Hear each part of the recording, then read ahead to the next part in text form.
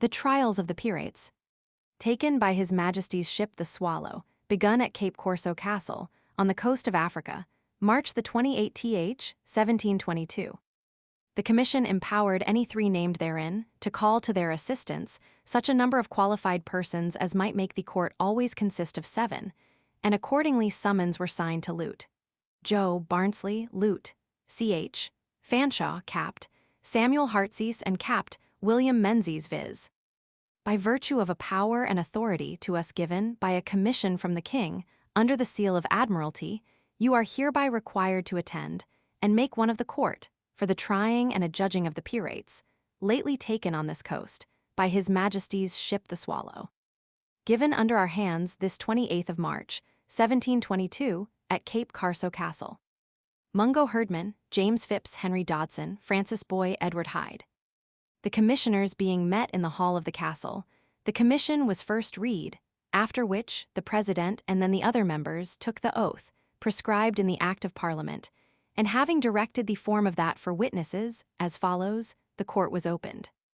I, A.B. solemnly promise and swear on the holy evangelists, to bear true and faithful witness between the king and prisoner, or prisoners, in relation to the fact, or facts of piracy and robbery, he or they do now stand accused of. So help me God. The court consisted of Captain Mungo Herdman, President, James Phipps Esk, General of the Coast, Mr. H. Dodson, Mer, Mr. F. Boy, Mer, Mr. Edward Hyde, Secretary to the Company, Lute, John Barnsley, Lute, Ch. Fanshawe.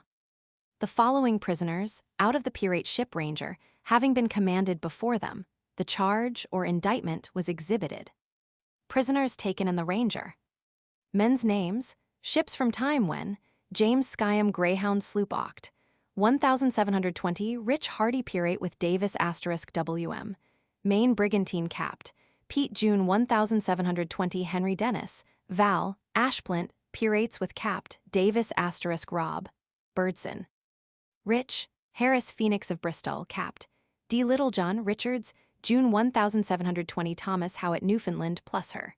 Hunkin's Success sloop Hugh Harris Willing Mind, W. McIntosh, Thomas Wills Richard of Bideford, July 1720 plus John Weldon Mary and Martha, Ya, Green M. Little York, Phillips Mr., John Janeson Love of Lancaster, plus Cry. Lang Thomas Brigantine Sept, 1720 John Mitchell, Norman Galley Oct, 1720 T, Withstand not. Peter Lafever, Jeremiah and Ann App, 1720 *WM, Sheeran. W.M. Watts, Cyrillin of Mr. Glynn, July 1721 *WM, Davis, of Sague, Jossier. Plus James Barrow, Martha Snow, Capt. Lady Joshua Lee. Rob Hartley 1, Robinson of Liverpool Capt. Og, 1721 plus James Crane, Canning. George Smithson, Roger Pye, plus Rob. Fletcher, Stanwich Galley Captain, Og, 1721 Row. Hartley 2, Tarleton plus Andrew Rance a Dutch ship. Cuthbert Goss, Though Giles, Mercy Galley of Bristol, Oct, 1721 Israel Hind, at Calabar. William Church Gertrucht of Holland, Philip Hawk Flushingham of Ditto, William Smith, Elizabeth Capt. Sharp Adam Comrie, William Graves, Peter Devine, King Solomon Capt. Treherne John Johnson, off Cape Apollonia John Stodgel, Henry Dawson Witta Sloop at Jacquin William Glass, Jan, 172 a half Josiah Robinson, John Arnott, John Davis, plus Henry Graves, Tarleton Capt. Tarleton, though. Howard plus John Reimer, Thomas Cleffin, W.M., Guineas Porcupine Capt. Fletcher plus James Cossins, though. Stretton William Petty Mike. Lemon Onslow Capt. Giat Sestos Jan, 172 a half *WM. Wood *Ed. Watts, John Horn, Pierre Ravon, Peter Grossi, John Dugan Rents Frogier, James Ardian, Louis Arnott, from the Etrian Gilead Rents Thoby, French ship Wren. Murad Meth Rulek, in Wida John Gittin John Gumer, Road Febjo. Richard O. John Packweet, 1721-2. John Lavogue Allen Piggin, John Duplessis Pierce Shillot. U. James Skyam, Michael Lemon, Robert Hartley and C. Y.E. and every one of you are in the name, and by the authority of our dread sovereign Lord, George, King of Great Britain, indicted as follows. Forasmuch as in open contempt of the laws of your country, ye have all of you been wickedly united and articled together, for the annoyance and disturbance of his Majesty's trading subjects by sea. And have in conformity to the most evil and mischievous intentions been twice down the coast of Africa with 2 ships, once in the beginning of August, and a second time, in January last, sinking, burning, or robbing such ships, and vessels as then happened in your way. Particularly ye stand charged at the instance, and information of Captain Challoner Ogle, as traitors and pirates, for the unlawful opposition ye made to his Majesty's ship, the Swallow, under his command.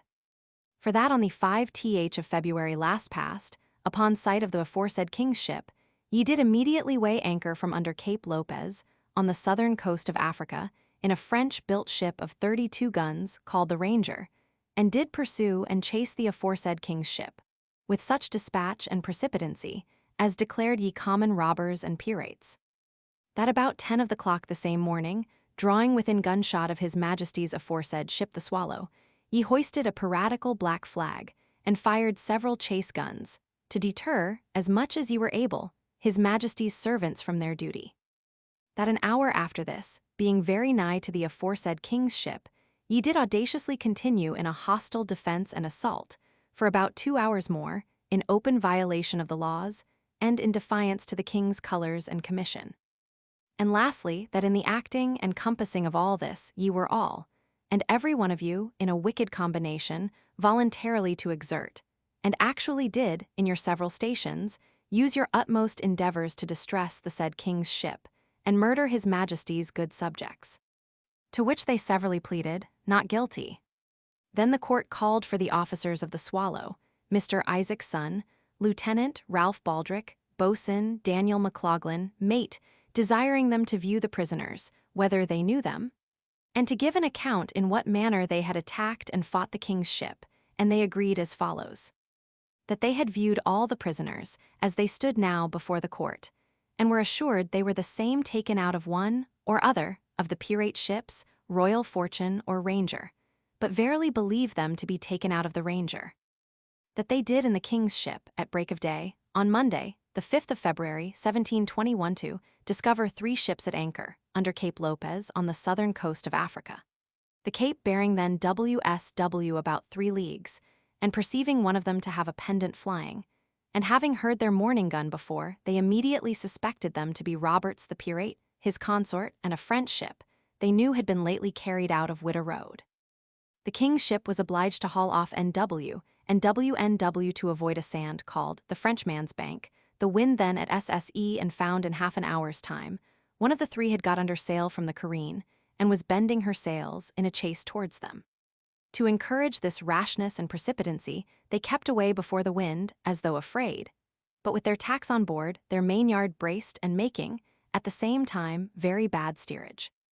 About half an hour after 10 in the morning, the pirate ship came within gunshot and fired 4 chase guns, hoisted a black flag at the mizzen-peak, and got their spritsail yard under their bowsprit for boarding. In half an hour more, approaching still nigher, they starboarded their helm and gave her a broadside, the pirate bringing to and returning the same. After this, the deponents say, their fire grew slack for some time, because the pirate was shot so far ahead on the weather bow that few of their guns could point to her. Yet in this interval their black flag was either shot away or hauled down a little space and hoisted again. At length, by their ill steerage and favour of the wind, they came near a second time, and about 2 in the afternoon shot away their maintopmast. The colours they fought under, besides a black flag, were a red English ensign, a king's jack, and a Dutch pendant, which they struck at, or about 3 in the afternoon, and called for quarters, it proving to be a French-built ship of 32 guns, called the Ranger. XIII, Ralph Baldrick, Daniel McLaughlin. When the evidence had been heard, the prisoners were called upon to answer how they came on board this pirate ship, and their reason for so audacious a resistance as had been made against the king's ship. To this, each in his reply owned himself to be one of those taken out of the Ranger, that he had signed their piratical articles, and shared in their plunder, some few only excepted, who had been there too short a time. But that neither in this signing or sharing, nor in the resistance had been made against his Majesty's ship, had they been volunteers, but had acted in these several parts from a terror of death. which a law amongst them was to be the portion of those who refused. The court then asked who made those laws, how those guns came to be fired, or why they had not deserted their stations and mutinied when so fair a prospect of redemption offered. They replied still with the same answers and could extenuate their crimes with no other plea than being forced men. Wherefore the court were of opinion that the indictment, as it charged them with an unlawful attack and resistance of the king's ship, was sufficiently proved. But then it being undeniably evident that many of these prisoners had been forced, and some of them of very short standing, they did, on mature deliberation, come to this merciful resolution: that they would hear further evidence for or against each person singly, in relation to those parts of the indictment which declared them volunteers or charged them with aiding and assisting at the burning, sinking, or robbing of other ships. For if they acted or assisted in any robberies or devastations, it would be a conviction they were volunteers. Here such evidence, though it might want the form, still carried the reason of the law with it. The charge was exhibited also against the following pirates taken out of the royal fortune: Mitch, Mayor in the Rover years ago Chris, Moody under Davis, Mar, Johnson a Dutch ship, James Phillips the Revenge Pirate sloop, David Simpson pirates with Davis though Sutton Hag, Jacobson a Dutch ship W. Williams 1 WM, Fernan Sadbury Captain Thomas, June 1720, W. Willems 2 Thomas Newfoundland Roger Scott, though Owen York of Bristol WM, Taylor May 1720, Joseph Nossiter Expedition of Topsham, John Parker Willing Mind of Poole Robert Crow Happy Return sloop, George Smith Mary and Martha, July 1720, Clement's Success sloop, John Walden Blessing of Lymington Joe, Mansfield from Martinico plus James Harris Richard Pink John Phillips a fishing boat Harry Glaspie, Samuel Capt, Carey, July 1720, Hugh Menzies WM, Magnus Joseph Moore Mayflower sloop Feb. 1720, plus John Dufrock WM, Champneys Lloyd Galley Capt, Hingston May 1721, George Danson plus Isaac Russell, Robert Lilbourne, Robert Johnson, Jeremiah and Ann Capt, App 1721 WM, Darling Turner plus WM, Meade, Thomas Diggles Christopher Snow, Ben Jeffreys Norman Galley, John Francia a sloop at St. Nicholas D. Harding a Dutch ship, App 1721, John Coleman Adventure sloop, Charles Bunce a Dutch galley, R. Armstrong ditto run from the Swallow Abra, Harper Peter Leslie John Jessup 1 Thomas Watkins Philip Bill Onslow Capt, G. at Sestos May 1721, Joe Stephenson James Crombie Thomas Garrett plus George Ogle, Roger Gorsuch Martha Snow O 1721 John Watson, William Child John Griffin Mercy Galley at Calabar Oct 1721, Pett Scudamore, Christ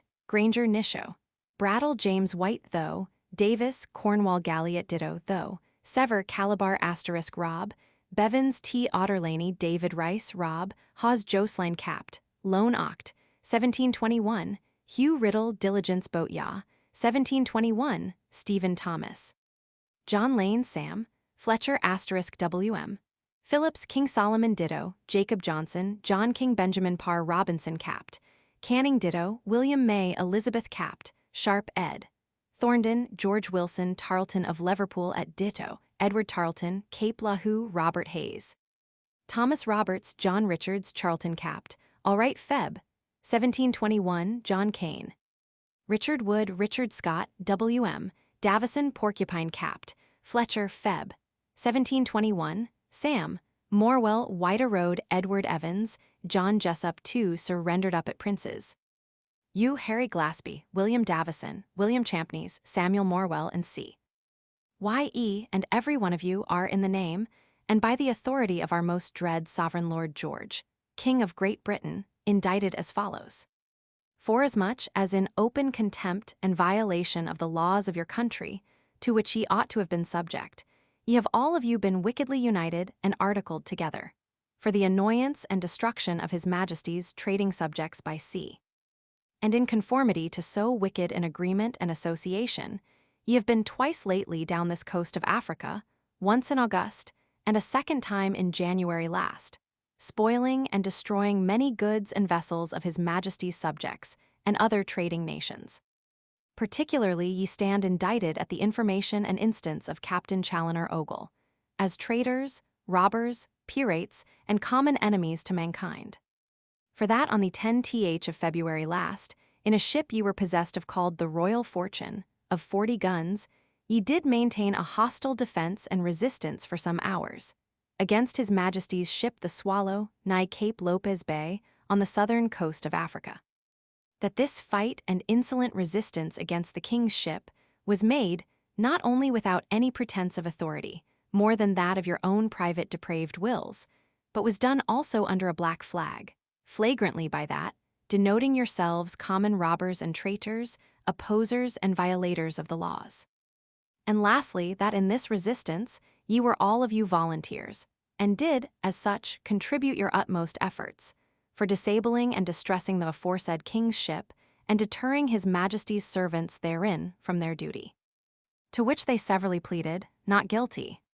Whereupon the officers of His Majesty's ship, the Swallow, were called again, and testified as follows: that they had seen all the prisoners now before the court, and knew them to be the same which were taken out of one or other of the pirate ships, Royal Fortune or Ranger, and verily believe them to be those taken out of the Royal Fortune.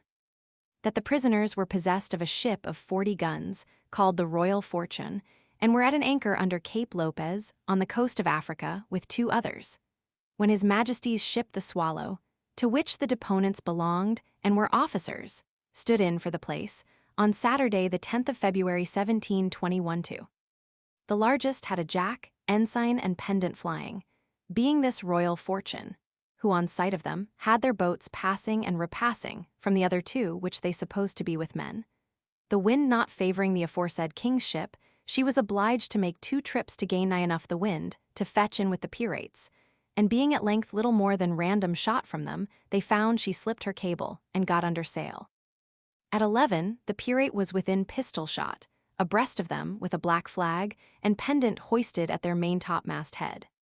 The deponents say, they then struck the French ensign that had continued hoisted at their staff all the morning till then, and displayed the king's colours, giving her, at the same time, their broadside, which was immediately returned.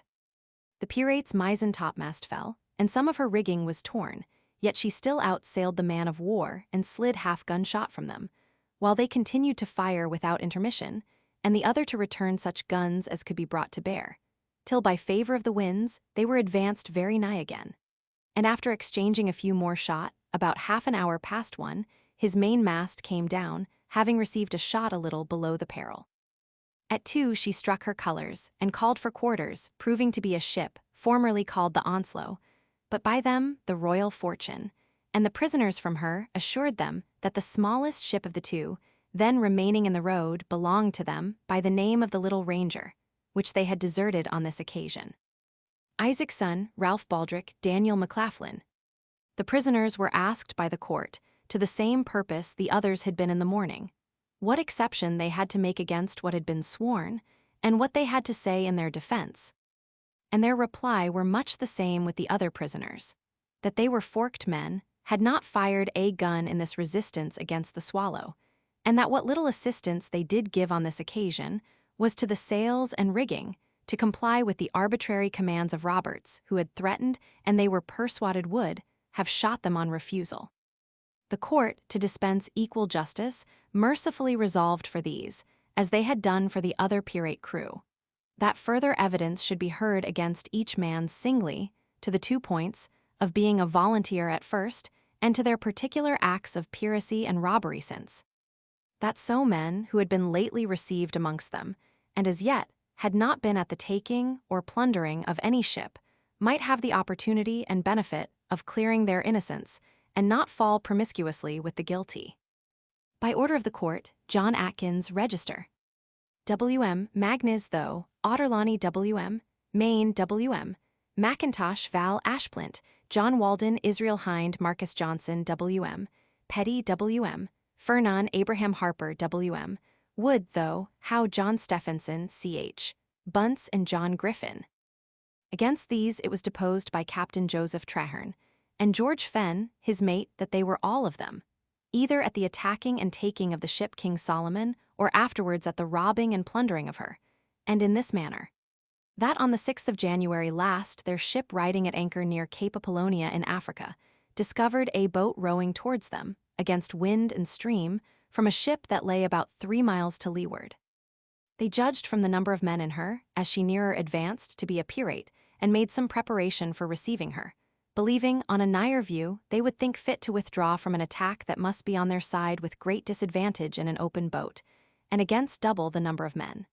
Yet by the rashness, and the pusillanimity of his own people, who laid down their arms and immediately called for quarter, the ship was taken, and afterwards robbed by them.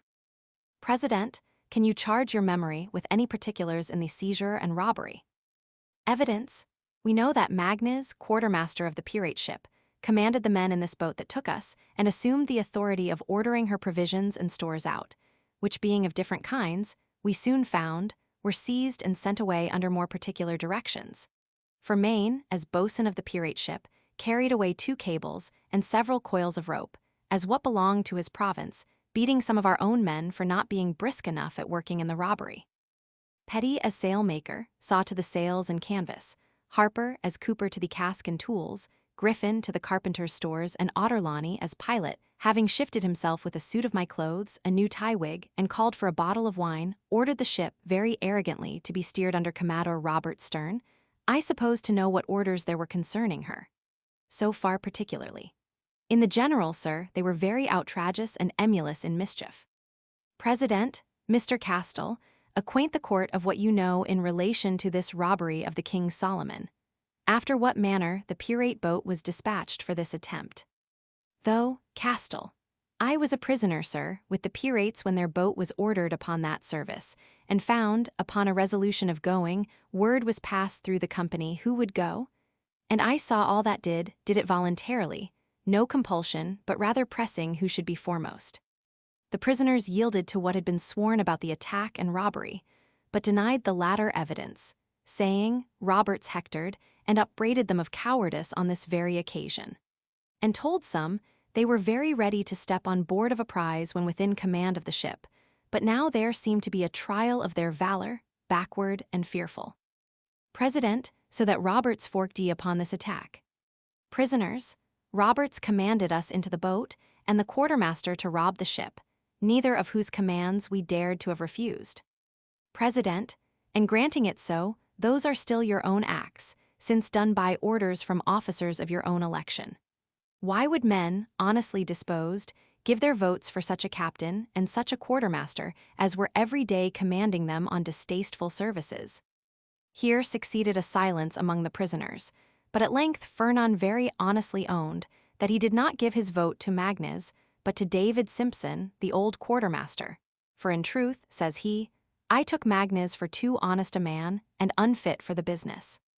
The evidence was plain and home, and the court, without any hesitation, brought them in guilty. W. Illiam Church, Phil, Hawk, James White, Nish, Brattle, Hugh Riddle, William Thomas, Thoe, Roberts, Joe, Richards, Joe, Kane, R. Wood, R. Scott, W. M. Davison, Sam Morwell, Edward Evans, W. M., Guineas, and 18 French men.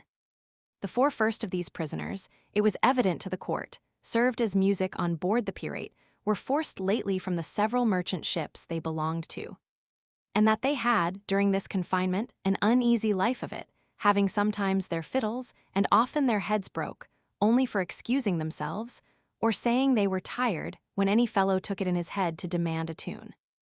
The other English had been a very few days on board the pirate, only from Witta to Cape Lopez, and no capture or robbery done by them in that time. And the Frenchmen were brought with a design to reconduct their own ship, or the little Ranger in exchange, to Witta Road again, and were used like prisoners, neither quartered nor suffered to carry arms, so that the court immediately acquiesced in, acquitting them. Teho, Sutton, David Simpson, Christopher Moody, Phil, Bill R. Hardy Hen, Dennis David Rice W.M., Williams R. Harris Geo, Smith Ed, Watts, Joe, Mitchell, and James Barrow. The evidence against these prisoners were Jarrett Deheen, master of the Flushingham, taken nigh Axum, the beginning of January last. Benj, Creft master, and James Groat mate of the Gertrecht, taken nigh Gabon in December last, and Mr. Castell, Wingfield, and others that had been prisoners with the pirates. The former deposed that all these prisoners, excepting Hardy, were on board at the robbery and plunder of their ships, behaving in a vile outrageous manner, putting them in bodily fears, sometimes for the ship, and sometimes for themselves. And in particular, Capt charged it on Sutton that he had ordered all their gunners' stores out, on which that prisoner presently interrupted, and said he was perjured that he had not taken half. A reply, I believe, not designed as any saucy way of jesting, but to give their behavior an appearance of more humanity than the Dutch would allow. From Mr. Castell, Wingfield, and others, they were proved to be distinguished men who were consulted as chiefs in all enterprises, belonged most of them to the House of Lords, as they called it, and could carry an authority over others. The former said, particularly of Hardy, quartermaster of the Ranger, that when the diligent sloop was taken, whereto he belonged, none was busier in the plunder, and was the very man who scuttled and sunk that vessel. From some of the prisoners acquitted, it was farther demanded whether the acceptance or refusal of any office was not in their own option, and it was declared that every officer was chose by a majority of votes, and might refuse, if he pleased, since others gladly embraced what brought with it an additional share of prize. Guilty. The court on the 31st of March remanded the following 6 before them for sentence, viz. Dav, Simpson, W.M., Magnus, R. Hardy, Thomas Sutton, Christopher Moody, and Valen, Ashplant, to whom the President spoke to the following purpose. The crime of piracy, of which all of ye have been justly convicted, is of all other robberies the most aggravating and inhumane, in that being removed from the fears of surprise, in remote and distant parts, ye do in wantonness of power often add cruelty to theft. Pirates unmoved at distress or poverty, not only spoil and rob, but do it from men needy, and who are purchasing their livelihoods through hazards and difficulties, which ought rather to move compassion. And what is still worse, do often, by persuasion or force, engage the inconsiderate part of them, to their own and family's ruin, removing them from their wives and children, and by that, from the means that should support them from misery and want. To a trading nation, nothing can be so destructive as piracy, or call for more exemplary punishment. Besides, the national reflection it infers. It cuts off the returns of industry, and those plentiful importations that alone can make an island flourishing. And it is your aggravation, that ye have been the chiefs and rulers in these licentious and lawless practices. However, contrary to the measures ye have dealt, ye have been heard with patience, and though little has, or possibly could, have been said in excuse or extenuation of your crimes, yet charity makes us hope that a true and sincere repentance, which we heartily recommend, may entitle ye to mercy and forgiveness after the sentence of the law has taken place, which now remains upon me to pronounce. Y.O. Dav, Simpson, William Magnus, R. Hardy, though, Sutton, Christopher Moody, and Val, Ashplant. Ye and each of you are adjudged and sentenced to be carried back to the place from whence ye came, from thence to the place of execution, without the gates of this castle, and there within the flood marks, to be hanged by the neck till ye are dead. After this, ye and each of you shall be taken down, and your bodies hanged in chains. Warrant for execution. P. Urswent to the sentence given on Saturday by the Court of Admiralty at Cape Corso Castle against Dav. Simpson, W.M., Magnus, R. Hardy, though, Sutton, Christopher Moody, and Valentine Ashplant. You are hereby directed to carry the aforesaid malefactors to the place of execution, without the gates of this castle, tomorrow morning at 9 of the clock, and there within the flood marks, cause them to be hanged by the neck till they are dead, for which this shall be your warrant.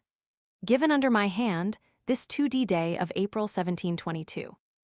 To Joseph Gordon, Provost Marshal. Mungo Herdman. The bodies remove in chains, to the gibbets already erected on the adjacent hillocks. M.H. William Phillips. It appeared by the evidence of Captain Joe Traherne and George Fenn, mate of the King Solomon, that this prisoner was boatswain of the same ship, when she was attacked and taken off Cape Apollonia, the 6th of January last, by the pirates' boat. When the boat drew nigh, they say, it was judged from the number of men in her, that they were pirates, and being hailed, answered defiance. At which the commander snatched a musket from one of his men and fired, asking them at the same time whether they would stand by him to defend the ship.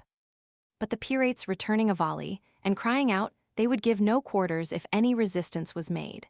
This prisoner took upon him to call out for quarters without the master's consent and mislead the rest to the laying down their arms and giving up the ship to half the number of men and in an open boat. It was further evident he became, after this, a volunteer amongst them. First, because he was presently very forward and brisk in robbing the ship King Solomon of her provisions and stores. Secondly, because he endeavored to have his captain ill-used. And lastly, because he had confessed to Fen that he had been obliged to sign their articles that night, a pistol being laid on the table to signify he must do it or be shot, when the whole appeared to be an untruth from other evidence, who also asserted his being armed in the action against the Swallow. In answer to this, he first observed upon the unhappiness of being friendless in this part of the world, which, elsewhere, by witnessing to the honesty of his former life, would, he believed, in a great measure, have invalidated the wrong evidence had been given of his being a volunteer with the pirates. He owns, indeed, he made no application to his captain to intercede for a discharge, but excuses it with saying he had a dislike to him, and therefore was sure that such application would have availed him nothing. The court observed the pretenses of this, and other of the pirates, of a pistol and their articles being served up in a dish together, or of their being misused and forced from an honest service, was often a complotment of the parties, to render them less suspected of those they came from, and was to answer the end of being put in a newspaper or affidavit. And the pirates were so generous as not to refuse a compliment to a brother that cost them nothing, and at the same time secured them the best hands, the best I call them, because such a dependence made them act more boldly. Guilty. Harry Glaspie, Master.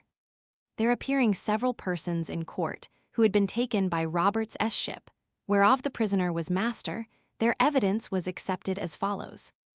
Joe Traherne, commander of the King Solomon, deposed the prisoner indeed to act as master of the pirate ship, while he was under restraint there, but was observed like no master, every one obeying at discretion, of which he had taken notice, and complained to him how hard a condition it was to be a chief among brutes, and that he was weary of his life and such other expressions, now out of his memory, as showed in him a great disinclination to that course of living. Joe Wingfield, a prisoner with them at Calabar, says the same, as to the quality he acted in, but that he was civil beyond any of them, and verily believes that when the brigantine he served on board of as a factor for the African Company was voted to be burnt, this man was the instrument of preventing it, expressing himself with a great deal of sorrow for this and the like malicious rogueries of the company he was in. That to him showed he had acted with reluctancy, as one who could not avoid what he did. He adds further that when one Hamilton, a surgeon, was taken by them and the articles about to be imposed on him, he opposed and prevented it. And that Hunter, another surgeon among them, was cleared at the prisoner's instance and persuasion. From which last, this deponent had it assured to him that Glaspie had once been under sentence of death on board of them with two more for endeavoring an escape in the West Indies, and that the other two were really shot for it. Elizabeth Trengrove, who was taken a passenger in the African Company's ship Onslow, strengthened the evidence of the last witness. For having heard a good character of this Glaspie, she inquired of the quartermaster, who was then on board a robbing, whether or no she could see him. And he told her, no, they never ventured him from the ship, for he had once endeavored his escape, and they had ever since continued jealous of him. Edward Crisp, Captain Trengrove, and Captain Sharp, who had all been taken in their turns, acknowledged for themselves and others, who had unluckily fallen into those pirates' hands, that the good usage they had met with was chiefly through the prisoner's means, who often interposed, for leaving sufficient stores and instruments on board the ships they had robbed, alleging they were superfluous and unnecessary there. James White, whose business was music, and was on the poop of the pirate ship in time of action with the Swallow, deposed that during the engagement and defense she made, he never saw the prisoner busied about the guns or giving orders either to the loading or firing of them, but that he wholly attended to the setting or trimming of the sails as Roberts commanded, and that in the conclusion he verily believed him to be the man who prevented the ships being blown up by setting trusty sentinels below and opposing himself against such hot-headed fellows as had procured lighted matches and were going down for that purpose. Isaac's son, lieutenant of the man of war, deposed that when he came to take possession of the prize in the king's boat, he found the pirates in a very distracted and divided condition, some being for blowing up, and others, who perhaps supposed themselves least culpable, opposing it. That in this confusion he inquired for the prisoner, of whom he had before heard a good character, and thinks he rendered all the service in his power for preventing it. In particular, he understood by all hands that he had seized and taken from one James Phillips a lighted match at the instant he was going down to the magazine, swearing that he should send them all to HL together. He had heard also that after Roberts was killed, the prisoner ordered the colors to be struck, and had since shown how opposite his practice and principles had been by discovering who were the greatest rogues among them. The prisoner, in his own defense, says, when he had the misfortune of falling into the pirates' hands, he was chief mate of the Samuel of London, Captain Carey. And when he had hid himself to prevent the design of carrying him away, they found him and beat and threw him overboard. 7 days afterwards, upon his objecting against and refusing to sign their articles, he was cut and abuzzed again. That though, after this he ingratiated himself by a more humble carriage, it was only to make life easy. The shares they had given him, having been from time to time returned again to such prisoners as fell in his way. Till of late, indeed, he had made a small reservation, and had desired Captain Lone to take 2 or 3 moidores from him, to carry to his wife. He was once taken, he says, at making his escape in the West Indies, and with 2 more, sentenced to be shot for it, by a drunken jury. The latter actually suffered, and he was preserved only by one of the chief pirates taking a sudden liking to him and bullying the others. A second time he ran away at Hispaniola, carrying a pocket compass, for conducting him through the woods. But that being a most desolate and wild part of the island he fell upon, and he ignorant how to direct his course, was obliged, after 2 or 3 days' wandering, to return towards the ship again, denying with egregious oaths the design he was charged with, for fear they should shoot him. From this time he hopes it will be some extenuation of his fault, that most of the acquitted prisoners can witness. They entertained jealousies of him, and Roberts would not admit him into his secrets. And withal, that Captain Carey, and 4 other passengers with him, had made affidavit of his having been forced from his employ, which though he could not produce, yet he humbly hoped the court would think highly probable from the circumstances offered. On the whole, the court was of opinion artists had the best pretension to the plea of force, from the necessity pirates are sometimes under of engaging such, and that many parts of his own defense had been confirmed by the evidence, who had asserted he acted with reluctance, and had expressed a concern and trouble for the little hopes remained to him of extricating himself. That he had used all prisoners, as they were called, well, at the hazard of ill usage to himself. That he had not in any military capacity assisted their robberies, that he had twice endeavored his escape with the utmost danger, acquitted him. Captain James Skyam. It appeared from the evidence of several prisoners acquitted that this Skyam commanded the Ranger, in that defense she made against the king's ship, that he ordered the men to their quarters, and the guns to be loaded and fired, having a sword in his hand, to enforce those commands, and beat such to their duty whom he espied any way negligent or backward. That although he had lost a leg in the action, his temper was so warm as to refuse going off the deck, till he found all was lost. In his defense, he says, he was forced from a mate's employ on board a sloop called the Greyhound, of St. Christopher's, Oct. 1720. The pirate having drubbed him and broke his head, only for offering to go away when that sloop was dismissed. Custom and success had since indeed blunted, and, in some measure, worn out the sense of shame. But that he had really for several months past been sick, and disqualified for any duty, and though Roberts had forced him on this expedition much against his will, yet the evidence must be sensible. The title of captain gave him no preeminence, for he could not be obeyed, though he had often called to them to leave off their fire, when he perceived it to be the king's ship. The sickness he alleged, but more especially the circumstance of losing his leg, were aggravations of his fault, showing him more alert on such occasions than he was now willing to be thought. As to the name of captain, if it were allowed to give him no precedence out of battle, yet here it was proved a title of authority, such an authority as could direct an engagement against the king's colors, and therefore he was in the highest degree guilty. John Walden, Captain John Traherne and George Fenn deposed the prisoner to be one of the number, who in an open boat piratically assailed and took their ship, and was remarkably busy at mischief, having a poleaxe in his hand, which served him instead of a key to all the locked doors and boxes he come nigh. Also in particular, he cut the cable of our ship when the other pirates were willing, and busied at heaving up the anchor, saying, Captain, what signifies this trouble of yo hope and straining in hot weather? There are more anchors at London, and besides, your ship is to be burnt.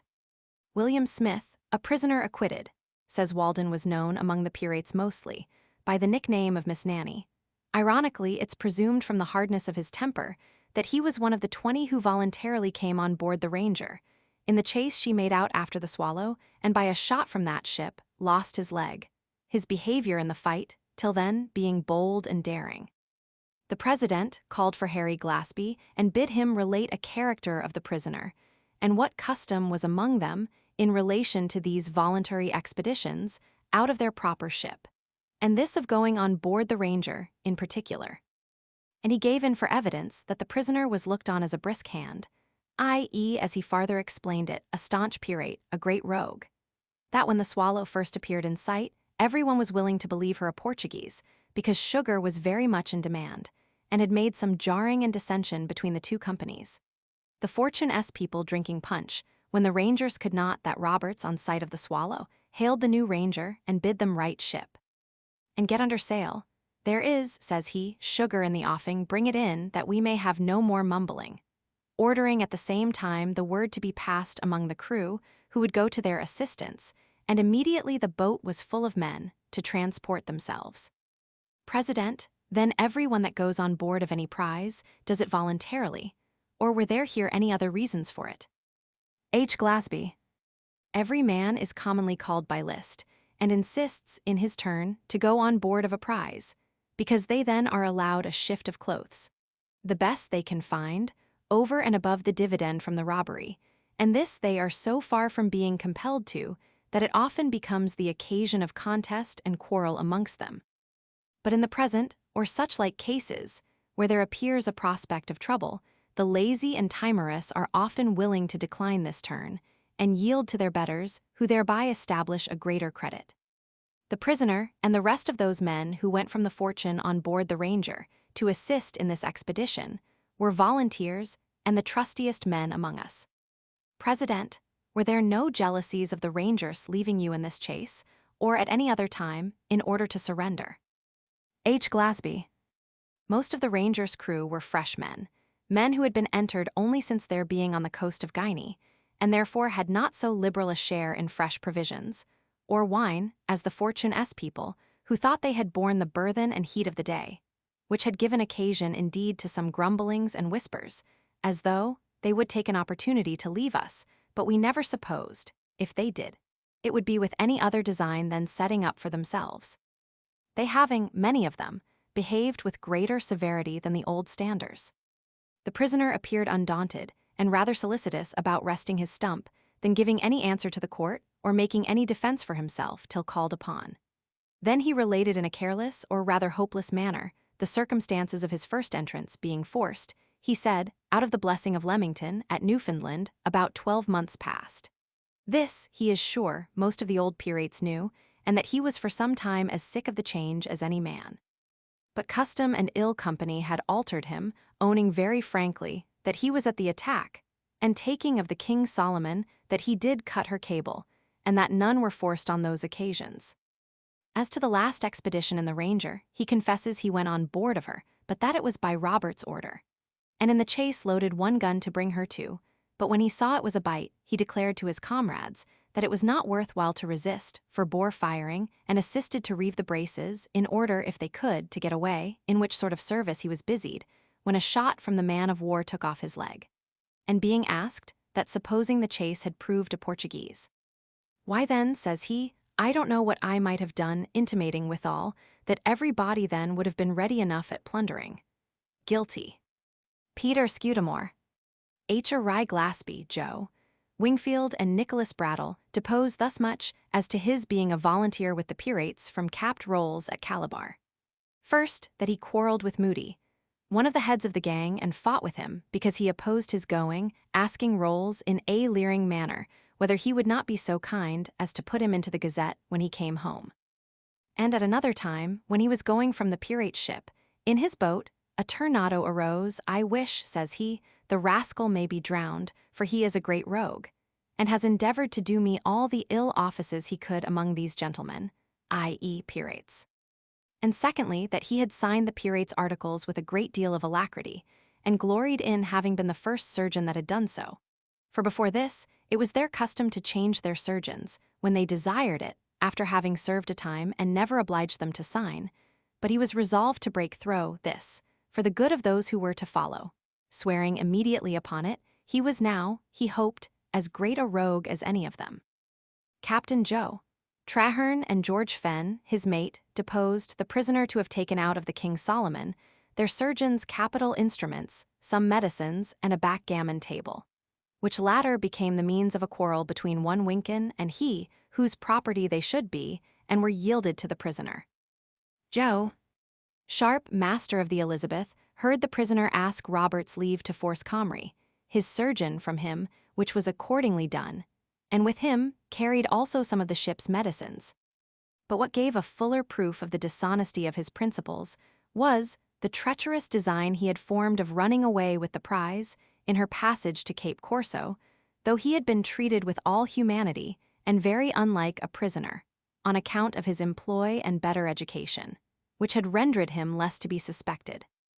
Mr. Child, acquitted, deposed that in their passage from the island of St. Thomas in the Fortune prize, this prisoner was several times tempting him into measures of rising with the Negroes and killing the Swallow-s people, showing him how easily the white men might be demolished, and a new company raised at Angola and that part of the coast, for, says he, I understand how to navigate a ship and can soon teach you to steer.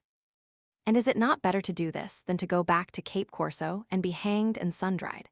To which the deponent replying, he was not afraid of being hanged, Scudamore bid him be still, and no harm should come to him. But before the next day evening, which was the designed time of executing this project, the deponent discovered it to the officer, and assured him Scudamore had been talking all the preceding night to the Negroes in Angolan language. Isaac Burnett heard the prisoner ask James Harris, a pirate, left with the wounded in the prize, whether he was willing to come into the project of running away with the ship, and endeavor the raising of a new company, but turned the discourse to horse racing, as the deponent crept nigher. He acquainted the officer with what he had heard, who kept the people under arms all night, their apprehensions of the Negroes not being groundless. For many of them, having lived a long time in this piratical way, were, by the thin commons they were now reduced to, as ripe for mischief as any. The prisoner in his defense said he was a forced man from Captain Rolls in October last, and if he had not shewn such a concern as became him, at the alteration he must remark the occasion to be the disagreement and enmity between them, but that both Roberts and Val Ashplant threatened him into signing their articles, and that he did it in terror. The King Solomon and Elizabeth medicine chest he owns he plundered, by order of Hunter, the then chief surgeon who, by the pirates' laws, always directs in this province, and Mr. Child, though acquitted, had by the same orders taken out a whole French medicine chest, which he must be sensible for me, as well as for himself, we neither of us dared to have denied. It was their being the proper judges, made so ungrateful an office imposed. If after this he was elected chief surgeon himself, both Comrie and Wilson were set up also, and it might have been their chance to have carried it, and as much out of their power to have refused. As to the attempt of rising and running away with the prize, he denies it altogether as untrue. A few foolish words, but only by way of supposition, that if the Negroes should take it in their heads, considering the weakness and ill lookout that was kept, it would have been an easy matter, in his opinion, for them to have done it. But that he encouraged such a thing was false. His talking to them in the Angolan language was only a way of spending his time and trying his skill to tell 20, he being incapable of further talk. As to his understanding navigation, he had frequently acknowledged it to the deponent Child, and wonders he should now so circumstantiate this skill against him. Guilty. Robert Johnson. It appeared to the court that the prisoner was one of the 20 men in that boat of the pirates, which afterwards robbed the King Solomon at an anchor near Cape Apollonia. That all pirates on this and the like service were volunteers, and he, in particular, had contested his going on board a second time, though out of his turn. The prisoner in his defense called for Harry Glaspie, who witnessed to his being so very drunk when he first came among their crew that they were forced to hoist him out of one ship into the other, with a tackle, and therefore without his consent, but had since been a trusty man and was placed to the helm in that running battle they made with the Swallow. He insisted for himself likewise on Captain Turner's affidavit of his being forced, on which others, his shipmates, had been cleared.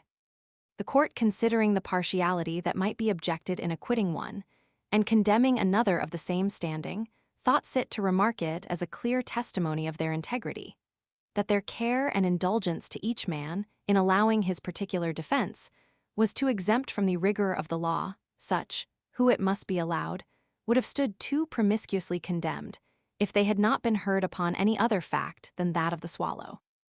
And herein what could better direct them than a character and behavior from their own associates? For though a voluntary entry with the pirates may be doubtful, yet his consequent actions are not, and it is not so material how a man comes among pirates as how he acts when he is there. Guilty. George Wilson. J. Owen Sharp, master of the Elizabeth, in which ship the prisoner was passenger, and fell a second time into the pirates' hands, deposes that he took the said Wilson off from Sestos, on this coast, paying to the negroes for his ransom the value of £3 5s in goods for which he had taken a note, that he thought he had done a charitable act in this, till meeting with one Captain Canning, he was asked why he would release such a rogue as Wilson was. For that he had been a volunteer with the pirates out of John Tarleton. And when the deponent came to be a prisoner himself, he found Thomas, the brother of this John Tarleton, a prisoner with the pirates also, who was immediately on Wilson's instigation, in a most sad manner misused and beat, and had been shot through the fury and rage of some of those fellows, if the town side, i.e. Liverpool men, had not hid him in a staysail under the bowsprit. For Moody and Harper, with their pistols cocked, searched every corner of the ship to find him, and came to this deponent's hammock, whom they had like fatally to have mistaken for Tarleton, but on his calling out, they found their error, and left him with this comfortable anodyne, that he was the honest fellow who brought the doctor. At coming away, the prisoner asked about his note, whether the pirates had it or no, who not being able readily to tell, he replied, "It's no matter, Mr. Sharp. I believe I shall hardly ever come to England to pay it." Adam Comrie, surgeon of the Elizabeth, says that although the prisoner had, on account of his indisposition and want, received many civilities from him, before meeting with the pirates, he yet understood it was throw his and Scudamore's means that he had been compelled among them. The prisoner was very alert and cheerful. He says at meeting with Roberts hailed him, told him he was glad to see him, and would come on board presently, borrowing of the deponent a clean shirt and drawers for his better appearance and reception.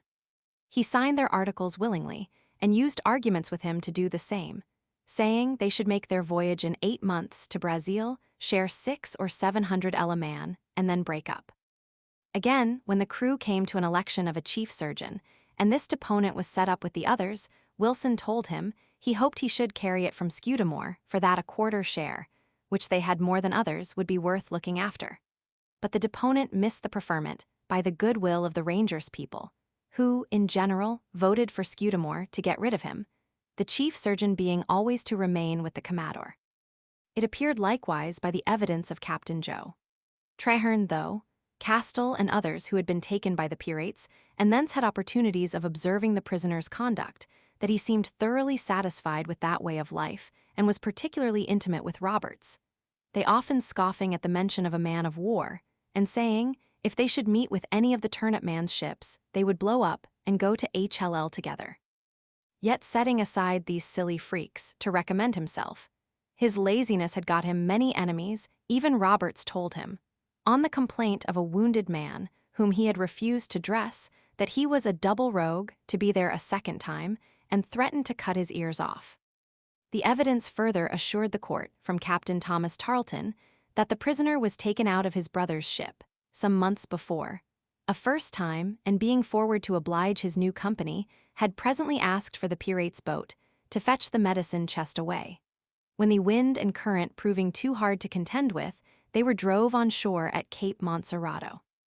The prisoner called for William Darling and Samuel Morwell, acquitted, and Nicholas Butler. William Darling deposed. The first time the prisoner fell into their hands, Roberts mistook him for Joe.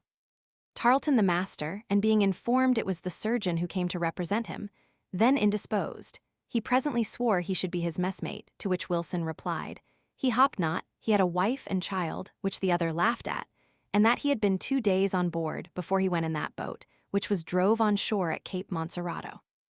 And at his second coming, in the Elizabeth, he heard Roberts order he should be brought on board in the first boat. Samuel Morwell says that he has heard him bewail his condition while on board the Pirate, and desired one Thomas to use his interest with Roberts for a discharge, saying his employ and the little fortune he had left at home would, he hopped, exempt him the further trouble of seeking his bread at sea. Nicholas Butler, who had remained with the Pirates about 48 hours, when they took the French ships at Whydah, deposes that in this space the prisoner addressed him in the French language several times, deploring the wretchedness and ill fortune of being confined in such company. The prisoner, desiring liberty of 2 or 3 questions, asked whether or no he had not expostulated with Roberts, for a reason of his obliging surgeons to sign their articles, when heretofore they did not; whether he had not expressed himself glad of having formerly escaped from them; whether he had not said, at taking the ships in Whydah Road, that he could like the sport, were it lawful; and whether, if he had not told him, should the company discharge any surgeon, that he would insist on it as his turn? The deponent answered yes to every question separately, and farther, that he believes Scudamore had not seen Wilson when he first came and found him out of the Elizabeth. He added in his own defense that being surgeon with one John Tarleton, of Liverpool, he was met a first time on this coast of Guinea by Roberts the Pirate, who, after a day or two, told him to his sorrow that he was to stay there, and ordered him to fetch his chest, not medicines, as asserted, which opportunity he took to make his escape. For the boat's crew happening to consist of 5 French and 1 Englishman, all as willing as himself, they agreed to push the boat on shore and trust themselves with the negroes of Cape Montserrato. Hazardous, not only in respect of the dangerous seas that run there, but the inhumanity of the natives, who sometimes take a liking to humane carcasses. Here he remained 5 months, till Thomas Tarleton, brother to his captain, chanced to put in the road for trade, to whom he represented his hardships and starving condition, but was, in an unchristian manner, both refused a release of this captivity, or so much as a small supply of biscuit and salt meat, because, as he said, he had been among the pirates. A little time after this, the master of a French ship paid a ransom for him and took him off. But by reason of a nasty leprous indisposition he had contracted by hard and bad living, was, to his great misfortune, set ashore at Sestos again, when Captain Sharp met him, and generously procured his release in the manner himself has related, and for which he stands infinitely obliged. That ill luck threw him a second time into the pirates' hands, in this ship Elizabeth, where he met Thomas Tarleton, and thoughtlessly used some reproaches of him, for his severe treatment at Montserrato.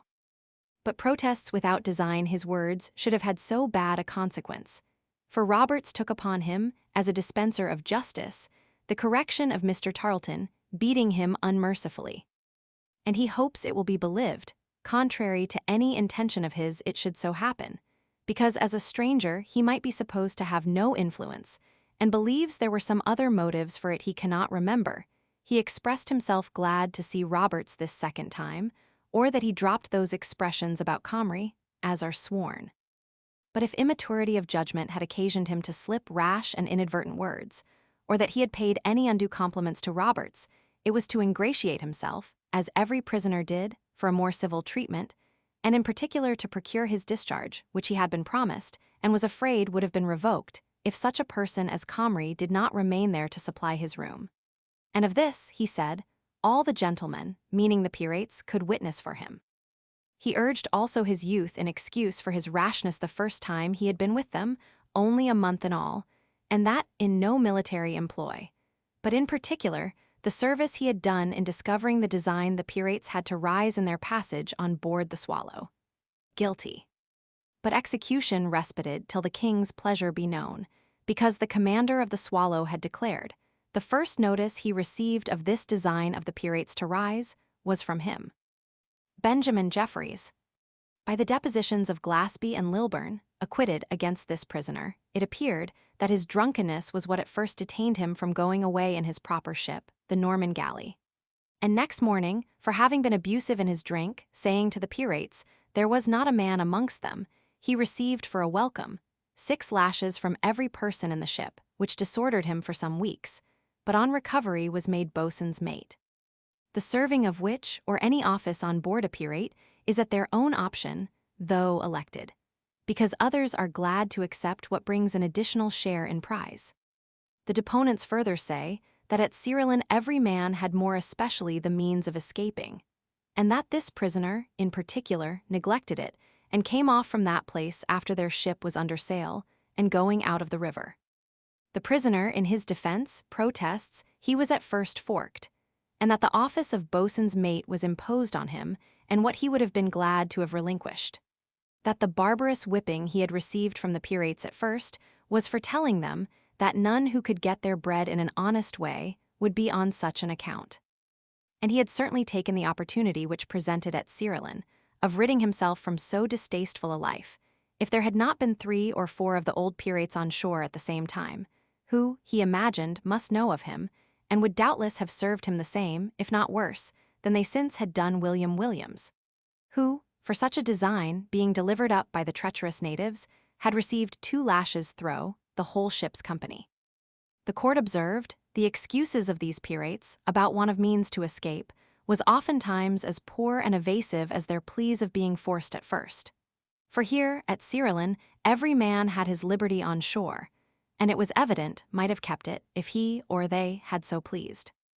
And such are further culpable, who having been introduced into the society by such uncivil methods as whipping or beating, neglect less likely means of regaining liberty. It shows strong inclinations to dishonesty, and they stand inexcusably guilty. Joe Mansfield. It was proved against this prisoner by Captain Traherne and George Fenn that he was one of those volunteers who was at the attack and robbery of the company's ship, called the King Solomon, that he bullied well among them who dared not make any reply, but was very easy with his friends, who knew him. For Moody, on this occasion, took a large glass from him and threatened to blow his brains out, a favorite phrase with these pirates if he muttered at it. From others acquitted, it likewise appeared that he was at first a volunteer among them, from an island called Dominico in the West Indies, and had to recommend himself, told them he was a deserter from the Rose man of war, and before that had been on the highway.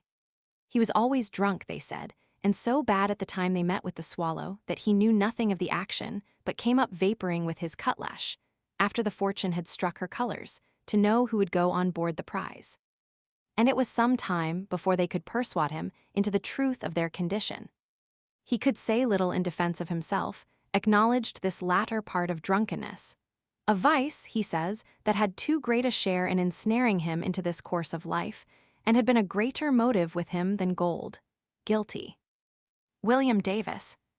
W. Illiam Allen deposed, he knew this prisoner at XIII, belonging to the Anne galley, that he had a quarrel with and beat the mate of that ship, for which, as he said, being afraid to return to his duty, he consorted to the idle customs and ways of living among the negroes, from whom he received a wife, and ungratefully sold her, one evening, for some punch to quench his thirst. After this, having put himself under the protection of Mr. Plunkett, governor there for the Royal African Company, the relations and friends of the woman applied to him for redress, who immediately surrendered the prisoner and told them he did not care if they took his head off. But the negroes, wisely judging it would not fetch so good a price, they sold him in his turn again to Seigneur Jossi, a Christian black and native of that place, who expected and agreed for 2 years' service from him, on consideration of what he had disbursed, for the redemption of the woman. But long before the expiration of this time, Roberts came into Cyrilin River, where the prisoner, as Seigneur Jossi assured the deponent, entered a volunteer with them. The deponent further corroborates this part of the evidence, in that he being obliged to call at Cape Mount, in his passage down hither, met there with 2 deserters from Robert's ship, who assured him of the same. and that the Pyrates did design to turn Davis away the next opportunity as an idle, good-for-nothing fellow. From Glasby and Lilburn, it was evident that every Pyrate, while they stayed at Cyrilin, went on shore at discretion.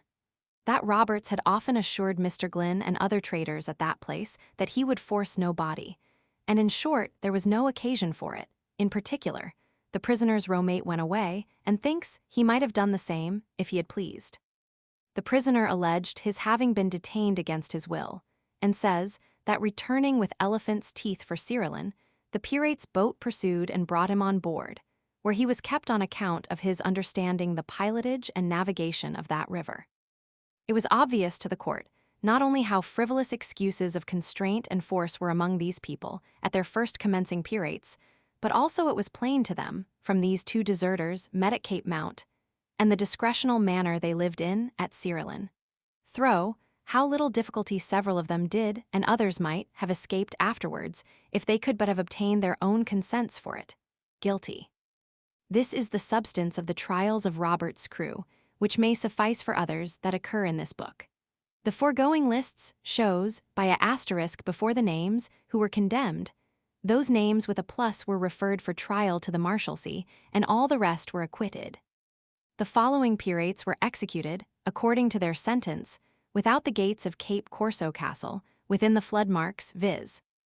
Men's names, years of age, habitations: William Magnus Minehead, Richard Hardy Wales, David Simpson North Barrack, Christopher Moody Thomas Sutton Barrack, Valentine Ashplant Minories, Peter Devine Stepney, William Phillips Lower Shadwell, Philip Bill St. Thomas's, William Main William McIntosh Canterbury, William Williams Nye Plymouth, Robert Hawes Yarmouth, William Petty Diptford, John Janeson Nye Lancaster, Marcus Johnson Smyrna, Robert Crow Isle of Man, Michael Mayer Ghent, Daniel Harding Croomsbury in Somersetshire, William Fernon Somersetshire, Joe Moormere in Wiltshire, Abraham Harper Bristol, Joe Parker Winfred in Dorsetshire, Joe Phillips Alloway in Scotland, James Clement Jersey, Peter SCV Damore Bristol, James Skyam Wales, John Walden Somersetshire, Joe Stephenson Whitby, Joe Mansfield Orkneys, Israel Hind Bristol, Peter Leslie Aberdeen, Charles Bunce Exeter, Robert Burtson Other St. Mary's Devonshire, Richard Harris Cornwall, Joseph Nasuter Sadbury in Devonshire,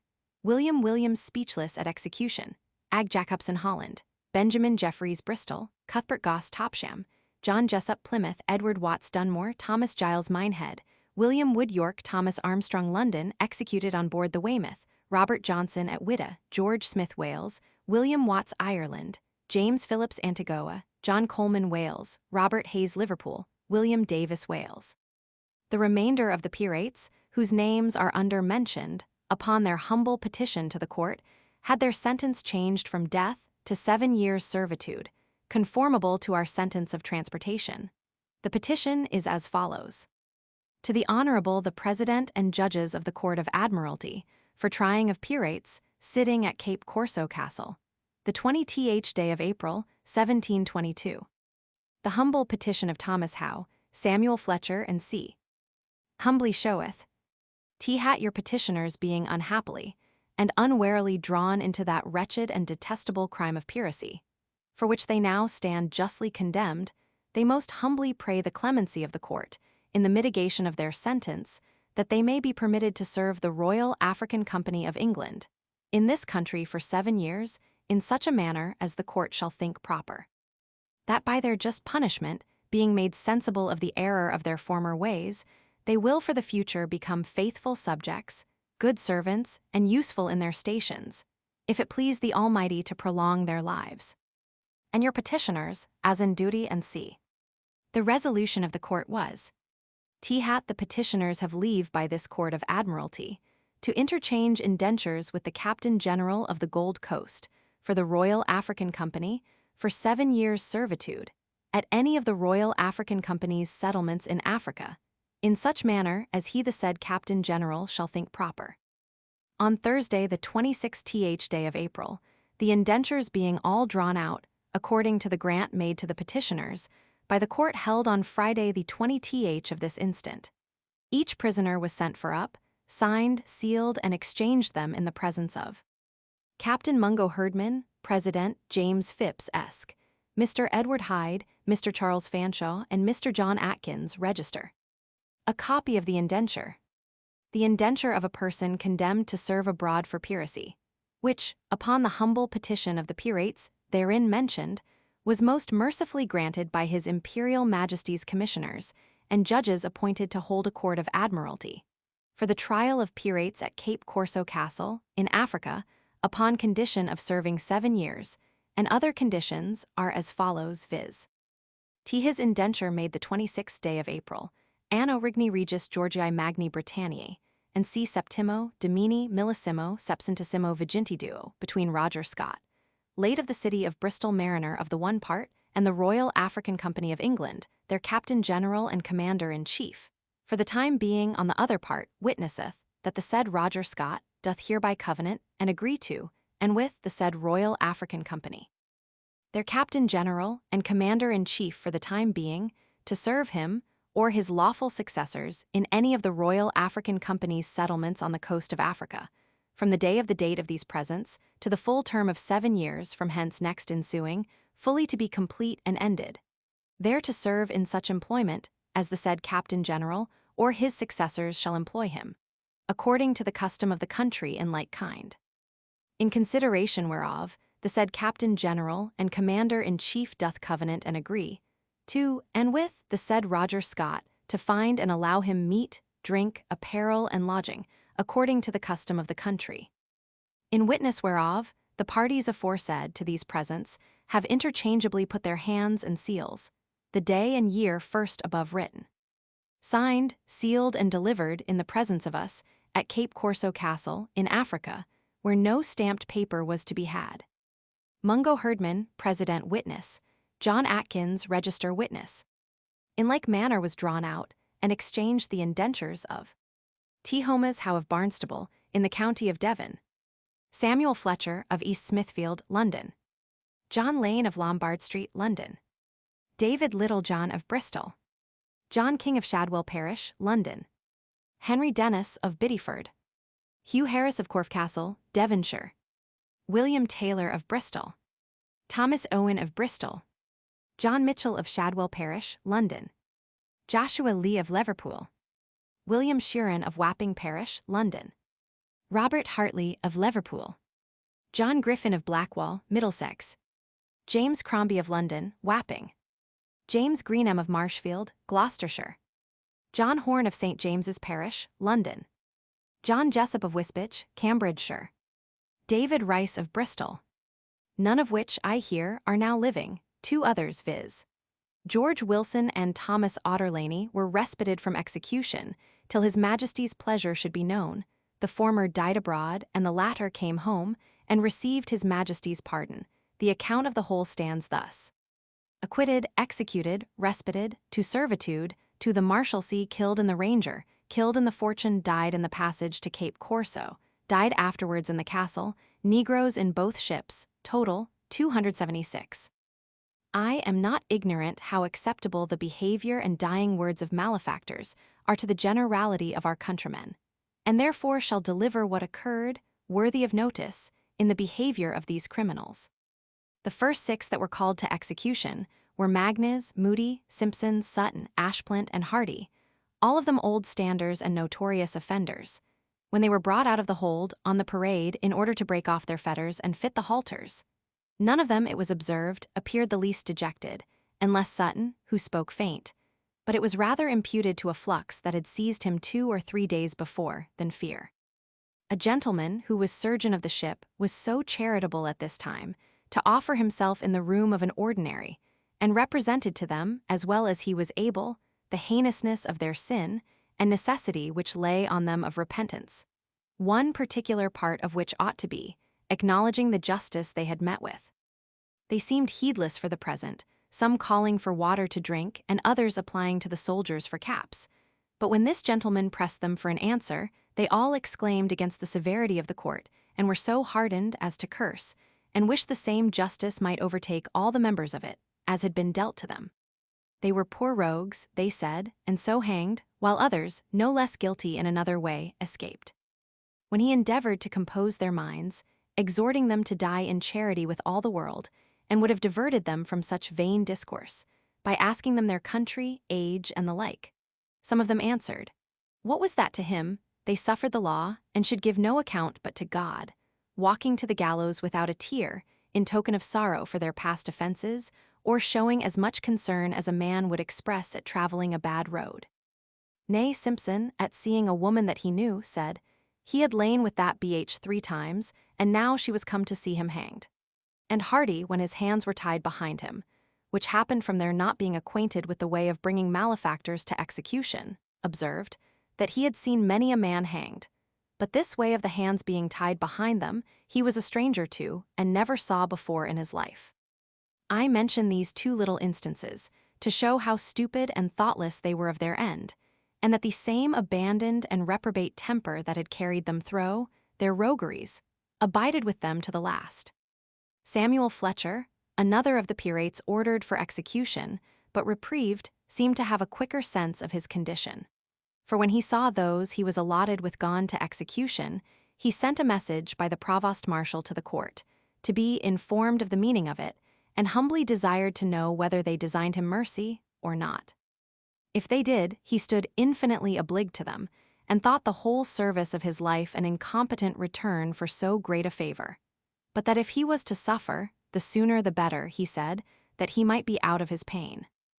There were others of these pirates the reverse of this, and though destitute of ministers or fit persons to represent their sins and assist them with spiritual advice, were yet always employing their time to good purposes, and behaved with a great deal of seeming devotion and penitence. Among these may be reckoned Scudamore, Williams, Phillips, Stephenson, Jeffreys, Leslie, Harper, Armstrong, Bunce, and others. Scudamore, too, lately discerned the folly and wickedness of the enterprise that had chiefly brought him under sentence of death, from which, seeing there was no hopes of escaping, he petitioned for 2 or 3 days' reprieve, which was granted, and for that time applied himself incessantly to prayer, and reading the Scriptures, seemed to have a deep sense of his sins, of this in particular, and desired, at the gallows, they would have patience with him, to sing the first part of the 31st Psalm, which he did by himself throughout. Armstrong, having been a deserter from his Majesty's service, was executed on board the Weymouth, and the only one that was. There was no body to press him to an acknowledgment of the crime he died for, nor of sorrowing in particular for it, which would have been exemplary, and made suitable impressions on seamen. So that his last hour was spent in lamenting and bewailing his sins in general, exhorting the spectators to an honest and good life, in which alone they could find satisfaction. In the end, he desired they would join with him in singing 2 or 3 latter verses of the 140th Psalm, and that being concluded, he was, at the firing of a gun, tricked up at the foreyard arm. Bunce was a young man, not above 26 years old, but made the most pathetical speech of any at the gallows. He first declaimed against the gilded baits of power, liberty, and wealth that had him among the pirates, his unexperienced years not being able to withstand the temptation, but that the briskness he had shewn, which so fatally had procured him favor amongst them, was not so much a fault in principle, as the liveliness and vivacity of his nature. He was now extremely afflicted for the injuries he had done to all men, and begged theirs and God's forgiveness, very earnestly exhorting the spectators to remember their Creator in their youth, and guard betimes, that their minds took not a wrong bias, concluding with this apt similitude, that he stood there as a beacon upon a rock, the gallows standing on one to warn erring mariners of danger. Chapter X of Captain Anstis and his crew. Thomas Anstis shipped himself at Providence in the year 1718 aboard the Buck sloop, and was one of 6 that conspired together to go off a pirating with the vessel. The rest were Howell Davis, Roberts' predecessor, killed at the Island of Princes; Dennis Topping, killed at the taking of the rich Portuguese ship on the coast of Brazil; Walter Kennedy, hanged at Execution Dock, and 2 others, which I forbear to name, because I understand they are at this day employed in an honest vocation in the city. What followed concerning Anstis' piracies has been included in the 2 preceding chapters. I shall only observe that the combination of these 6 men above mentioned was the beginning of that company, that afterwards proved so formidable under Captain Roberts, from whom Anstis separated the 18th of April 1721, in the Good Fortune brigantine, leaving his commodore to pursue his adventures upon the coast of Guinea, whilst he returned to the West Indies, upon the like design. About the middle of June, these pirates met with one Captain Marston, between Hispaniola and Jamaica, bound on a voyage to New York, from whom they took all the wearing apparel they could find, as also his liquors and provision and 5 of his men, but did not touch his cargo. 2 or 3 other vessels were also plundered by them, in this cruise, out of whom they stocked themselves with provision and men. Among the rest, I think, was the Irwin, Captain Ross, from Cork in Ireland. But this I won't be positive of, because they denied it themselves. This ship had 600 barrels of beef aboard, besides other provisions, and was taken off Martinico, wherein Colonel D'Oyley of Montserrat and his family were passengers. The colonel was very much abused and wounded, for endeavoring to save a poor woman that was also a passenger, from the insults of that brutish crew. And the pirates prevailing, 21 of them forced the poor creature successively, afterwards broke her back and flung her into the sea. I say, I will not be positive it was Anstis' crew that acted this unheard of violence and cruelty, though the circumstances of the place, the time, the force of the vessel, and the number of men do all concur, and I can place the villainy nowhere else. But that such a fact was done, there is too much evidence for it to be doubted of. When they thought fit to put an end to this cruise, they went into one of the islands to clean, which they effected without any disturbance, and came out again, and stretching away towards Bermudas, met with a stout ship, called the Morning Star, bound from Guinea to Carolina. They made prize of her, and kept her for their own use. In a day or two, a ship from Barbados bound to New York fell into their hands, and taking out her guns and tackle, mounted the Morning Star with 32 pieces of cannon, manned her with 100 men, and appointed one John Fenn captain. For the brigantine being of far less force, the Morning Star would have fallen to Anstis as elder officer, yet he was so in love with his own vessel, she being an excellent sailor, that he made it his choice to stay in her, and let Fenn, who was, before, his gunner, command the great ship. Now that they had 2 good ships well manned, it may be supposed they were in a condition to undertake something bold. But their government was disturbed by malcontents, and a kingdom divided within itself cannot stand. They had such a number of new men amongst them that seemed not so violently inclined for the game, that whatever the captain proposed, it was certainly carried against him, so that they came to no fixed resolution for the undertaking any enterprise. Therefore there was nothing to be done, but to break up the company, which seemed to be the inclination of the majority, but the manner of doing so concerned their common safety. To which purpose various means were proposed. At length it was concluded to send home a petition to His Majesty, there being then no act of indemnity in force, for a pardon, and wait the issue. At the same time one Jones, boatswain of the Good Fortune, proposed a place of safe retreat, it being an uninhabited island near Cuba, which he had been used to in the late war, when he went a privateering against the Spaniards. This being approved of, it was unanimously resolved on, and the underwritten petition drawn up and signed by the whole company in the manner of what they call a round robin. That is, the names were writ in a circle, to avoid all appearance of preeminence, and lest any person should be marked out by the government, as a principal rogue among them. To His Most Sacred Majesty George, by the grace of God, of Great Britain, France, and Ireland, King, Defender of the Faith and Sea. The humble petition of the company, now belonging to the ship Morning Star and brigantine Good Fortune, lying under the ignominious name and denomination of pirates. Humbly showeth, we your Majesty's most loyal subjects, have at sundry times been taken by Bartholomew Roberts, the then captain of the above-said vessels and company, together with another ship, in which we left him, and have been forced by him and his wicked accomplices to enter into, and serve in the said company as pirates, much contrary to our wills and inclinations.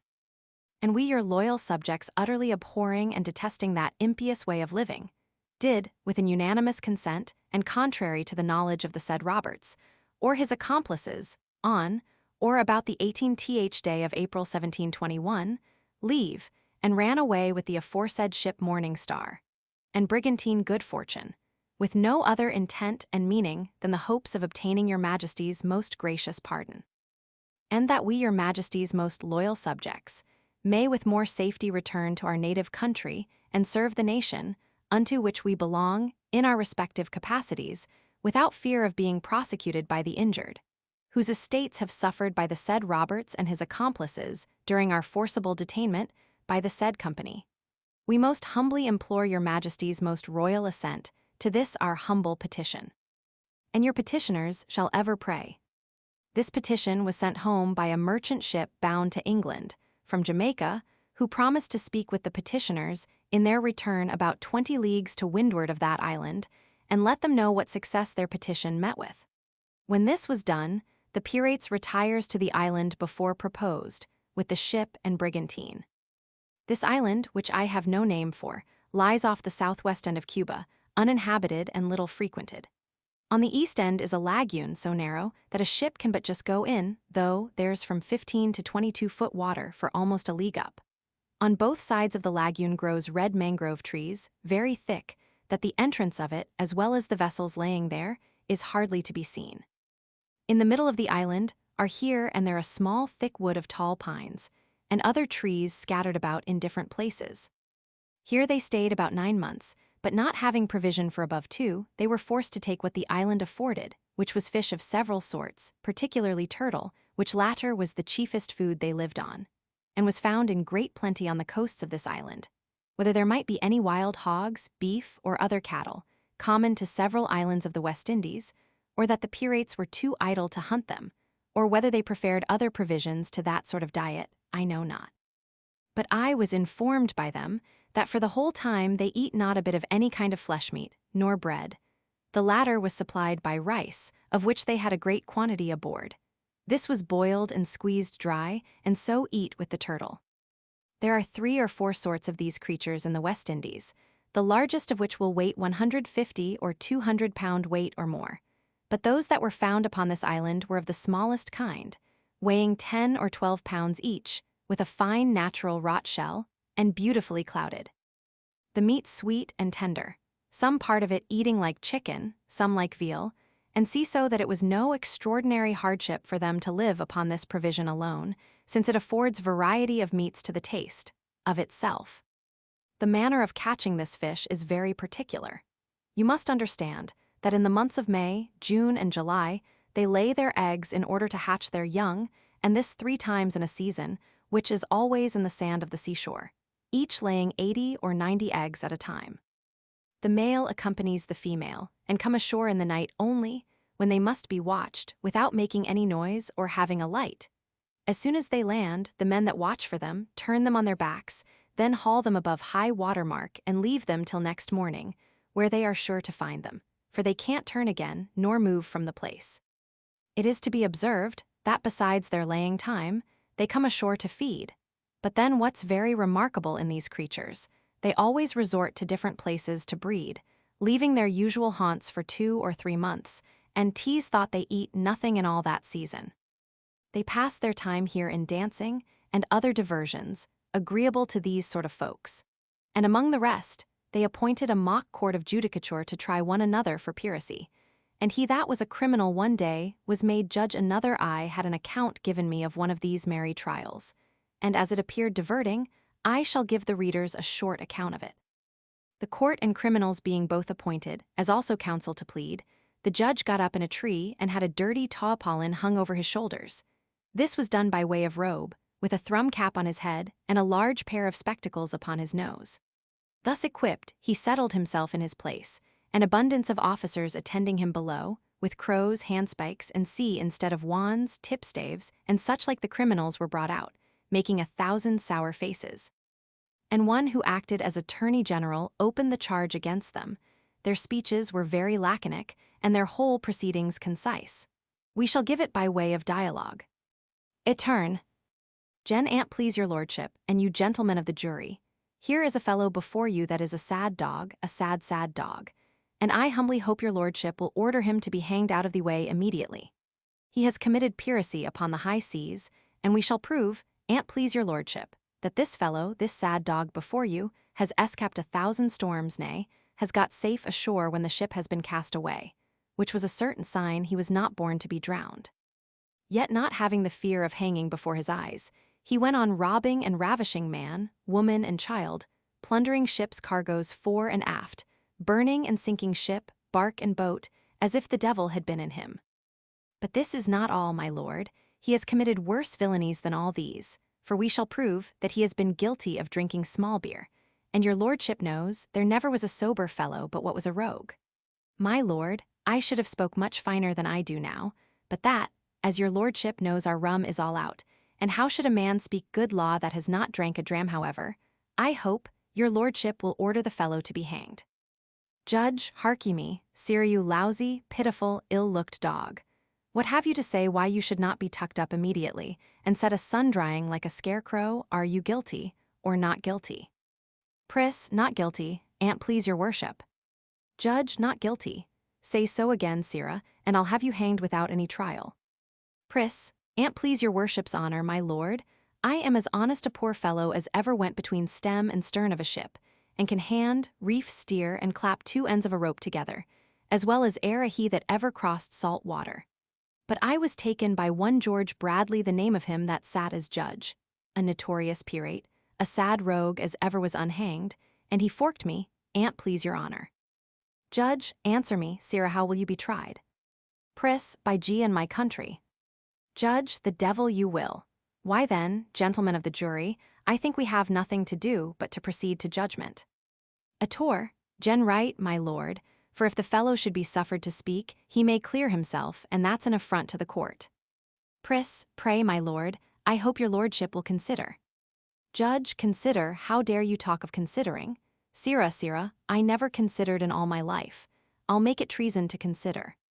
Pris, but I hope your lordship will hear some reason. Judge, d'ye hear how the scoundrel prates? What have we to do with reason? I'd have you to know, rascal, we don't sit here to hear reason, we go according to laws, our dinner ready. Ator, gen yes, my lord. Judge, then hark ye, you rascal at the bar.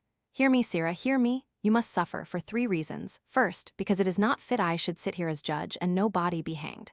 Secondly, you must be hanged because you have a damned hanging look, and thirdly, you must be hanged because I am hungry.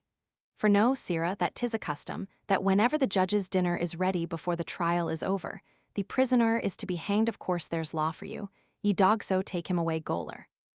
This is the trial just as it was related to me. The design of my setting it down is only to show how these fellows can jest upon things, the fear and dread of which should make them tremble. The beginning of August 1722, the pirates made ready the brigantine, and came out to sea, and beating up to windward, lay in the track for their correspondent in her voyage to Jamaica, and spoke with her. But finding nothing was done in England in their favor, as 'twas expected, they returned to their consorts at the island with the ill news, and found themselves under a necessity, as they fancied, to continue that abominable course of life they had lately practiced. In order thereto, they sailed with the ship and brigantine to the southward, and the next night, by intolerable neglect, they run the Morning Star upon the Grand Caymans, and wrecked her. The brigantine, seeing the fate of her consort, hauled off in time, and so weathered the island. The next day Captain Anstis put in, and found that all or the greatest part of the crew were safe ashore, whereupon she came to an anchor in order to fetch them off.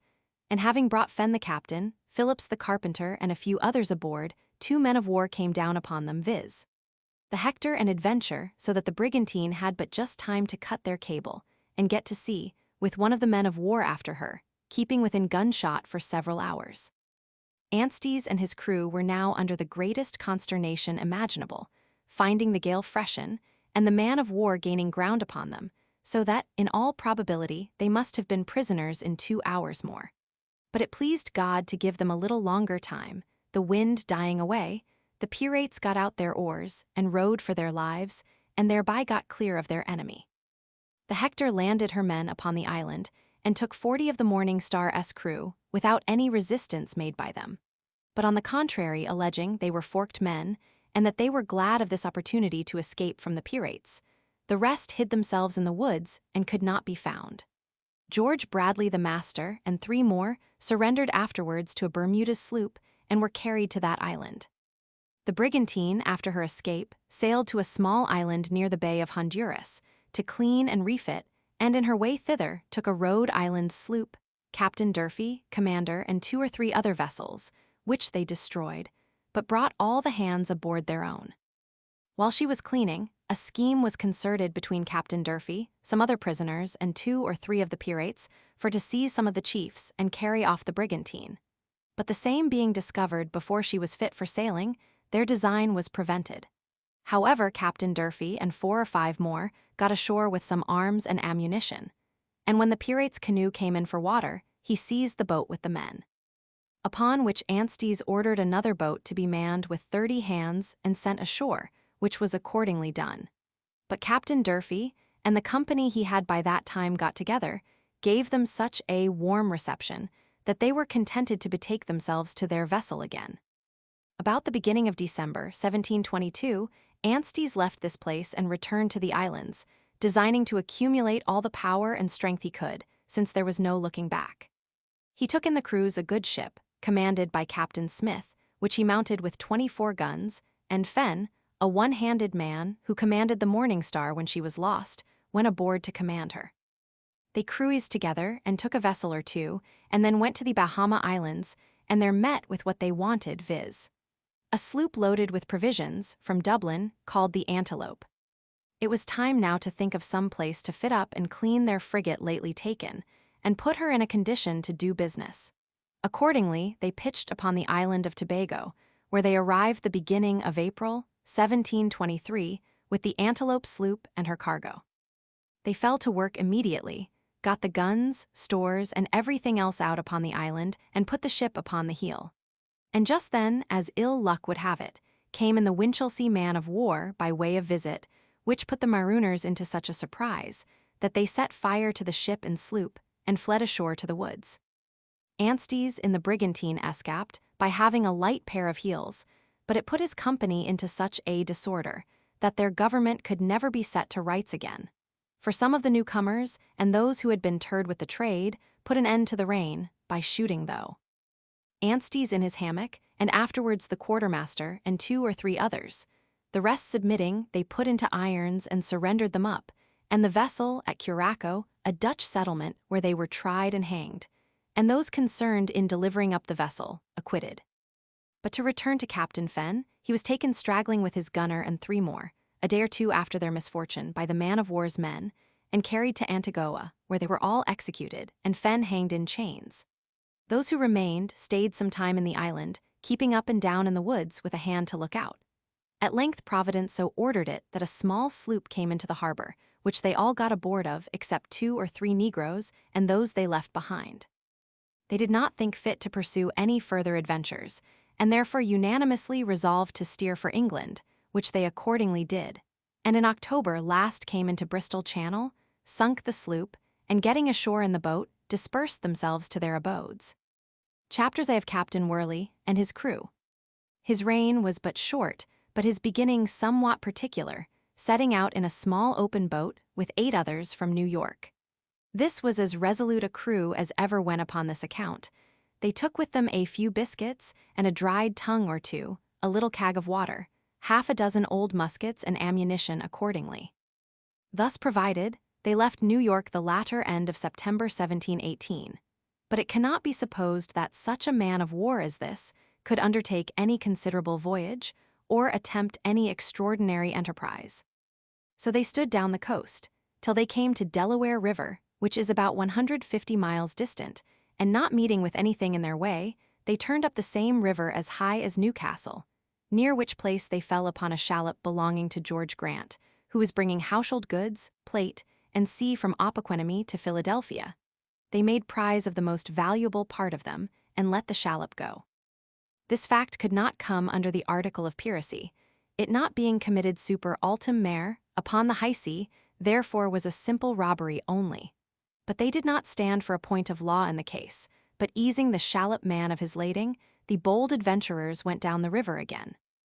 The shallop came straight to Philadelphia, and brought the ill news thither, which so alarmed the government, as if war had been declared against them.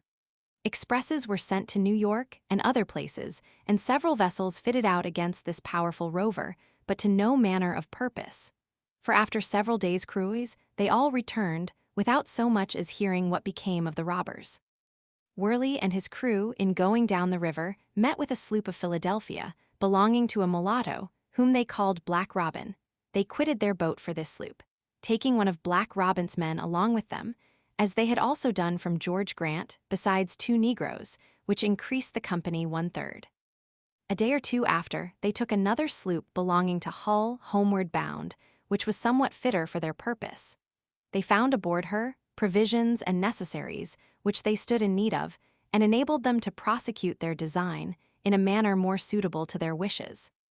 Upon the success of these rovers, the governor issued out a proclamation for the apprehending and taking all pirates who had refused or neglected to surrender themselves, by the time limited in His Majesty's proclamation of pardon, and thereupon ordered His Majesty's ship Phoenix of 20 guns, which lay at Sandy Hook, to sea, to cruise upon this pirate and secure the trade to that and the adjoining colonies. In all probability, the taking this sloop salved their bacons, for this time, though they fell into the trap presently afterwards. For they finding themselves in tolerable good condition, having a vessel newly cleaned, with provisions, and see they stood off to sea, and so missed the Phoenix, who expected them to be still on the coast. About 6 weeks afterwards they returned, having taken both a sloop and a brigantine among the Bahama Islands. The former they sunk, and the other they let go. The sloop belonged to New York, and they thought the sinking of her good policy, to prevent her returning to tell tales at home. Worley had by this time increased his company to about 25 men, had 6 guns mounted, and small arms as many as were necessary for them, and seemed to be in a good thriving sort of a way.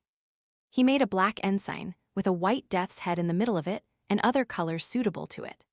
They all signed articles, and bound themselves under a solemn oath to take no quarters, but to stand by one another to the last man, which was rashly fulfilled a little afterwards.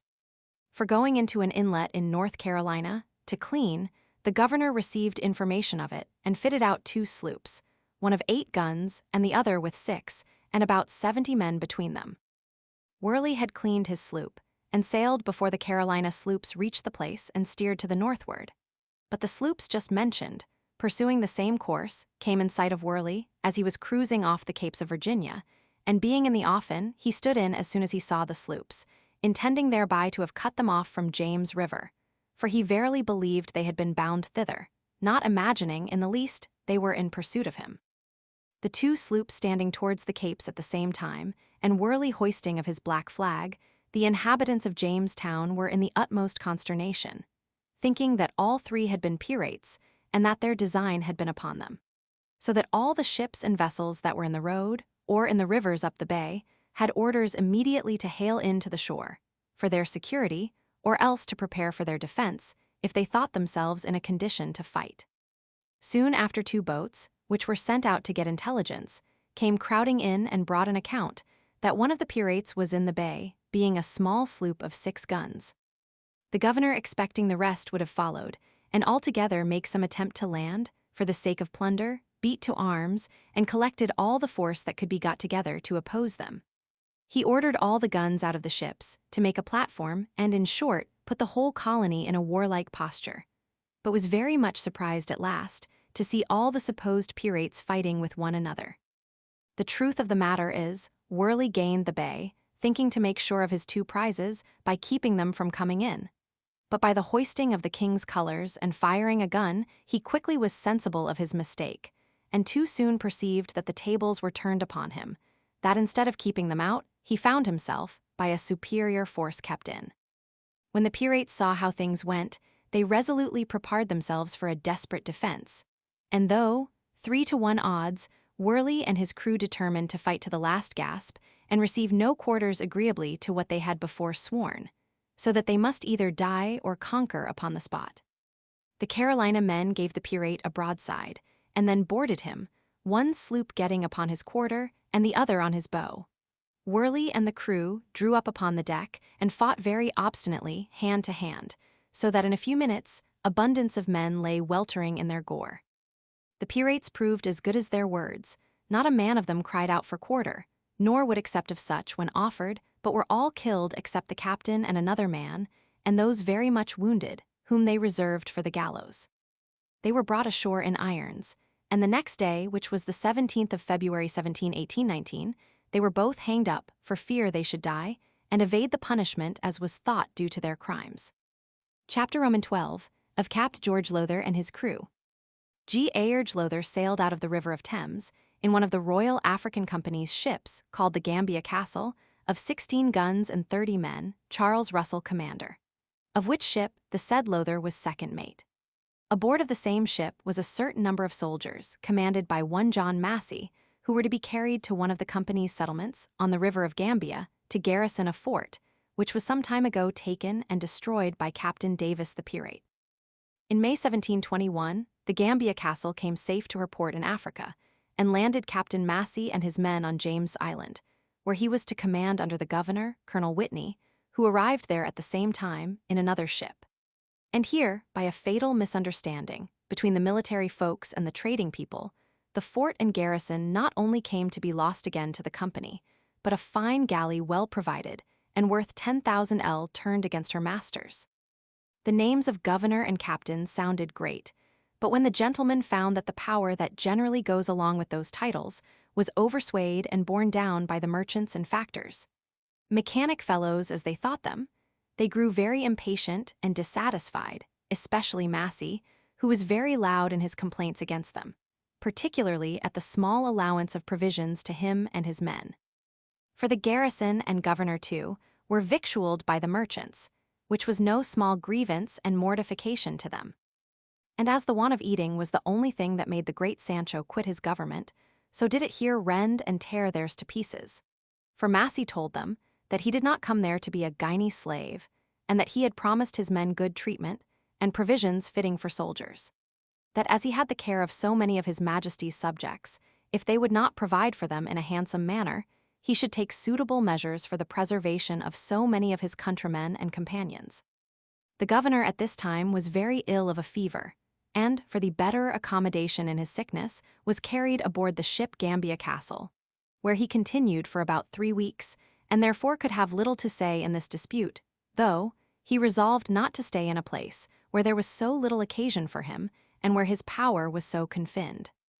The merchants had certainly orders from the company to issue the provisions out to the garrison, and the same is done along the whole coast.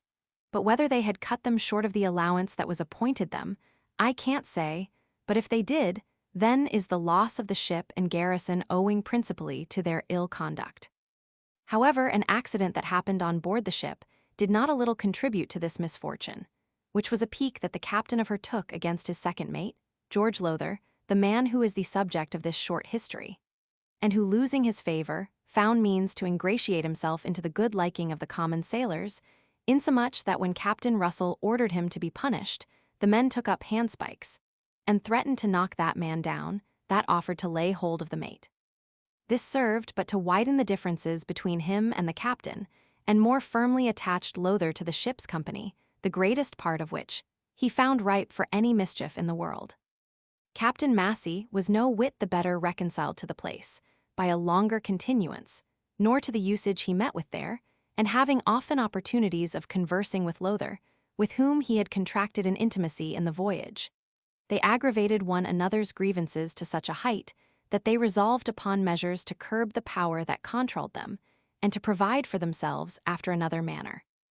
When the governor recovered of his fever, he went ashore to the island, but took no notice of Massey's behavior, though it was such as might give suspicion of what he designed.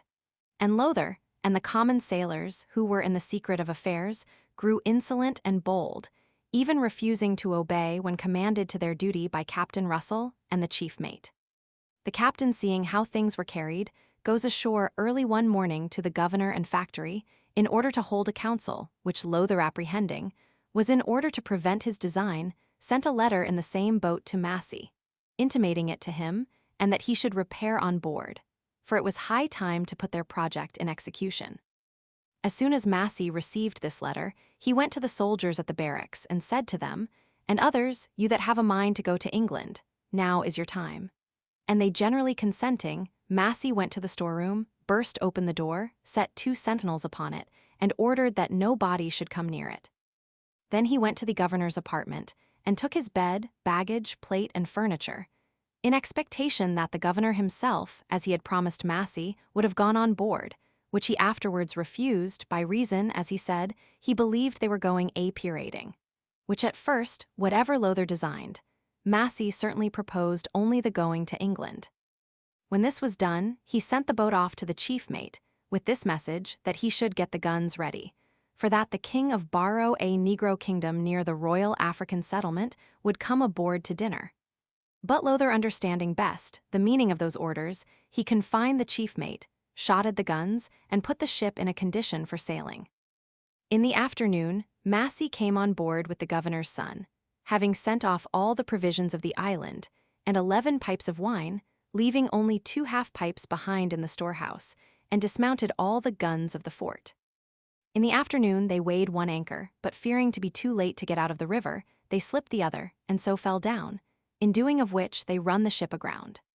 Massey showed himself a soldier upon this accident, for as soon as the misfortune happened, he left the ship with about 16 hands, and rows directly to the fort, remounts the guns, and keeps garrison there all the night, while the ship was ashore, and obliged some of the factory to assist in getting her clear. In the meanwhile, Russell came off, but not being suffered to come on board, he called to Lowther, and offered him and the company whatever terms they would be pleased to accept of, upon condition of surrendering up the ship, which had no effect upon any of them. In the morning they got her afloat, and Massey and his men came aboard, after having nailed up and dismounted all the cannon of the fort. They put the governor's son and 2 or 3 others ashore, who were not willing to go without the governor, and sailed out of the river, having exchanged several shot with the Martha, Otter, and Sea. That lay there, without doing execution on either side. When the ship came out to sea, Lowther called up all the company, and told them it was the greatest folly imaginable to think of returning to England, for what they had already done could not be justified upon any pretense whatsoever, but would be looked upon, in the eye of the law, a capital offense, and that none of them were in a condition to withstand the attacks of such powerful adversaries as they would meet with at home. For his part, he was determined not to run such a hazard, and therefore, if his proposal was not agreed to, he desired to be set ashore in some place of safety. That they had a good ship under them, a parcel of brave follows in her, that it was not their business to starve or be made slaves. And therefore, if they were all of his mind, they should seek their fortunes upon the seas, as other adventurers had done before them. They one and all came into the measures, knocked down the cabins, made the ship flush fore and aft, prepared black colors, new named her. The delivery, having about 50 hands and 16 guns, and the following short articles were drawn up, signed and sworn to upon the Bible. The articles of Captain George Lowther and his company. 1. The captain is to have 2 full shares. The master is to have 1 share and a half. The doctor, mate, gunner, and boatswain, 1 share and a quarter. 2. He that shall be found guilty of taking up any unlawful weapon on board the privateer, or any prize, by us taken, so as to strike or abuse one another, in any regard, shall suffer what punishment the captain and majority of the company shall think fit. 3. He that shall be found guilty of cowardice, in the time of engagement, shall suffer what punishment the captain and majority shall think fit. 4. If any gold, jewels, silver, and sea be found on board of any prize or prizes, to the value of a piece of 8, and the finder do not deliver it to the quartermaster, in the space of 24 hours, shall suffer what punishment the captain and majority shall think fit. 5. He that is found guilty of gaming, or defrauding another to the value of a shilling, shall suffer what punishment the captain and majority of the company shall think fit. 6. He that shall have the misfortune to lose a limb, in time of engagement, shall have the sum of 150 pounds sterling, and remain with the company as long as he shall think fit. 7. Good quarters, to be given when called for. 8. He that sees a sail first, shall have the best pistol or small arm on board her. It was the 13th of June that Lowther left the settlement, and on the 20th, being then within 20 leagues of Barbados, he came up with a brigantine belonging to Boston, called the Charles James Douglas Master, which they plundered in a piratical manner, and let the vessel go.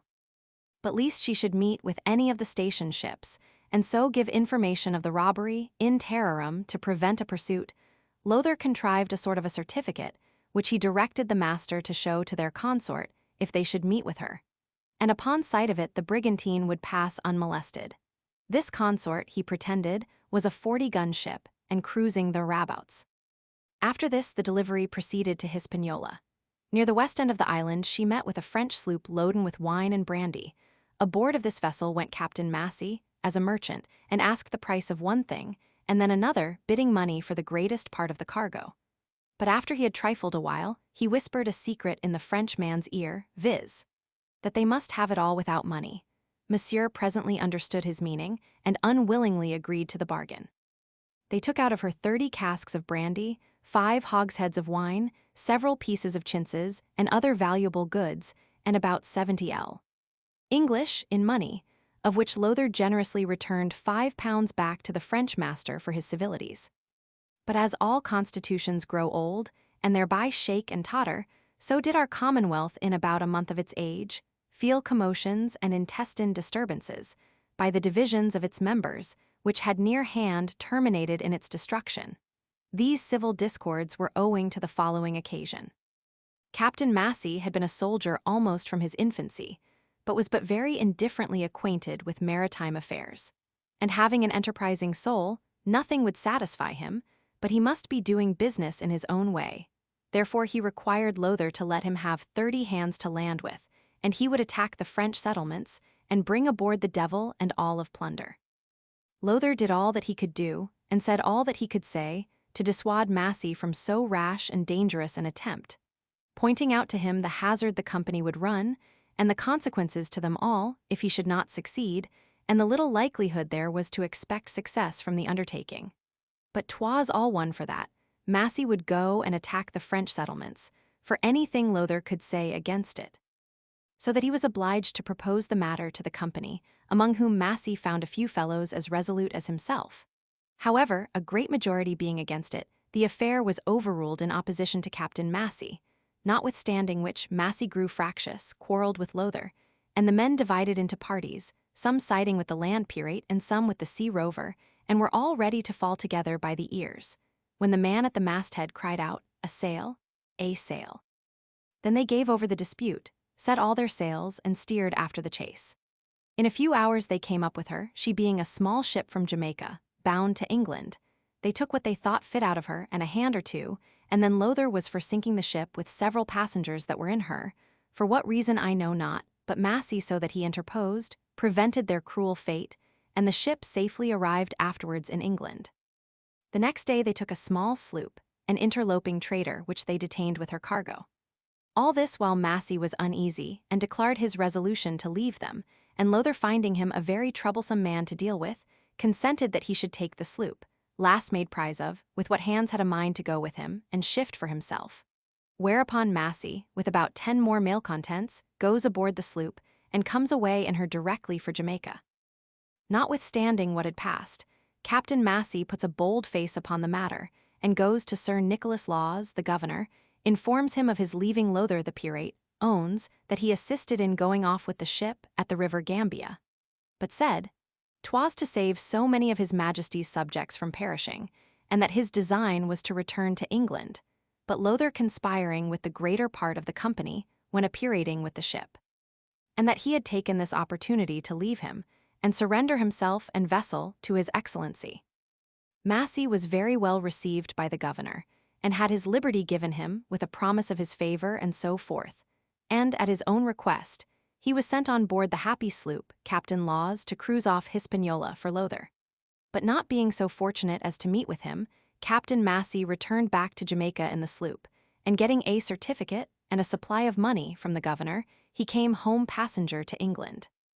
When Massey came to town, he writes a long letter to the deputy governor and directors of the African Company, wherein he imprudently relates the whole transactions of his voyage, the going off with the ship, and the acts of piracy he had committed with Lowther, but excuses it as rashness and inadvertency in himself, occasioned by his being ill-used, contrary to the promises that had been made him and the expectations he had entertained, but owned that he deserved to die for what he had done.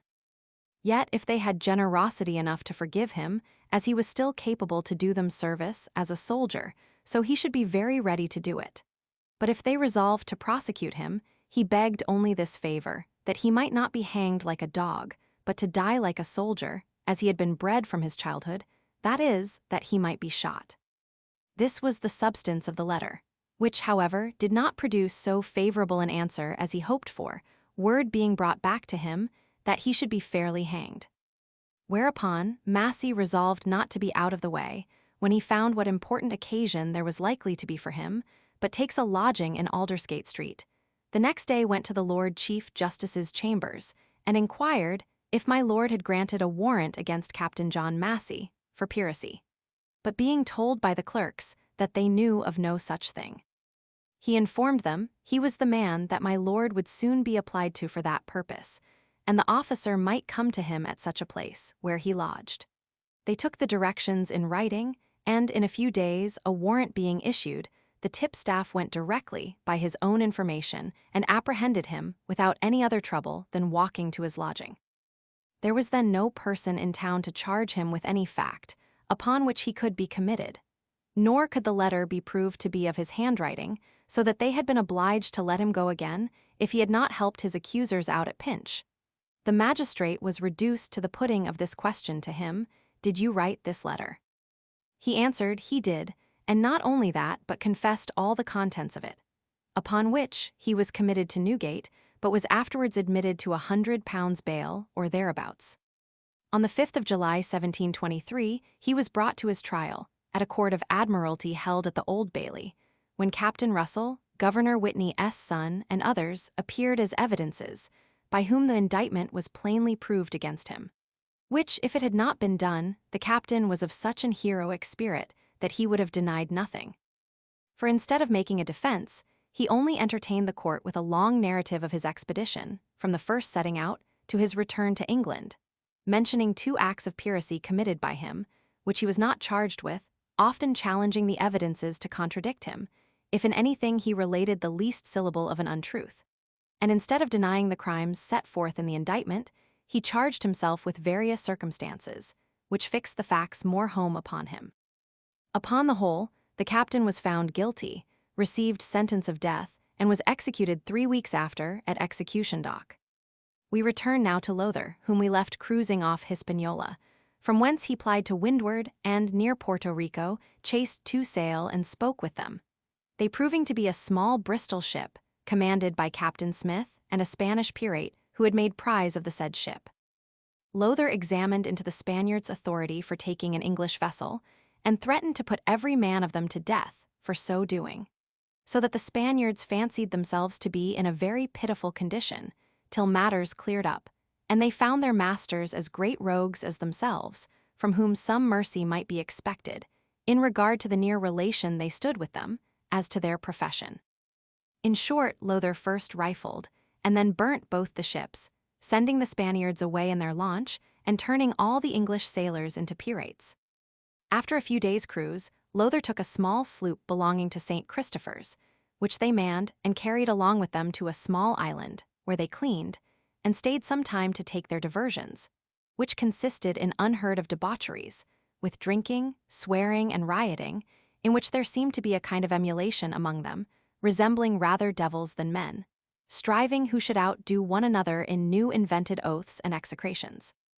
They all got aboard about Christmas, observing neither times nor seasons for perpetrating their villainous actions, and sailed towards the Bay of Honduras. But stopping at the Grand Caymans for water, they met with a small vessel with 13 hands in the same honorable employment with themselves. The captain of this gang was one Edward Lowe, whom we shall particularly discourse of in a chapter by itself. Lowther received them as friends, and treated them with all imaginable respect, inviting them, as they were few in number and in no condition to pursue the account, as they called it, to join their strength together, which on the consideration aforesaid was accepted of, Lowther still continuing commander, and Lowe was made lieutenant.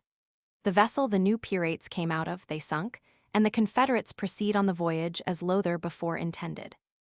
The 10th of January, the pirates came into the bay and fell upon a ship of 200 ton, called the Greyhound, Benjamin Edwards commander, belonging to Boston.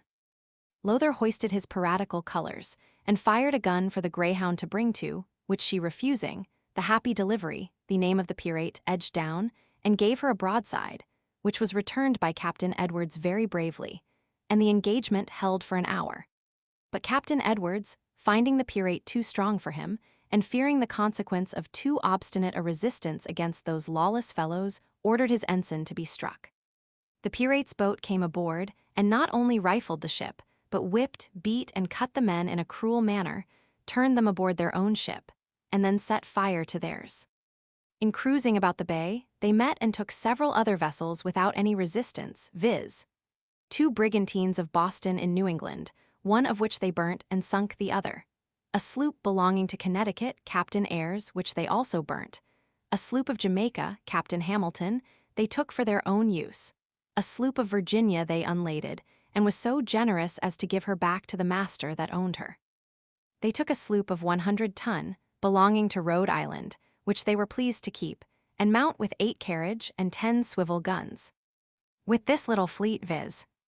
Admiral Lowther in the Happy Delivery, Captain Low in the Rhode Island sloop, Captain Harris, who was second mate in the Greyhound when taken, in Hamilton's sloop, and the little sloop formerly mentioned, serving as a tender. I say, with this fleet the pirates left the bay and came to Port Mayo in the Gulf of Matique, and there made preparations to careen. They carried ashore all their sails and made tents by the waterside, wherein they laid their plunder, stores, and sea and fell to work. And at the time that the ships were upon the heel, and the good folks employed in heaving down, scrubbing, tallowing, and so forth, of a sudden came down a considerable body of the natives and attacked the pirates unprepared. As they were in no condition to defend themselves, they fled to their sloops, leaving them masters of the field and the spoil thereof, which was of great value, and set fire to the Happy Delivery, their capital ship. Lowther made the best provision he could in the largest sloop, which he called the Ranger, having 10 guns and 8 swivels, and she sailing best. The company went all aboard of her and left the other at sea. Provisions was now very short, which, with the late loss, put them in a confounded ill humor, insomuch that they were every now and then going together by the ears, laying the blame of their ill conduct sometimes upon one, then upon another. The beginning of May 1722, they got to the West Indies, and near the island of Decida, took a brigantine, one Master, that afforded them what they stood in need of, which put them in better temper, and business seemed to go on well again. After they had pretty well plundered the brigantine, they sent her to the bottom. They went into the island and watered, and then stood to the northward, intending to visit the main coast of America. In the latitude of 38, they took a brigantine called the Rebecca of Boston, Captain Smith, bound thither from St. Christopher's. At the taking of this vessel, the crews divided. For Low, whom Lowther joined at the Grand Caymans, proving always a very unruly member of the Commonwealth, always aspiring and never satisfied with the proceedings of the commander. He thought it the safest way to get rid of him, upon any terms, and according to the vote of the company, they parted the bare skin between them.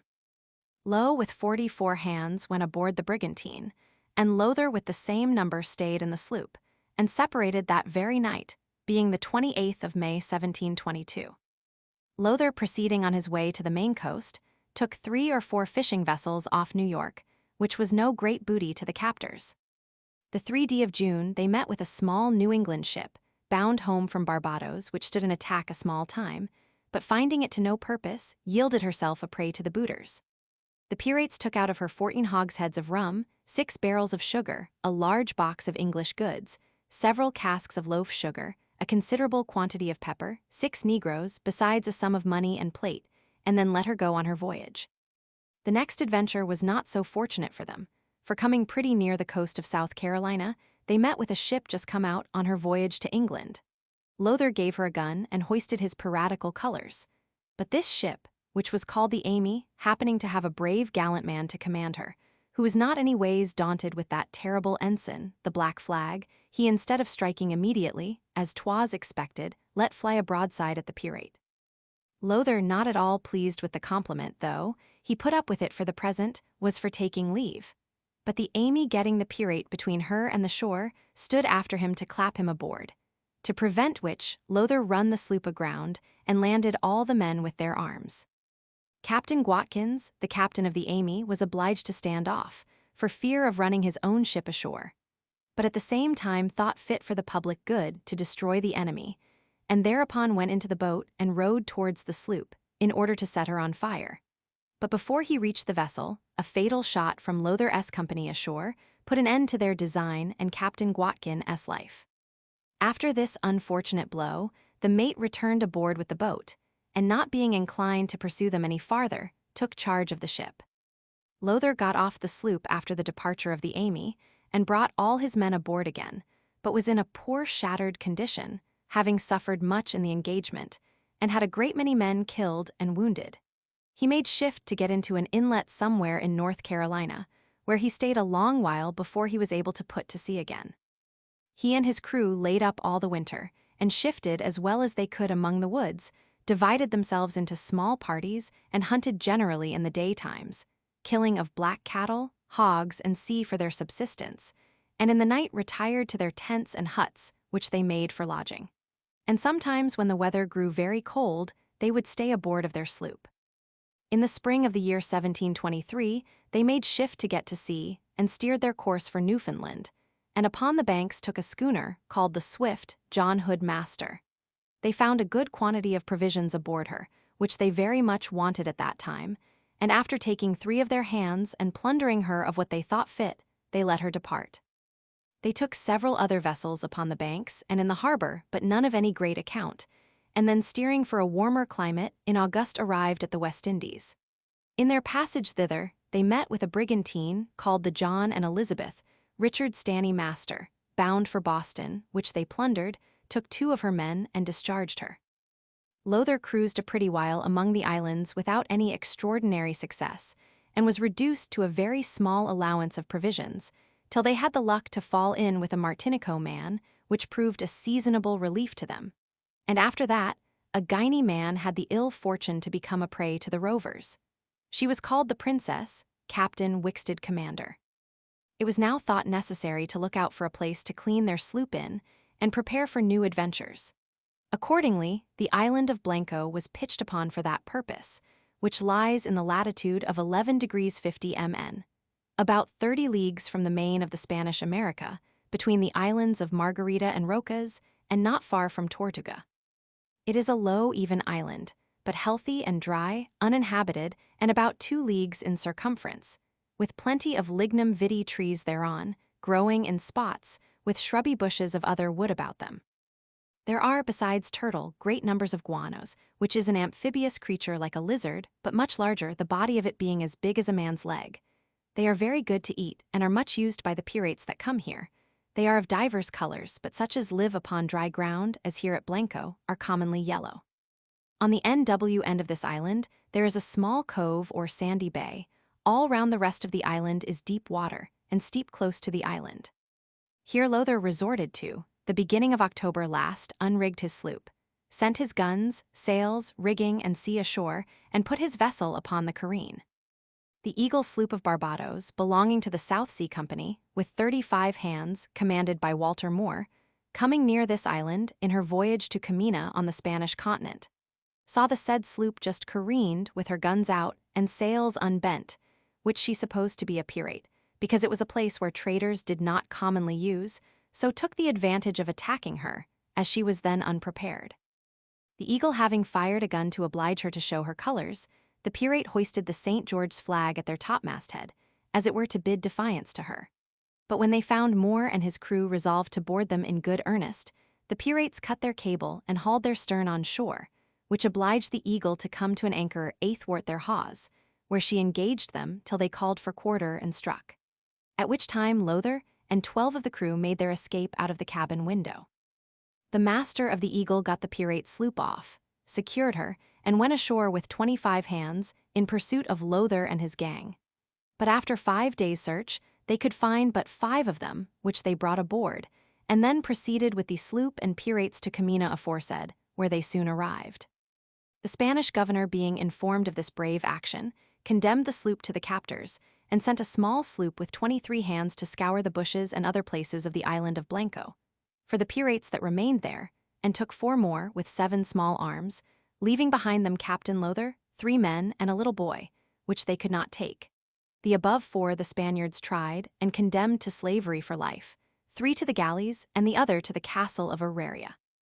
The Eagle sloop brought all their prisoners afterwards to St. Christopher S., where the following were tried by a court of vice-admiralty. There held March the 11th, 1722, viz. John Churchill, Edward MacDonald, Nicholas Lewis, Richard West, Sam Levercott, Robert White, John Shaw, Andrew Hunter, Jonathan Delve, Matthew Freebarn, Henry Watson, Roger Grange, Ralph Candor, and Robert Willis. The 3 last were acquitted, the other 13 were found guilty, 2 of which were recommended to mercy by the court and accordingly pardoned, and the rest executed at that island on the 20th of the same month. As for Captain Lowther, it is said that he afterwards shot himself upon that fatal island, where his piracies ended, being found, by some sloop's men, dead, and a pistol burst by his side.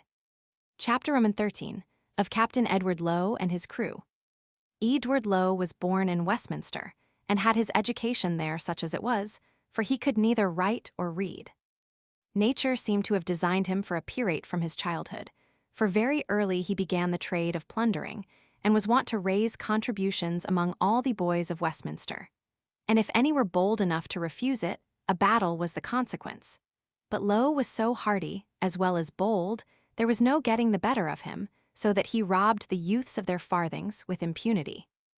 When he grew bigger, he took to gaming in a low way, for it was commonly among the footmen in the lobby of the House of Commons, where he used to play the whole game, as they term it, that is, cheat all he could, and those who pretended to dispute it with him must fight him. The virtues of some of his family were equal to his.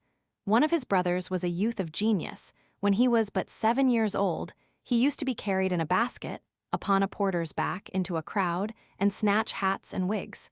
According to the exact chronology of Newgate, he was the first who practiced this ingenious trick.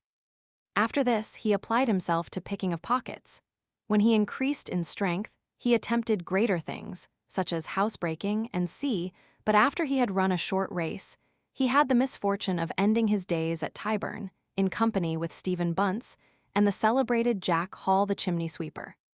But to return to Ned, when he came to man's estate, at his eldest brother's desire, he went to sea with him, and so continued for 3 or 4 years, and then parted, and Ned worked in a rigging house in Boston in New England for a while. About 6 years ago, he took a trip home to England to see his mother, who is yet living. His stay was not long here, but taking leave of his friends and acquaintance for the last time he should see them, for so he was pleased to say, he returned to Boston and worked a year or 2 longer at the rigging business. But being too apt to disagree with his masters, he left them and shipped himself in a sloop that was bound to the Bay of Honduras. When the sloop arrived in the bay, Ned Lowe was appointed patron of the boat, which was employed in cutting of logwood and bringing it aboard to lade the ship. For that is the commodity they make the voyage for. In the boat were 12 men besides Lowe, who all go armed because of the Spaniards, from whom this logwood is but little better than stole. It happened that the boat one day came aboard just before dinner was ready, and Lowe desired that they might stay and dine. But the captain, being in a hurry for his lading, ordered them a bottle of rum, and to take t'other trip because no time should be lost. This provoked the boat's crew, but particularly Lowe, who takes up a loaded musket and fires at the captain, but missing him, shot another poor fellow through the head, then put off the boat, and with his 12 companions goes to sea. The next day they took a small vessel, and go in her, make a black flag, and declare war against all the world. They then proceeded to the island of the Grand Caymans, intending to have fitted up their small vessel, and prepare themselves as well as their circumstances would permit, for their honorable employment. But falling in company with George Lowther, another pirate there, who paying his compliments to Lowe, as great folks do to one another when they meet, and offering himself as an ally, Lowe accepted of the terms, and so the treaty was presently signed without plenippos or any other formalities. We have already given an account of their joint piracies, under Lowther as chief commander, till the 28th of May, 1722, when they took a brigantine of Boston, bound thither from St. Christopher's, at which time they parted, and Edward Lowe went into the brigantine with 44 others, who chose him their captain. They took with them 2 guns, 4 swivels, 6 quarter casks of powder, provisions, and some stores, and so left Lowther to prosecute his adventures, with the men he had left. Their first adventure in the brigantine was on Sunday the 3d day of June, when they took a vessel belonging to Amboy, John Hant's master, whom he rifled of his provisions and let go. The same day he met with a sloop, James Calquahoon master, off of Rhode Island, bound into that port, whom he first plundered, and then cut away his boltsprit, and all his rigging, also his sails from the yards, and wounded the master to prevent his getting in to give intelligence, and then stood away to the southeastward, with all the sail he could make, there being then but little wind.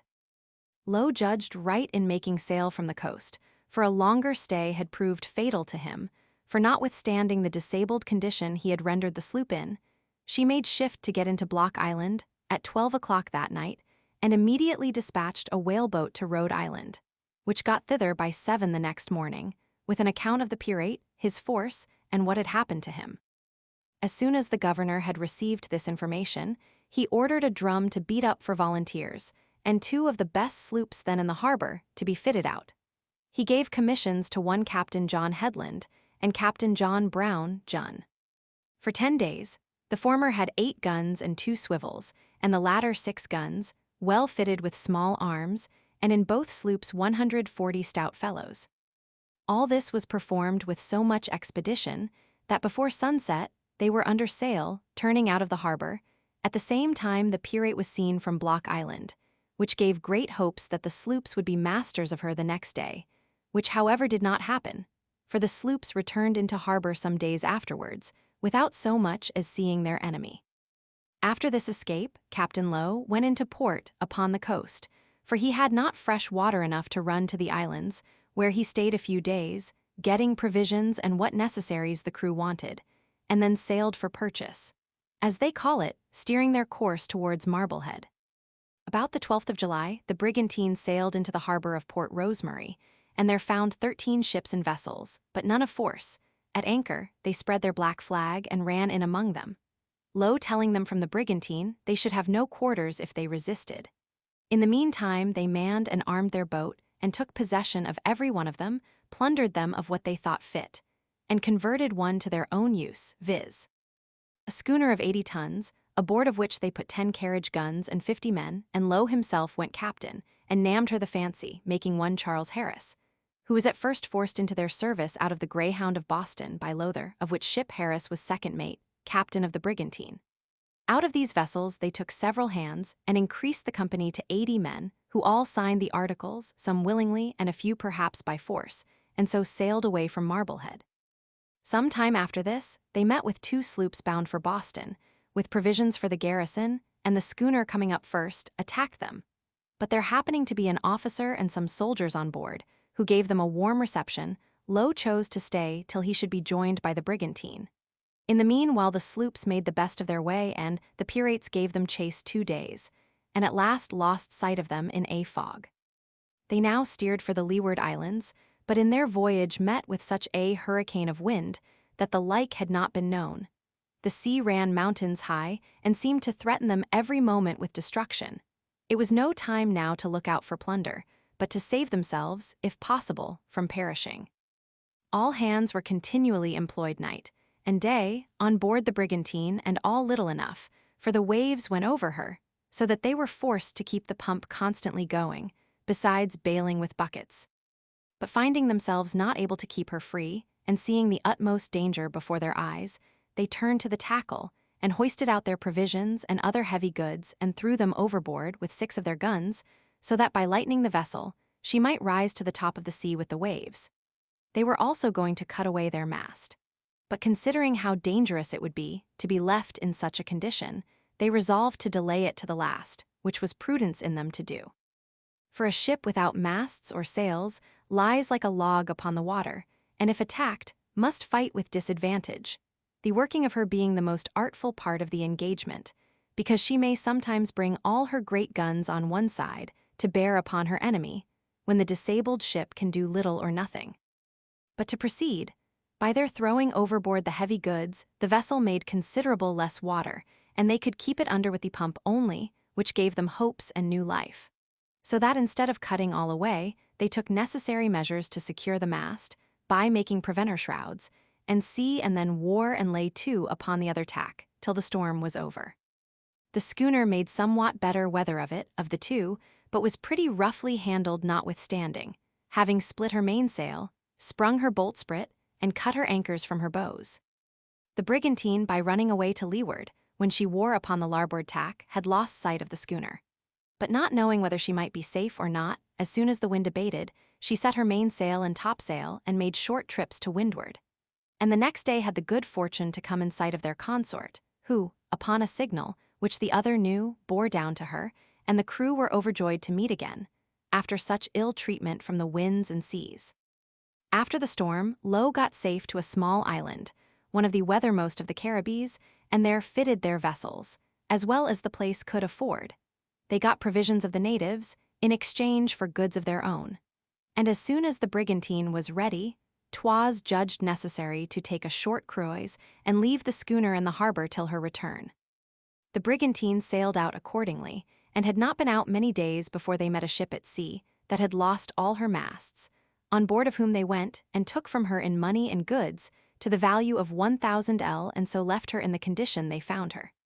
This ship was bound home from Barbados, but losing her masts in the late storm, was making for Antigua to refit, where she afterwards arrived. The storm just spoken of was found to have done incredible damage in those parts of the world. But however, it appeared to have been more violent at Jamaica, both to the island and shipping. There was such a prodigious swell of the sea that several hundred tons of stones and rocks were thrown over the wall of the town of Port Royal, and the town itself was overflowed, and above half destroyed, there being the next morning 5-foot water from one end to the other. The cannon of Fort Charles were dismounted, and some washed into the sea, and 400 people lost their lives. A more melancholy sight was scarce ever seen when the water ebbed away, all the streets being covered with ruins of houses, wrecks of vessels, and a great number of dead bodies, for 40 sail of ships in the harbor were cast away. The brigantine returned to the island, where she had left the schooner, who being ready to sail, it was put to the vote of the company what voyage to take next. And herein they followed the advice of the captain, who thought it not advisable to go any farther to leeward, because of the men of war who were cruising in their several stations, which they were not at all fond of meeting, and therefore it was agreed to go to the Azores or Western Islands. The latter end of July, Low took a French ship of 34 guns and carried her along with him to the Azores. He came into St. Michael's Road the 3d of August, and took 7 sail that were lying there, viz.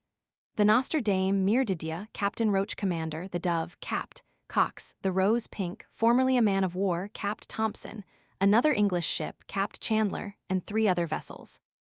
He threatened all with present death who resisted, which struck such a terror to them that they yielded themselves up a prey to the villains without firing a gun. The pirates being in great want of water and fresh provisions, Low sent to the governor of St. Michael's for a supply, and promised upon that condition to release the ships he had taken, but otherwise to burn them all. Which demand the governor thought it not prudent to refuse, but sent the provision he required, upon which he released 6 of the ships, after he had plundered them of what he thought fit, and the other, viz. The Rose Pink, was made a pirate ship, which Low himself took the command of. The pirates took several of the guns out of the French ship, and mounted them aboard the Rose, which proved very fit for their turn, and condemned the former to the flames. They took all the crew out of her, but the cook, who, they said, being a greasy fellow would fry well in the fire. So the poor man was bound to the mainmast, and burnt in the ship, to the no small diversion of Low and his myrmidons.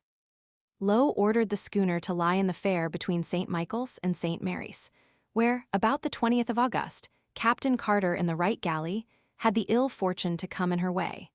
And because at first they showed inclinations to defend themselves, and what they had, the pirates cut and mangled them in a barbarous manner. Particularly some Portuguese passengers, 2 of which being friars, they triced up at each arm of the foreyard, but let them down again before they were quite dead. And this they repeated several times out of sport. Another Portuguese, who was also Captain Carter's passenger, putting on a sorrowful countenance at what he saw acted, one of this vile crew attacked him upon the deck, saying he did not like his looks, and thereupon gave him one blow across his belly with his cutlash that cut out his bowels, and he fell down dead without speaking a word. At the same time, another of these rogues, cutting at a prisoner, missed his mark, and Captain Low, standing in his way, very opportunely received the stroke upon his under jaw, which laid the teeth bare. Upon this the surgeon was called, who immediately stitched up the wound, but Low finding fault with the operation, the surgeon being tolerably drunk, as it was customary for every body to be, struck Low such a blow with his fist that broke out all the stitches, and then bid him sew up his chops himself and be damned, so that Low made a very pitiful figure for some time after. When they had plundered Captain Carter's ship, several of them were for burning her, as they had done the Frenchman, but it was otherwise resolved at last. For after they had cut her cables, rigging, and sails to pieces, they left her to the mercy of the sea. After these depredations, they steered for the island of Madeira, where, missing other booty, they took up with a fishing boat, with 2 old men and a boy in her, one of which they detained on board, but sent the other ashore with a flag of truce, demanding a boat of water of the governor, on pain of taking away the old man's life, whom they threatened to hang at the yardarm, upon their refusal. But the thing being complied with, the old man was honorably, as the pirates say, discharged, and all the 3 much handsomer clothed than when they took them. From this island they sailed to the Canaries, but meeting with no prey there, they continued their course for the Cape de Verde Islands, and at Bonavista took a ship called the Liverpool Merchant, Captain Gooding, from whom they stole a great quantity of provisions and dry goods, 300 gallons of brandy, 2 guns and carriages, a mast, yard, and hawsers, besides 6 of his men, and then would not let them trade there, nor at St. Nicholas, but obliged Captain Gooding to go with his ship to the Isle of May. The pirate also took among these islands a ship belonging to Liverpool, Scott commander, 2 Portuguese sloops bound for Brazil, a small English sloop trading there, James P.'s master, bound to Sancta Crux, and 3 sloops from St. Thomas bound to Curaçao. The masters' names were Lilly, Staples, and Simpkins, all which they plundered, and then let go about their business, except 1 sloop which they fitted up for the following purpose. Low had heard by one of the above-mentioned ships that 2 small galleys were expected every day at the Western Islands, viz. the Greyhound, Captain Glass, and the Jolliffe, Captain Aram, the former of which was designed to be fitted for the piratical trade to Brazil if things had happened to their minds. They manned the sloop, and sent her in quest of one or both of these ships to the Western Islands aforesaid, whilst they carried their ship Rose, at one of the Cape de Verdes. But now fortune that had hitherto been so propitious to them, left her minions, and baffled for the present all their hopes, for the sloop missing of their prey, was reduced to great necessities for want of provisions and water, so that they ventured to go ashore at St. Michael's for a supply, and pass for a trader. But they played their parts so awkwardly, that they were suspected by the governor to be what they really were, and he was soon put out of doubt by a visit some Portuguese made them, who happened unluckily to be passengers in Captain Carter's ship, when Low took her, and knew the gentlemen's faces very well. Upon which the whole crew was conducted into the castle, where they were provided for as long as they lived.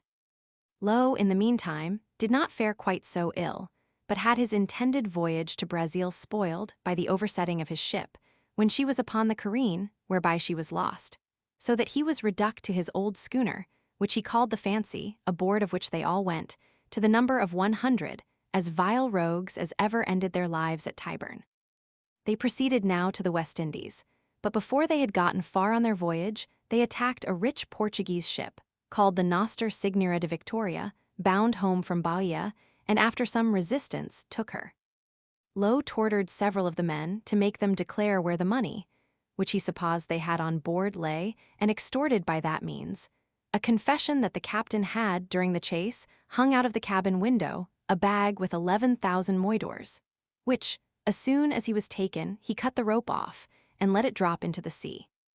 Low, upon hearing what a prize had escaped him, raved like a fury, swore 1,000 oaths, and ordered the captain's lips to be cut off, which he broiled before his face, and afterwards murdered him and all the crew, being 32 persons.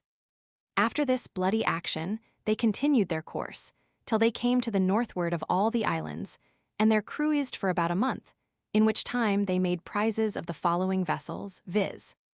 a snow from New York to Curaçao, Robert Leonard Master, a sloop from the Bay, bound to New York, Craig Master, a snow from London and Jamaica, bound to New York, and the Stanhope Pink, Andrew Delbridge Master, from Jamaica to Boston, which last they burnt because of Low's irreconcilable aversion to New England men.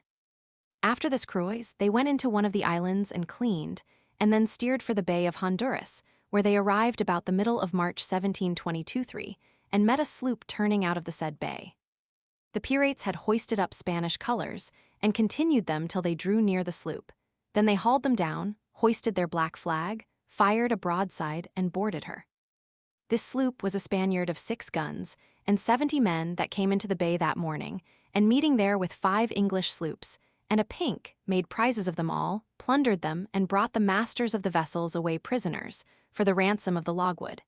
Their names were Tuthill, Norton, Newberry, Sprafford, Clark, and Parrott.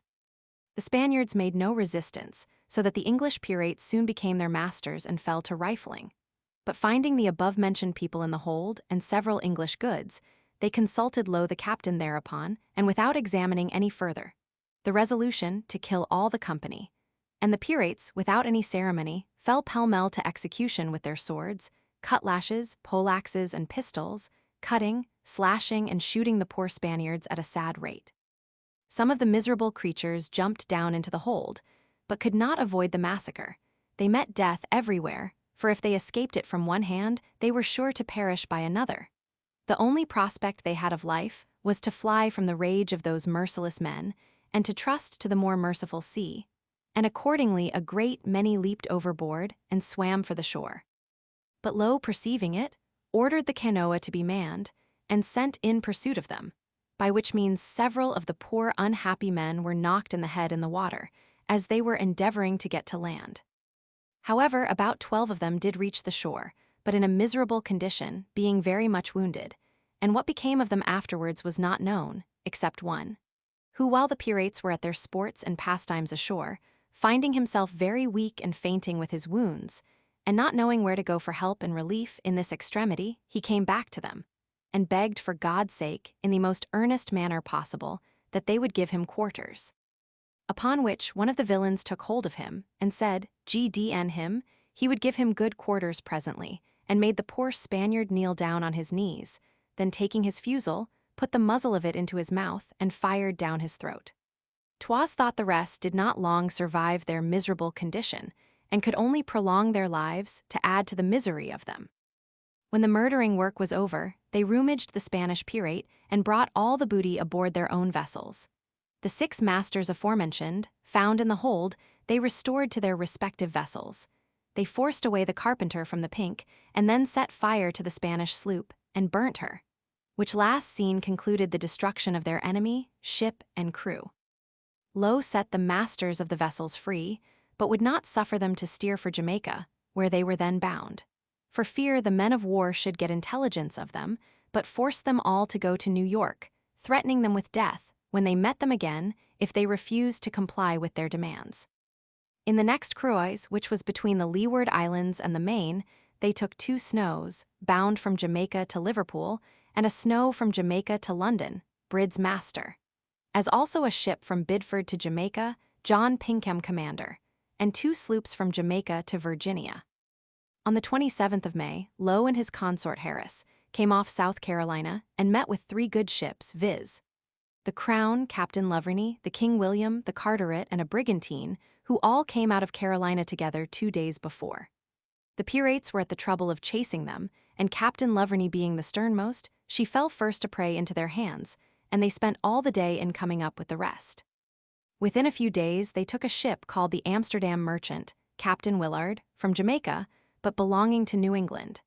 As Low let none of that country depart without some marks of his rage, he cut off this gentleman's ears, slit up his nose, and cut him in several places of his body, and, after plundering his ship, let him pursue his voyage. After this he took a sloop bound to Amboy, William Frazier, master, with whom Mr. Low happening to be displeased, he ordered lighted matches to be tied between the men's fingers, which burnt all the flesh off the bones, then cut them in several parts of their bodies with knives and cutlashes, afterwards took all their provisions away, and set some of them ashore in an uninhabited part of the country. The Kingston, Captain Estwick, another ship, 1 Burrington master, 2 brigantines from Carolina to London, a sloop from Virginia to Bermudas, a ship from Glasgow to Virginia, a schooner from New York to South Carolina, a Pink from Virginia to Dartmouth, and a sloop from Philadelphia to Suriname, fell a prey to these villains, upon this cruise, besides those above mentioned.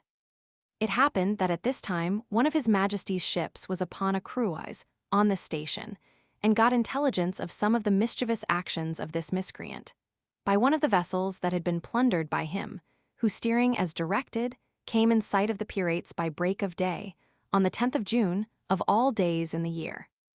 The rovers, looking out for prey, soon saw and gave chase to the man of war, which was called the Greyhound, a ship of 20 guns and 120 men, rather inferior in force to the 2 pirate vessels. The Greyhound, finding them so eager, was in no doubt what they should be, and therefore tacked and stood from them, giving the pirates an opportunity to chase her for 2 hours, till all things were in readiness for an engagement, and the pirates about gunshot off.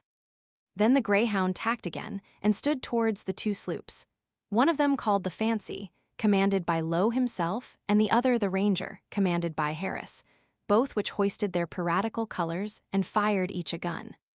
When the Greyhound came within musket shot, she hauled up her mainsail and clapped close upon a wind, to keep the pirates from running to leeward, and then engaged. But when the rogues found who they had to deal with, they edged away under the man of war's stern, and the Greyhound standing after them, they made a running fight for about 2 hours. But little wind happening, the sloops gained from her by the help of their oars. Upon which the Greyhound left off firing, and turned all hands to her own oars, and at 3 in the afternoon came up with them.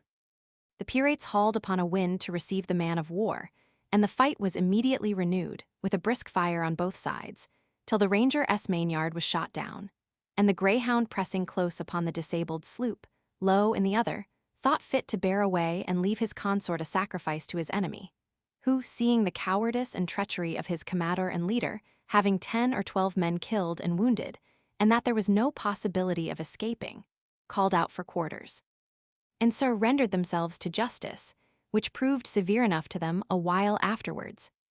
The conduct of Low was surprising in this adventure, because his reputed courage and boldness had hitherto so possessed the minds of all people, that he became a terror even to his own men.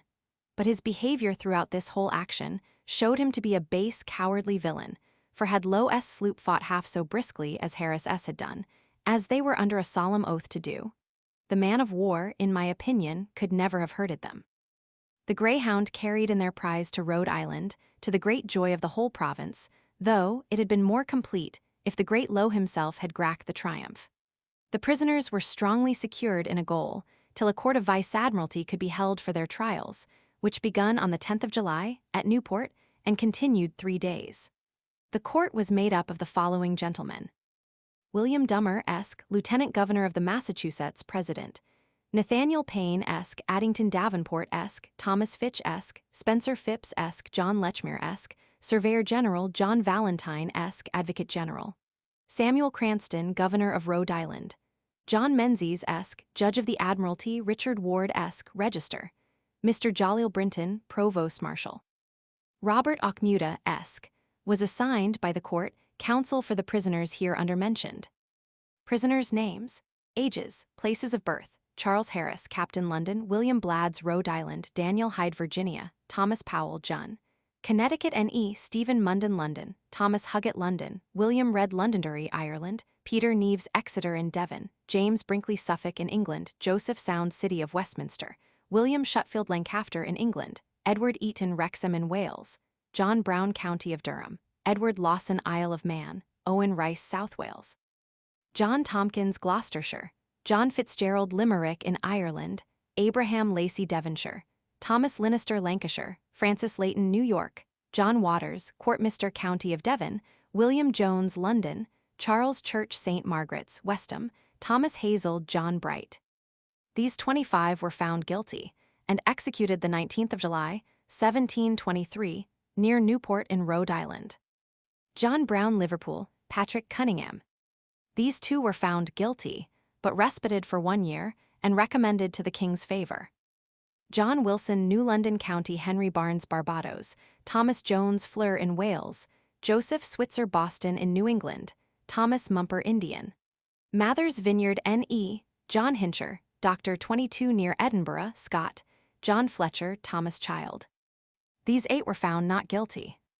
The destroying this pirate was looked upon by the province to be of such a signal service to the public, and particular advantage to the colony of New York, that it was thought necessary to make some handsome acknowledgment to Captain Peter Salgard for it, and therefore it was resolved, in an assembly of the Common Council, to compliment him with the freedom of their corporation. The resolution, together with the preamble of the captain's freedom, being curious in their kind, I subjoin them for the satisfaction of the reader.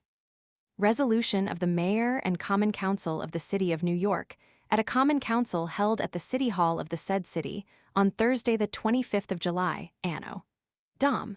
1723. Present Robert Walter Esq., Mayor.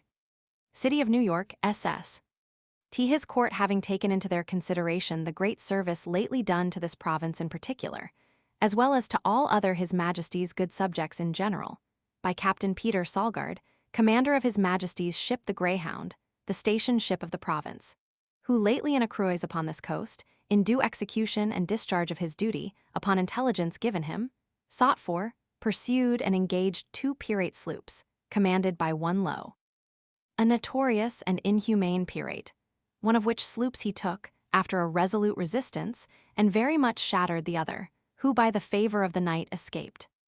26 of which pirates so taken, being lately executed at Rhode Island, not only eased this city and province of a very great trouble, but of a very considerable expense, and see it is therefore resolved, nemine contradicent, that this corporation do present the said Captain Salgard with the freedom of this corporation, as a mark of the great esteem they have for his person, as well as for the aforesaid great and good services.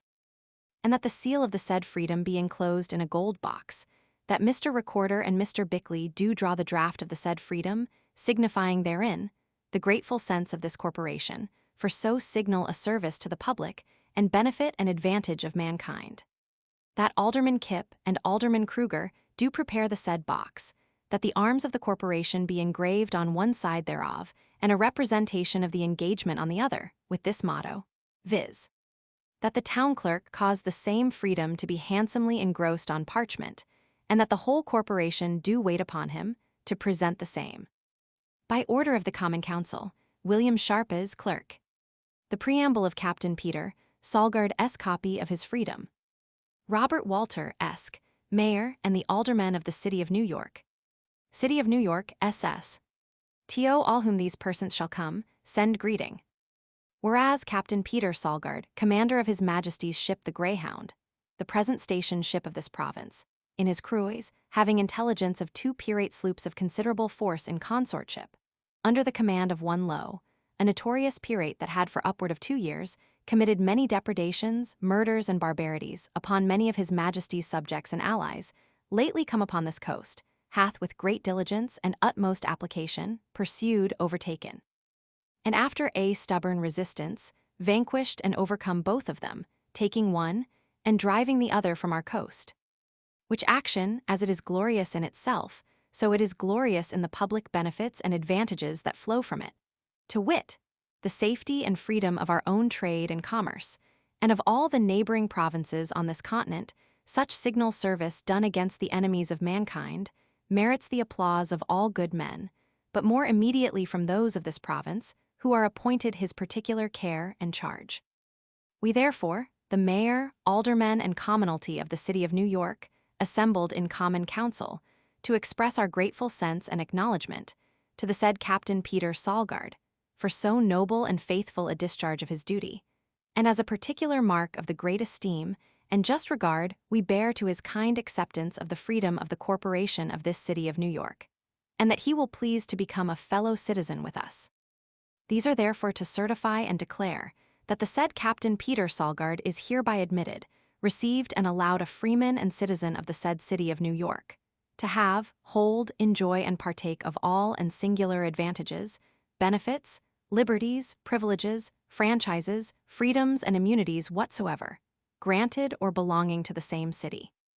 In testimony thereof, the said Mayor hath hereunto subscribed his name, and caused the seal of the said city to be affixed the 25th day of July, in the 9th year of the reign of our sovereign Lord George, by the grace of God, King of Great Britain, France, and Ireland, Defender of the Faith, and C. Anno Dom. 1723. William Sharpes, Clerk. R. Walter Mayor. This narrow escape of Low and his companions, one would have thought might have brought them to a little consideration of their black and horrid crimes, and to look upon this interval as an opportunity put into their hands by Providence, to reconcile themselves to God, by a hearty and sincere repentance. But alas, they were dead to all goodness, and had not so much as one spark of virtue to stir them up to be thankful for such an eminent deliverance. But instead thereof, vented a million of oaths and curses upon the captain of the Greyhound, vowing to execute vengeance upon all they should meet with afterwards for the indignity he put upon them. The first prey that they met with after their flight was a small sloop belonging to Nantucket, a whale fishing about 80 miles from land, the master of which, one Nathan's skiff, a brisk young fellow, the pirates cruelly whipped naked about the deck, making his torture their sport. After which they cut of his ears and last of all shot him through the head, and then sunk his vessel, putting the rest of the hands into their whaleboat, with a compass, a little water, and a few biscuits. And it being good weather, they providentially got safe to Nantucket, beyond all expectation.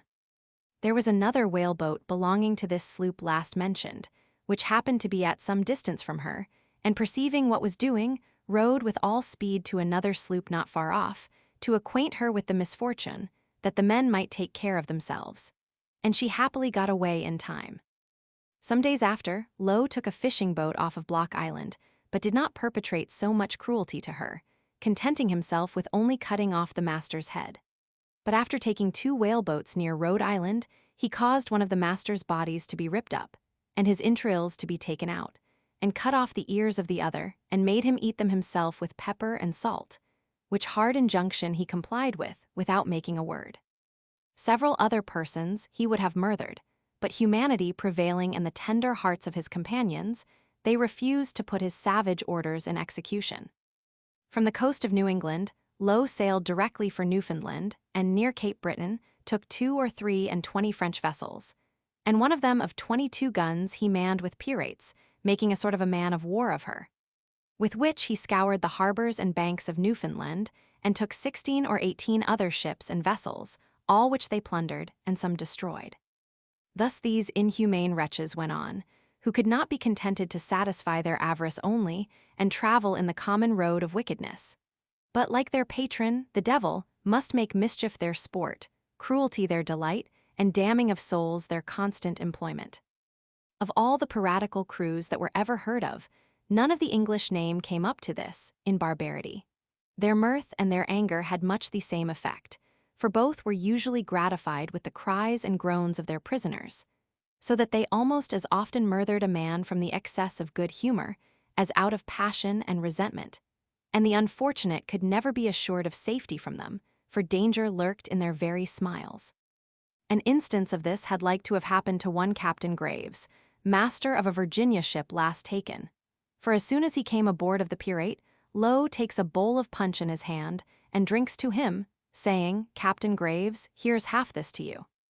But the poor gentleman, being too sensibly touched at the misfortune of falling into his hands, modestly desired to be excused, for that he could not drink, whereupon Low draws out a pistol, cocks it, and with the bowl in t'other hand told him he should either take one or the other. So Graves, without hesitation, made choice of the vehicle that contained the punch, and guddled down about a quart, when he had the least inclination that ever he had in his life to be merry. The latter end of July, 1723, Low took a large ship, called the Merry Christmas, and fitted her for a pirate, cut several ports in her, and mounted her with 34 guns. Low goes aboard of this ship, assumes the title of admiral, and hoists a black flag, with the figure of death in red, at the main topmast head, and takes another voyage to the Western Islands, where he arrived the beginning of September. The first vessel he met with there was a brigantine, formerly an English sloop, commanded by Elias Wilde, but lately bought by a Portuguese nobleman, and altered. She was manned partly with English and partly Portuguese. The latter Low caused to be hanged by way of reprisal for some of his own men sent thither in a sloop from the Cape de Verde Islands, as has been mentioned. The English men he thrust into their own boat to shift for themselves, and set fire to the vessel. At St. Michael's, they sent in their boats and cut out of the road a New London-built ship of 14 guns, commanded by Captain Thompson, who was taken there the year before by Low in the Rose Pink. The boats had fewer men than the ship, and Captain Thompson would have defended himself, but his men, through cowardice or too great an inclination of becoming pirates themselves, refused to stand by him, and he was obliged to surrender. And when he came aboard the pirate, had his ears cut off close to his head, for only proposing to resist Admiral Lowth's black flag. They gave him one of his own boats and burnt his ship. The next was a Portuguese bark that fell into their hands, whose men came off somewhat better than usual, for they only cut them with their cutlashes, out of wantonness, turned them all into their boat, and set their vessel on fire. When the boat was going from the side of the ship, one of Lowth's men, who, we may suppose, was forced into his gang, was drinking with a silver tankard at one of the ports, and took his opportunity to drop into the boat among the Portuguese and lie down in the bottom in order to escape along with them. After he had stowed himself in the boat, so as not to be seen, it came into his head that the tankard might prove of some use to him where he was going. So he got up again, laid hold of the utensil, and went off without being discovered. In which attempt had he failed, no doubt his life, if not the lives of all the people in the boat, would have paid for it. The name of this man is Richard Haynes. Low took his old tour to the Canaries, Cape de Verde Islands, and so to the coast of Guinea. But nothing extraordinary happened till they arrived near Ceylon in Africa, where they met with a ship called the Delight, Captain Hunt commander. This ship they thought fit for their own purpose, for she had been a small man of war and carried 12 guns. However, they mounted 16 on board her, manned her with 60 men, and appointed one Spriggs, who was then their quartermaster, to be captain of her, who, 2 days after, separated from the admiral, and went to the West Indies pirating, upon his own, and particular company's, account, where for the present we shall leave him. In January last, Low took a ship called the Squirrel, Captain Stephenson, but what became of him afterwards I can't tell. We have had no news concerning him come to England, since this I have now mentioned, but I have heard that he talked of going to Brazil, and if so, it is likely we may too soon hear of some exploit or other, though the best information we could receive would be that he and all his crew were at the bottom of the sea. Chapter 14, of Capt. John Evans and his crew. J. Owen Evans was a Welsh man, had been formerly master of a sloop belonging to Nevis, but losing his employ there, he sailed for some time out of Jamaica as mate, till happening in company of 3 or 4 of his comrades, and wages not being so good as formerly, and berths scarce, because of the great number of seamen, they agreed to go abroad in search of adventures. They sailed, or rather rowed out of Port Royal in Jamaica, the latter end of September 1722, in a canoa, and coming on the north side of the island, went ashore in the night, broke open a house or two, and robbed them of some money, and everything else they could find that was portable, and brought the booty on board the canoa. This was very well for the first time, but this kind of robbery did not please so well. They wanted to get out to sea, but having no vessel but their canoa, they were prevented in their laudable design. However, they kept a good lookout and traversed the island, in expectation that Providence would send some unfortunate vessel as a sacrifice, and in a few days their wishes were accomplished. For at Dunn's Hole they found a small sloop at an anchor, belonging to Bermudas. They made bold and went aboard, and Evans informed the folks that belonged to her that he was captain of the vessel, which was a piece of news they knew not before. After they had put their affairs in a proper disposition aboard, they went ashore to a little village for refreshments, and lived jovially the remaining part of the day, at a tavern, spending 3 pistols, and then departed. The people of the house admired at the merry guests they had got, were mightily pleased, and wished for their company at another time, which happened too soon for their profit. For, in the middle of the night, they came ashore all hands, rifled the house, and carried what they could aboard their sloop. The next day they weighed in the sloop, aboard of which they mounted 4 guns, called her the Scourer, and sailed to Hispaniola. On the north part of which island they took a Spanish sloop, which proved an extraordinary rich prize, as it fell among so few persons as this company consisted of, for they shared upwards of 150 a man. In pursuance of the game and beating up for the Windward Islands, the Scourer met with a ship from New England, bound to Jamaica, 120 tons, called the Dove, Captain Diamond Master off Puerto Rico. They plundered her and strengthened their own company by taking out the mate, and 2 or 3 other men. They discharged the prize and run into one of the islands for fresh water and necessaries, and stayed there some time.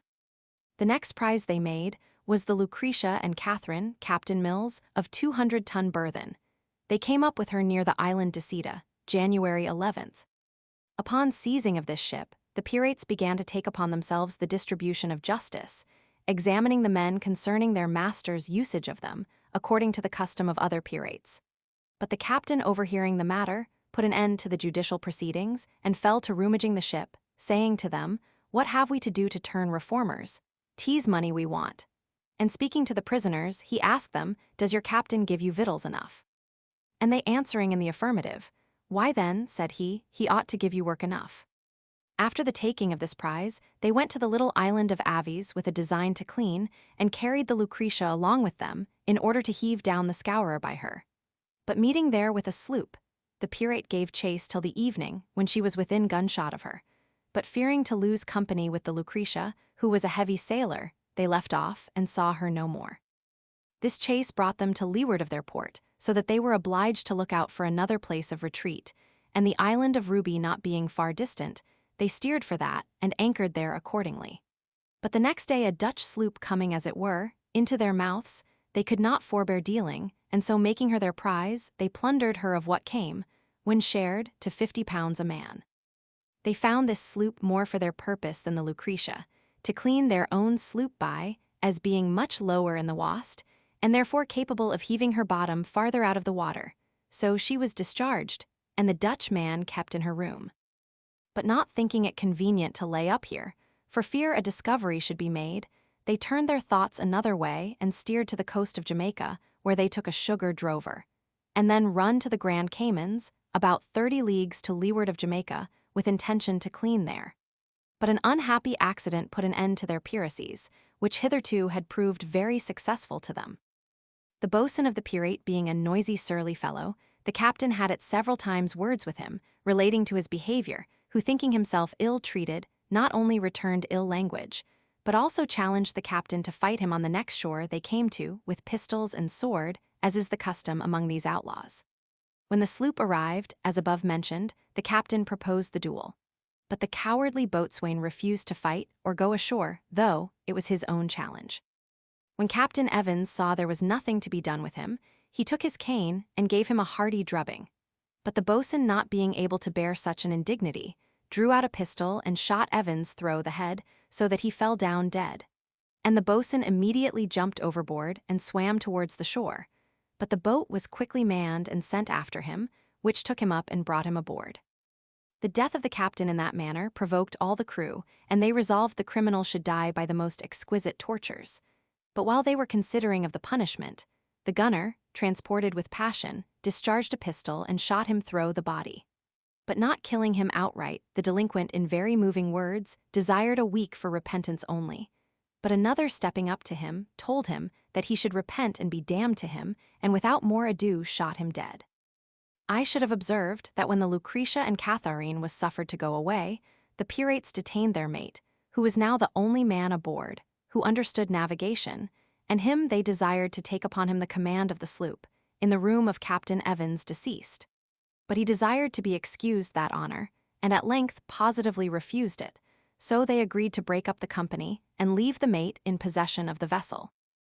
Accordingly they went ashore at the Caymans, carrying with them about 9,000 pounds among 30 persons, and it being fair weather, the mate and a boy brought the vessel into Port Royal, in Jamaica. Chapter 15, of Captain John Phillips and his crew. J. Owen Phillips was bred a carpenter, and sailing to Newfoundland in a West Country ship, was taken by Anstis in the Good Fortune brigantine, the next day after he had left his consort and commodore, Captain Roberts. Phillips was soon reconciled to the life of a pirate, and being a brisk fellow, was appointed carpenter of the vessel, for at first his ambition reached no higher. There he remained till they broke up at Tabago, and was one of those who came home in a sloop that we have mentioned to be sunk in Bristol Channel. His stay was not long in England, for whilst he was paying his first visits to his friends in Devonshire, he heard of the misfortune of some of his companions, that is, of their being taken and committed to Bristol Gaol. And there being good reason for his apprehending danger from a wind that blew from the same quarter, he moved off immediately to Topsham, the nearest port, and there shipped himself with one Captain Wadham for a voyage to Newfoundland and home again. Which, by the way, Mr. Phillips never designed to perform, or to see England any more. When the ship came to Peter Harbour in Newfoundland aforesaid, he ran away from her, and hired himself a splitter in the fishery for the season. But this was only till he could have an opportunity of prosecuting his intended rogueries. In order to which, he combined with several others in the same employ to go off with one of the vessels that lay in the harbor, upon the piratical account. Accordingly the time was fixed, viz. the 29th of August 1723 at night. But whether remorse or fear prevented their coming together, I know not, but of 16 men that were in the combination, 5 only kept the appointment. Notwithstanding which, Phillips was for pushing forward with that small number, assuring his companions that they should soon increase their company. And they agreeing, a vessel was seized on, and out of the harbor they sailed. The first thing they had now to do was to choose officers, draw up articles, and settle their little commonwealth to prevent disputes and wranglings afterwards. So John Phillips was made captain, John Nutt master, or navigator of the vessel, James Sparks gunner, Thomas Fern carpenter, and William White was the only private man in the whole crew. When this was done, one of them writ out the following articles, which we have taken verbatim, and all swore to him upon a hatchet for want of a Bible. The articles on board the Revenge. 1. Every man shall obey civil command. The captain shall have 1 full share and a half in all prizes. The master, carpenter, boatswain, and gunner shall have 1 share and quarter. 2. If any man shall offer to run away, or keep any secret from the company, he shall be marooned, with 1 bottle of powder, 1 bottle of water, 1 small arm, and shot. 3. If any man shall steal anything in the company, or game, to the value of a piece of 8, he shall be marooned or shot. 4. If at any time we should meet another marooner, that man that shall sign his articles without the consent of our company shall suffer such punishment as the captain and company shall think fit. 5. That man that shall strike another whilst these articles are in force shall receive Moses' law, that is, 40 stripes lacking 1 on the bare back. 6. That man that shall snap his arms, or smoke tobacco in the hold, without a cap to his pipe, or carry a candle lighted without a lanthorn, shall suffer the same punishment as in the former article. 7. That man that shall not keep his arms clean, fit for an engagement, or neglect his business, shall be cut off from his share, and suffer such other punishment as the captain and the company shall think fit. 8. If any man shall lose a joint in time of an engagement, shall have 400 pieces of 8. If a limb, 800. 9. If at any time you meet with a prudent woman, that man that offers to meddle with her, without her consent, shall suffer present death. Thus prepared, this bold crew set out, and before they left the banks they made prize of several small fishing vessels, out of which they got a few hands, some French and some English, and then sailed for the West Indies. In one of these vessels they took out 1 John Rose Archer, who having been a pirate under the famous Blackbeard, was immediately preferred over other people's heads to be quartermaster to the company. Which sudden promotion so disgusted some of the older standers, especially Fern, the carpenter, that it occasioned some mischief to follow, as we shall show by and by. The pirates came off Barbados the beginning of October, and cruised there, and among other islands, above 3 months without speaking with a vessel, so that they were almost starved for want of provisions, being reduced to a pound of meat a day between 10. At length, they fell in with a Martinico man of 12 guns and 35 hands, far superior in force, and what they would not have ventured on at another time, but hunger will break down stone walls. They were resolved to show the Frenchmen their black flag, and if that would not do, they must seek out elsewhere. Accordingly, they boldly ran up alongside of the sloop, with their piratical colors flying, and told them if they did not strike immediately, they would give them no quarters, which so intimidated the Frenchmen that they never fired a gun. This proved a seasonable supply. They took her provisions and 4 of her men and let her go. They took presently after a sloop belonging to New York and a Virginia man, Huffam master.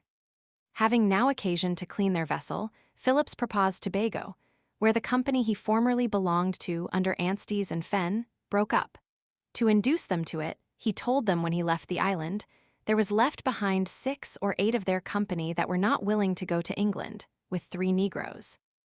Whereupon they sailed to the island, and after a careful search, found only one of the Negroes, whose name was Pedro, who informed Captain Phillips that those that were left behind were taken by a man-of-war's crew and hanged at Antigua, among whom was Sven, their captain. They took Pedro on board and then fell to business, careening their vessel. And just as they had finished their work, a man-of-war's boat came into the harbor, the ship being cruising to leeward of the island. It was easily guessed upon what errand she was sent, and therefore they lost no time. But as soon as the boat went away, warped out and plied to windward for security, but left the 4 Frenchmen, they took out of the Martinico sloop behind.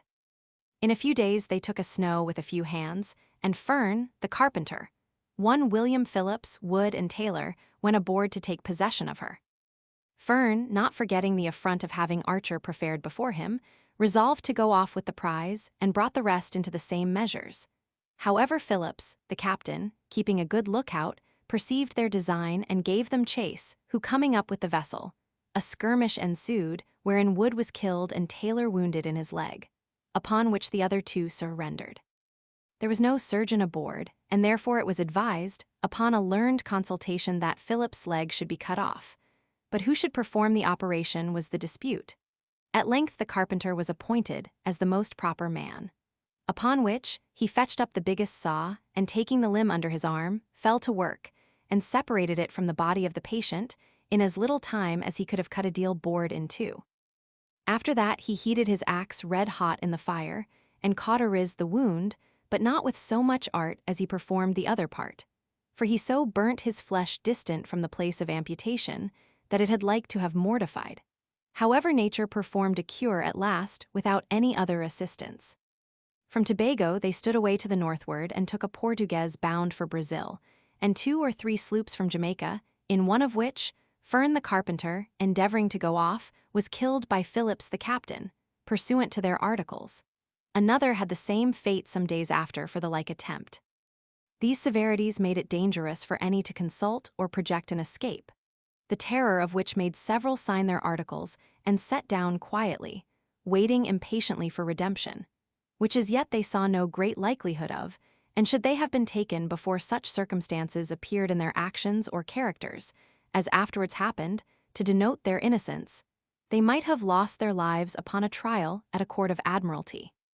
For pretty strong evidence is expected in their favor, to balance that of being taken aboard a vessel which is proved to be in actual piracy, and they assisting therein. Thus was many an honest man's case made most desperate by the consummate villainy of a few hardened wretches, who fear neither God or devil, as this Phillips used often blasphemously to express himself. On the 25th of March, they took 2 ships from Virginia for London. John Phillips, the pirate captain's namesake, was master of one, and Captain Robert Mortimer the other, a brisk young fellow that deserved a better fate than he met with. Phillips the pirate stayed on board of Captain Mortimer's ship, while they transported the crew to the sloop, and the boat returning alongside, one of the pirates therein calls to Phillips, and tells him there was a mutiny aboard their vessel. Mortimer had 2 men in his ship, and the pirate captain had 2, therefore thought it a good opportunity to recover his ship, and directly took up a handspike and struck Phillips over the head, giving him a dangerous wound, but not knocking him down. He recovered and wounded Mortimer with his sword, and the 2 pirates that were aboard coming in to Captain Phillips' assistance, Captain Mortimer was presently cut to pieces, while his own 2 men stood by and did nothing. This was the first voyage that Mortimer had the command of a vessel, by whose death is a poor disconsolate widow made miserable, more in regard of the mutual love and fidelity they lived in, than the loss of what would have been a handsome and comfortable provision for themselves and children, which, I think, now ought to be made up by the public, since 'twas in the public service he fell. For had his attempt succeeded, in all probability he would not only have regained his own ship, but entirely subdued and destroyed the enemy, there being several, as it afterwards proved, that would have seconded such an enterprise whenever they found a beginning made. This affair ended without any other consequence than a strict search after a brother of Captain Mortimer, who was on board, in order to have put him likewise to death. But he had the good fortune to meet with a townsman among the crew, who hid him for 24 hours in a staysail, till the heat of their fury was over, and by that means happily missed of the fate designed him. Out of the other Virginia man before spoken of, they took one Edward Cheeseman, a a carpenter, to supply the place of their late carpenter, Fern. He was a modest, sober young man, very averse to their unlawful practice, and a brave, gallant fellow. There was one John Fillmore of Ipswich, formerly taken by them, ordered to row Cheeseman aboard of Mortimer's ship, which the pirates possessed themselves of, who, seeing with what reluctance and uneasiness Cheeseman was brought away, told him he would join with him in some measures to overthrow the piratical government, telling him withal their present condition, what difficulties Phillips had met with to make up his company, and how few voluntary pirates there were on board, and the like. But however specious this seemed, Cheeseman out of prudence rejected his offers of assistance, till he saw some proofs of his sincerity, which after a few days he was convinced of, and then they often consulted. But as the old pirates were always jealous of the newcomers, and consequently observant of their behavior, this was done with the utmost caution, chiefly when they were lying down together, as though asleep, and at other times when they were playing at cards, both which they feigned often to do for that purpose.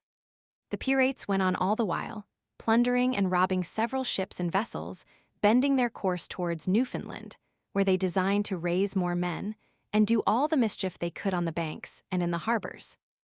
Newfoundland is an island on the north continent of America, contained between the 46 and 53 degrees of N latitude, discovered first by Saint Sebastian Cabot A.D. 1497, but never settled till the year 1610, when Mr. Guy of Bristol revived the affair and obtained a patent, and himself to be governor.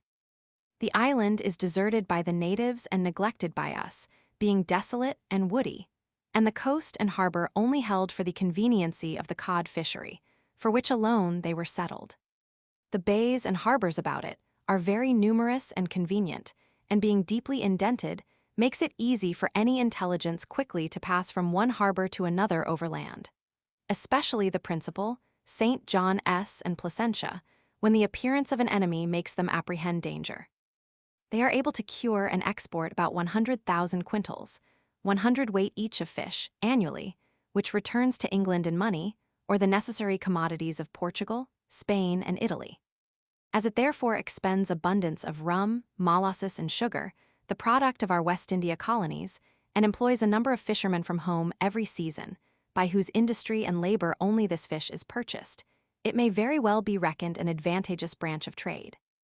But the present design of this digression being not to give an exact description of the country or fishery, but rather how it accidentally contributes to raise or support the pirates already raised, I shall observe. First, that our West Country fishing ships, viz., from Topsham, Barnstable, and Bristol, who chiefly attend the fishing seasons, transport over a considerable number of poor fellows every summer, whom they engage at low wages, and are by their terms to pay for passage back to England. When the Newfoundland ships left that country, towards winter, in the year 1720, these passengers mustered 1,100, who, during the season of business, the hardness of their labor and chillness of the nights, pinching them very much, are mostly fond of drinking black strap, a strong liquor used there and made from rum, molasses, and chowder beer. By this the majority of them outrun the constable, and then are necessitated to come under hard articles of servitude for their maintenance in the winter, no ordinary charge. Indeed, when the barrenness of the country is considered, and the stock of provision laid in happen to fall short, in proportion to the computation made of the people remaining there the winter, which are generally about 17 or 1,800. The masters residing there think advantages taken on their necessities, no more than a just and lawful gain, and either bind such for the next summer's service, or sell their provisions out to them at extravagant rates, bread from 15s to 50 immediately at the departing of the ships, and so of other sorts of food in proportion. Wherefore, not being able to subsist themselves, or in any likely way of clearing the reckoning to the masters, they sometimes run away with shallops and boats, and begin on piratical exploits, as Phillips and his companions, whom we are now treating of, had done. And secondly, which is more opportunely for them, they are visited every summer, almost, by some set of pirates or other, already raised, who call here for the same purpose, if young beginners, and to lay in a store of water and provisions, which they find imported, much or little, by all the ships that use the trade. Towards this country Phillips was making his way, and took on the voyage, besides those above-mentioned, one Salter, in a sloop off the Isle of Sables, which vessel they made use of themselves, and gave back Mortimer's ship to the mate and crew. The same day, viz. the 4th of April, took a schooner, one Chadwell master, which they scuttled in order to sink. But Capt. Phillips, understanding that she belonged to Mr. Miners at Newfoundland, with whose vessel they first went off a-pirating, a qualm of conscience came athwart his stomach, and he said to his companions, "We have done him injury enough already," so ordered the vessel immediately to be repaired and returned her to the master. That afternoon they chacked another vessel, and at night came up with her, the master of which was a saint of New England, named Dependence Ellery, who, taking Phillips for a pirate, he told him was the reason that he gave him the trouble of chasing so long. Which being resented by these men of honor, they made poor Dependence dance about the deck till he was weary. Within few days several other vessels had the same misfortune. The masters' names were as follow: Joshua Elwell, Samuel Elwell, Mr. Combs, Mr. Lansley, James Babston, Edward Freeman, Mr. Start, Obadiah Beale, Eric Erickson, and Benjamin Wheeler. The 14th of April they took a sloop belonging to Cape Ann, Andrew Harradine master. They looked upon this vessel more fit for their purpose, and so came aboard, keeping only the master of her prisoner, and sending Harradine's crew away in Salter's vessel, which they, till this time, detained.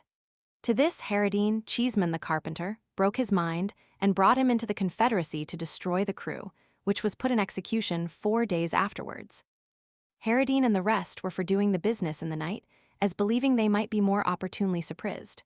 For Nutt, the master, being a fellow of great strength and no less courage, it was thought dangerous to attack him without firearms. However, Cheeseman was resolute to have it performed by daylight, as the least liable to confusion, and as to the master, he offered to lay hands on him first. Upon this 'twas concluded on, 12 at noon was the appointed time. In order for the business, Cheeseman leaves his working tools on the deck, as though he had been going to use them, and walked aft. But perceiving some signs of timidity in Harradine, he comes back, fetches his brandy bottle and gives him and the rest a dram, then drank to Burrell, the boatswain, and the master to their next merry meeting, and up he puts the bottle. Then he takes a turn with Nutt, asking what he thought of the weather, and such like. In the meanwhile Filemore takes up the axe, and turns it round upon the point, as if at play, then both he and Harradine wink at him, thereby letting him know they were ready. Upon which signal he seizes Nutt by the collar, with one hand between his legs, and tossed him over the side of the vessel, but he, holding by Cheeseman's sleeve, said, "Lord have mercy upon me. What are you going to do, carpenter?" He told him it was an unnecessary question, for, says he, "Master, you are a dead man," so strikes him over the arm. Nutt looses his hold, tumbles into the sea, and never spoke more. By this time the boatswain was dead, for as soon as Filemore saw the master laid hold of, he raised up the axe and divided his enemy's head in two. The noise brought the captain upon deck, whom Cheeseman saluted with the blow of a mallet, which broke his jawbone, but did not knock him down.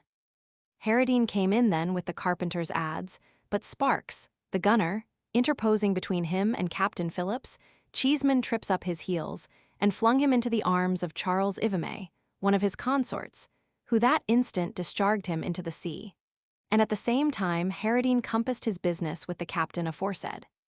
Cheeseman lost no time, but from the deck jumps into the hold, and was about to beat out the brains of Archer, the quartermaster, having struck him 2 or 3 blows with his blunt weapon the mallet, when Harry Giles, a young lad, came down after him, and desired his life might be spared as an evidence of their own innocence. That he having all the spoil and plunder in his custody, it may appear that these tragic proceedings were not undertaken with any dishonest view of seizing or appropriating the effects to themselves, which prudent advice prevailed, and he and 3 more were made prisoners and secured. The work being done, they went about ship, altered the course from Newfoundland to Boston, and arrived safe the 3d of May following, to the great joy of that province. On the 12th of May, 1724, a special court of admiralty was held for the trial of these pirates, when John Fillmore, Edward Cheeseman, John Combs, Henry Giles, Charles XIII, John Bootman, and Henry Payne, the 7 that confederated together for the pirates' destruction, were honorably acquitted, as also 3 Frenchmen, John Baptiste, Peter Taffery, and Isaac Lasson, and 3 Negroes, Pedro, Francisco, and Piero. And John Rose Archer, The quartermaster, William White, William Taylor, and William Phillips were condemned. The two latter were reprieved for a year and a day in order to be recommended, though I don't know for what, as objects of His Majesty's mercy. The two former were executed on the 2d of June and died very penitently, making the following declarations at the place of execution, with the assistance of two grave divines that attended them. The dying declarations of John Rose Archer and William White, on the day of their execution at Boston, June 2, 1724, for the crimes of piracy. First, separately of Archer. I greatly bewail my profanations of the Lord's day, and my disobedience to my parents, and my cursing and swearing, and my blaspheming the name of the glorious God. Unto which I have added the sins of unchastity. And I have provoked the Holy One at length to leave me unto the crimes of piracy and robbery, wherein, at last, I have brought myself under the guilt of murder also. But one wickedness that has led me as much as any, to all the rest, has been my brutish drunkenness. By strong drink, I have been heated and hardened into the crimes that are now more bitter than death unto me. I could wish that masters of vessels would not use their men with so much severity, as many of them do, which exposes to great temptations. And then of White.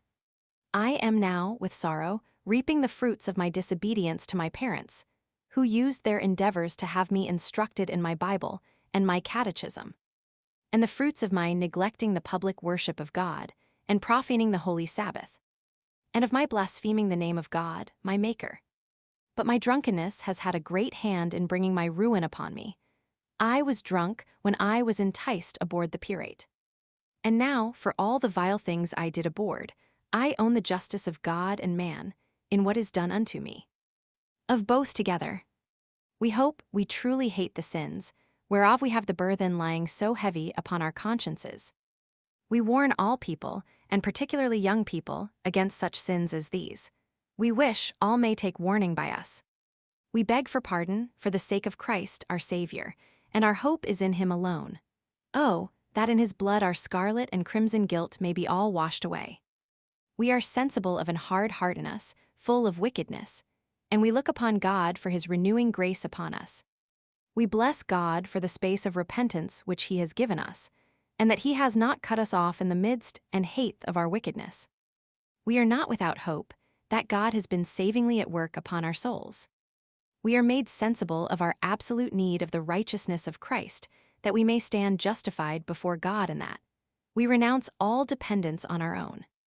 We are humbly thankful to the ministers of Christ for the great pains they have taken for our good. The Lord reward their kindness. We don't despair of mercy, but hope, through Christ, that when we die, we shall find mercy with God and be received into His kingdom. We wish others, and especially the seafaring, may get good by what they see this day befalling of us. Declared in the presence of J.W.D.M. Chapter Romans 16, of Captain Spriggs and his crew. Spriggs sailed with Low for a pretty while, and I believe came away from Lowther along with him. He was quartermaster to the company, and consequently had a great share in all the barbarities committed by that execrable gang, till the time they parted, which was about Christmas last, when Low took a ship of 12 guns on the coast of Guinea, called the Delight, formerly the Squirrel man of war, commanded by Captain Hunt. Spriggs took possession of the ship with 18 men, left Low in the night, and came to the West Indies. This separation was occasioned by a quarrel with Low, concerning a piece of justice Spriggs would have executed upon one of the crew, for killing a man in cold blood, as they call it, one insisting that he should be hanged, and the other that he should not. A day or two after they parted, Spriggs was chose captain by the rest, and a black ensign was made, which they called Jolly Roger, with the same device that Captain Low carried, viz. A white skeleton in the middle of it, with a dart in one hand striking a bleeding heart, and in the other an hourglass. When this was finished and hoisted, they fired all their guns to salute their captain and themselves, and then looked out for prey. In their voyage to the West Indies, these pirates took a Portuguese bark, wherein they got valuable plunder, but not contented with that alone, they said they would have a little game with the men, and so ordered them a sweat, more for the brute's diversion than the poor men's healths, which operation is performed after this manner. They stick up lighted candles circularly round the mizzen mast, between decks, within which the patients one at a time enter. Without the candles, the pirates post themselves, as many as can stand, forming another circle and armed with penknives, tucks, forks, compasses, and and as he runs round and round, the music playing at the same time, they prick him with those instruments. This usually lasts for 10 or 12 minutes, which is as long as the miserable man can support himself. When the sweating was over, they gave the Portuguese their boat with a small quantity of provisions and set their vessel on fire. Near the island of St. Lucia, they took a sloop belonging to Barbados, which they plundered, and then burnt, forcing some of the men to sign their articles. The others they beat and cut in a barbarous manner, because they refused to take on with the crew, and then sent them away in the boat, who all got safe afterwards to Barbados. The next was a Martinico man, which they served as bad as they had done the others, but did not burn their ship. Some days afterwards, in running down to leeward, they took one Captain Hawkins, coming from Jamaica, loaden chiefly with logwood. They took out of her stores, arms, ammunition, and several other things, as they thought fit, and what they did not want they threw overboard or destroyed. They cut the cables to pieces, knocked down the cabins, broke all the windows, and in short took all the pains in the world to be mischievous. They took by force out of her Mr. Burridge and Mr. Stevens, the two mates, and some other hands, and after detaining the ship from the 22d of March to the 29th, they let her go. On the 27th, they took a Rhode Island sloop, Captain Pike, and all his men were obliged to go aboard the pirate. But the mate being a grave, sober man, and not inclinable to stay, they told him he should have his discharge, and that it should be immediately writ on his back. Whereupon he was sentenced to receive 10 lashes from every man in the ship, which was rigorously put in execution. The next day Mr. Burridge, Captain Hawkins' mate, signed their articles, which was so agreeable to them, he being a good artist and sailor, that they gave 3 huzzas, furred all the guns in the ship, and appointed him master. The day was spent in boisterous mirth, roaring and drinking of healths, among which was, by mistake, that of King George the Roman too. For you must know, now and then the gentry are provoked to sudden fits of loyalty, by the expectation of an act of grace. It seems Captain Pike had heard at Jamaica that the king was dead, so the pirates immediately hoisted their ensign half-mast, the death signal, and proclaimed his royal highness, saying they doubted not but there would be a general pardon in a 12-month, which they would embrace and come in upon, but damn 'em if they should be accepted out of it, they would murder every Englishman that should fall into their hands. The 2nd of April they spied a sail and gave her chase till 12 o'clock at night. The pirates believed her to be a Spaniard when they came close up to her. They discharged a broadside with small and great shot, which was followed by another, but the ship making a lamentable cry for quarters, they ceased firing and ordered the captain to come aboard, which he did. But how disappointed the rogues were when they found 'twas their old friend Captain Hawkins, whom they had sent away 3 days before. Worth not 1 penny? This was such a balk to them that they resolved he should suffer for falling in their way, though it was so contrary to his own inclinations. About 15 of them surrounded the poor man with sharp cutlashes and fell upon him, whereby he was soon laid flat on the deck. At that instant Burridge flew amongst the thickest of the villains and begged earnestly for his life, upon whose request 'twas granted. They were now most of 'em drunk, as is usual at this time of night, so they unanimously agreed to make a bonfire of Hawkins' ship, which was immediately done, and in half an hour she was all of a blaze. After this they wanted a little more diversion, and so Captain Hawkins was sent for down to the cabin to supper. What should the provision be but a dish of candles, which he was forced to eat, having a naked sword and a pistol held to his breast all the while. When this was over, they buffeted him about for some time, and sent him forward amongst the other prisoners, who had been treated with the same delicacies. 2 days afterwards, they anchored at a little uninhabited island, called Raton, near the Bay of Honduras, and put ashore Captain Hawkins and several other men. One of them his passenger, who died there of the hardships he underwent.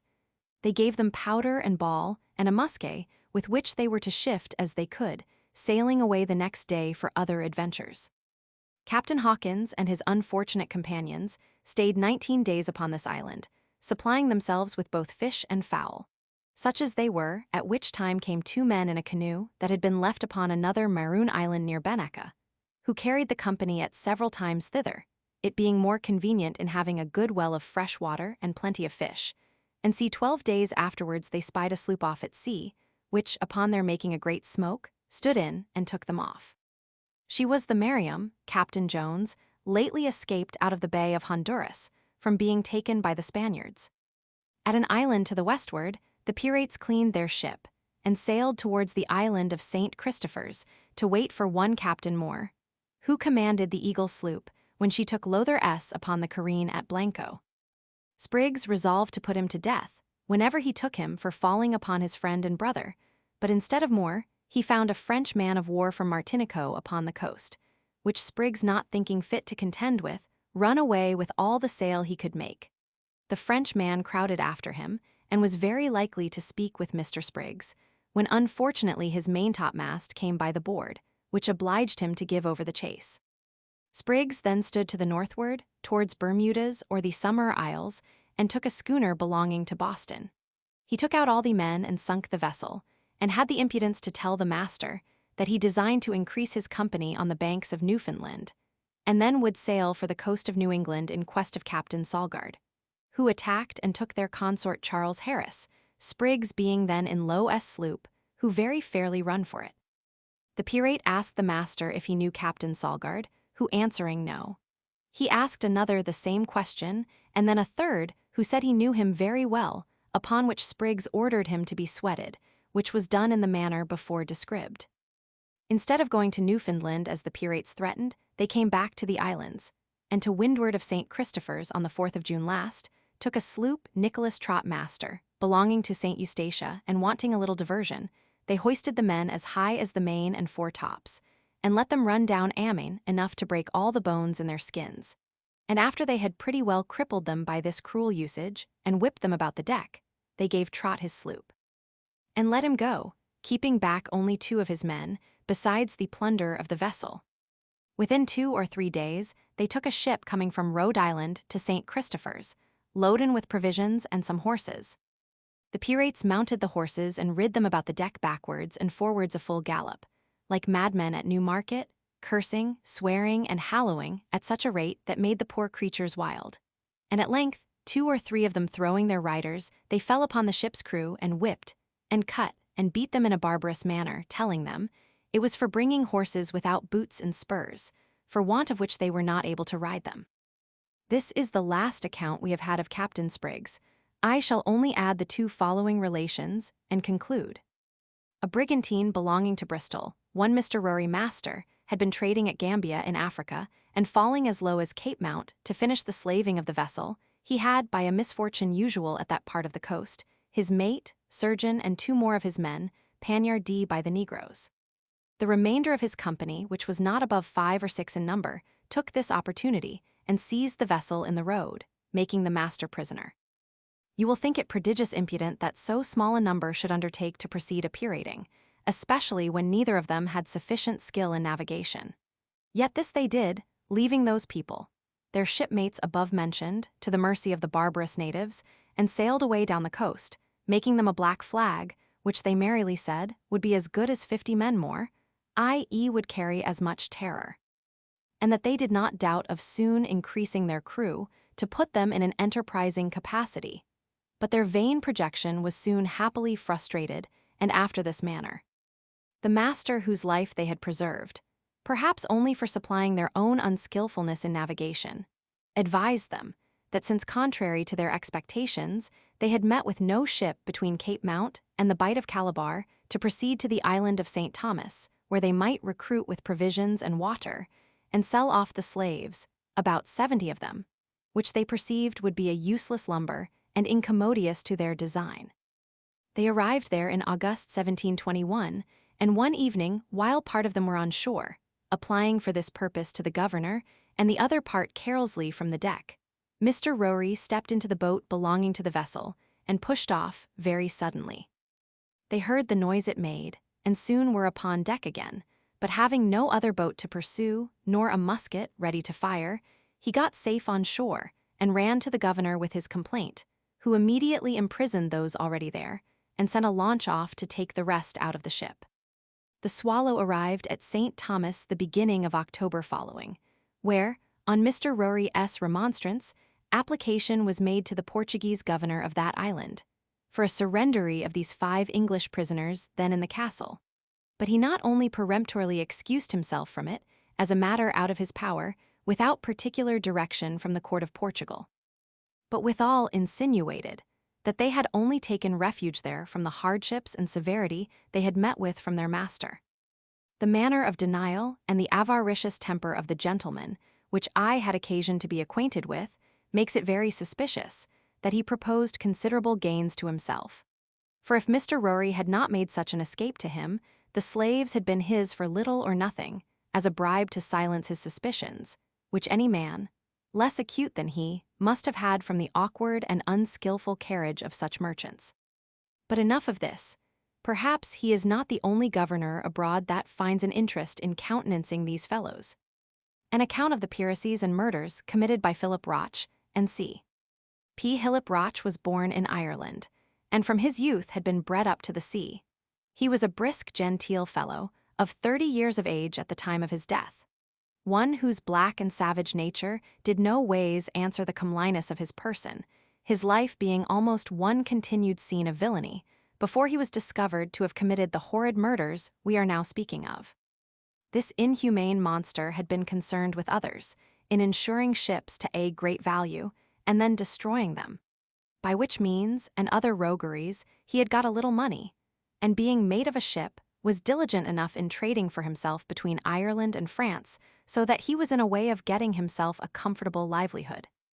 But as he resolved to be rich, and finding fair dealing brought in wealth but slowly, he contrived to put other things in execution, and certainly had murdered several innocent persons in the prosecution of his abominable schemes. But as I have now forgot the particular circumstances of those relations, I shall confine myself at present to the fact for which he suffered.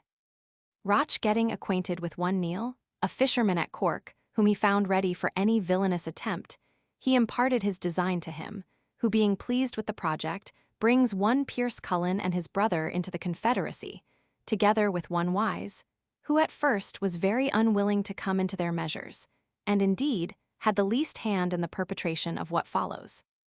They pitched upon a vessel in the harbor, belonging to Peter Tartow, a Frenchman, to execute their cruel intentions upon, because it was a small one, and had not a great number of hands on board, and 'twas easy afterwards to exchange it for one more fit for piracy. And therefore they applied themselves to the master of her, for a passage to Nantes, whereto the ship was bound. And accordingly, the beginning of November 1721, they went aboard. And when at sea, Philip Roch being an experienced sailor, the master of the vessel readily trusted him with the care of her, at times, while he and the mate went to rest. The 15th of November, at night, was the time designed for the tragedy, but Francis Wise relented, and appeared desirous to divert them from their bloody purposes. Roch, sometimes called Captain, told him that as Cullen and he had sustained great losses at sea, unless every Irishman present would assist in repairing their losses, by murdering all the French rogues and running away with the ship, he should suffer the same fate with the French men. But if all would assist, all should have a share in the booty. Upon this they all resolved alike, and Captain Roch ordered 3 Frenchmen and a boy up to hand the topsails. The master and mate being then asleep in their cabins, the 2 first that came down, they beat out their brains and threw them overboard. The other 2, seeing what was done, ran up to the topmast head, but Cullen followed them, and taking the boy by the arm, tossed him into the sea. Then driving down the man, those below knocked him on the head and threw him overboard. Those who were asleep, being awakened by the dismal shrieks and groans of dying men, ran upon deck in confusion, to inquire into the cause of such unusual noises. But the same cruelty was immediately acted towards them, ere they could be sensible of the danger that threatened them. They were now, as Roch himself afterwards confessed, all over as wet with the blood that had been spilt, as if they had been dipped in water or stood in a shower of rain, nor did they regard it any more. Roch said Captain Tartow used many words for mercy, and asked them if he had not used them with civility and kindness, if they were not of the same Christian religion, and owned the same blessed Jesus, and the like. But they, not regarding what he said, took cords and bound the poor master and his mate back to back. And while that was doing, both of them begged with the utmost earnestness, and used the most solemn entreaties, that they would at least allow them a few minutes to say their prayers, and beg mercy of God for the various sins and offenses of their lives. But it did not move them, though all the rest were dead, and no danger could be apprehended from them two alone, for the bound persons were hurried up and thrown into the sea. The massacre being finished, they washed themselves a little from the blood, and searched the chests and lockers and all places about the ship, and then sat down in the captain's cabin, and refreshed themselves with some rum they found there, and, as Roch confessed, were never merrier in their lives. They invested Roch with the command of the ship, and calling him captain, talked over their liquor, what rare actions they would perform about Cape Breton, Sable Isle, and the banks of Newfoundland, whither they designed to go as soon as they had recruited their company and got a better ship, which they proposed speedily to do. Roch taking upon himself the command of the vessel, Andrew Cullen was to pass for a merchant or supercargo. But when they bethought themselves that they were in danger of being discovered by the papers of the ship relating to the cargo, as bills of lading, and see therefore they erase and take out the name of the French master, and instead thereof inserted the name of Roch, so that it stood in the ship's papers, Peter Roch Master. That then having so few hands on board, they contrived, if they met any ships, to give out that they had lost some hands by their being washed overboard in a storm, and by that means screen themselves from being suspected of having committed some such wicked act, by reason of the fewness of their hands on board, and also might prevail with some ship to spare them some, on consideration of their pretended disaster. In going to Cowes they were in distress by the weather, and being near Lisbon, they made complaint to a ship, but obtained no assistance. They were then obliged to sail back for England, and put into the port of Dartmouth. But then they were in fear lest they might be discovered, therefore to prevent that, they resolved to alter the ship, and getting workmen, they take down the mizzenmast, and build a spar deck, and made rails, on pretense that the sailors had been washed overboard, to secure the men. Then they took down the image of St. Peter at the head of the ship, and put up a lion in its place, and painted over the stern of the ship with red, and named her the Merry Snow. The ship being thus altered that they thought it could not be known, they fancied themselves pretty secure. But wanting money to defray the charge of these alterations, Roch, as master of the vessel, and Andrew Cullen, as merchant, apply themselves to the officers of the customs for liberty to dispose of some of the cargo, in order to pay the workmen. Which they having obtained, they sold 58 barrels of beef, and having hired 3 more hands, they set sail for Ostend, and there having sold more barrels of beef, they steer their course to Rotterdam, dispose of the rest of the cargo, and took in one Mr. Ansley, who freighted the ship for England. But in their passage, in a stormy night, it being very dark, they took up Mr. Ansley their passenger, and threw him into the sea, who swam about the ship a pretty while, calling out for life, and telling them they should have all his goods if they would receive him again into the vessel.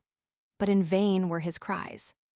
After this they were obliged to put into several ports, and by contrary winds came to the coast of France, and hearing there was an inquiry made after the ship, Roch quits her at Havre de Grace, and leaves the management to Cullen and the rest, who having shipped other men, sailed away to Scotland, and there quitted the vessel, which was afterwards seized and brought into the river of Thames. Some time after this, Philip Roch came to London, and making some claim for money he had made insurance of in the name of John Eustace. The officer was apprised of the fraud, and he arrested and flung into the Compter. From whence directing a letter to his wife, she showed it to a friend, who discovered by it that he was the principal villain concerned in the destruction of Peter Tartow and the crew. Upon this, an information was given to my Lord Carteret, that the person who went by the name of John Eustace was Philip Roch as aforesaid, and being brought down by his lordship's warrant, he stifely denied it for some time, notwithstanding a letter was found in his pocket, directed to him by the name of Roch. But being confronted by a captain of a ship, who knew him well, he confessed it, but prevaricated in several particulars. Whereupon he was committed to Newgate upon violent suspicion, and the next day was brought down again at his own request, confessed the whole, desired to be made in evidence, and promised to convict 3 men worse than himself. 2 were discovered by him, who died miserably in the Marshalsea, and Roch himself was afterwards tried, no more being taken, found guilty of the piracy, and executed. An abstract of the civil law and statute law now in force, in relation to piracy. A pirate is hostis humanis generis, a common enemy, with whom neither faith nor oath is to be kept, according to Tully. And by the laws of nature, princes and states are responsible for their neglect, if they do not provide remedies for restraining these sort of robberies. Though pirates are called common enemies, yet they are properly not to be termed so. He is only to be honored with that name, says Cicero, who hath a commonwealth, a court, a treasury, consent and concord of citizens, and some way, if occasion be, of peace and league. But when they have reduced themselves into a government or state, as those of Algier, Sally, Tripoli, Tunis, and the like, they then are allowed the solemnities of war and the rights of legation.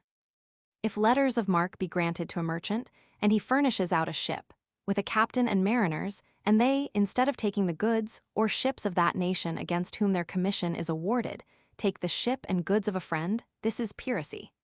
And if the ship arrive in any part of his Majesty's dominions, it will be seized, and for ever lost to the owners.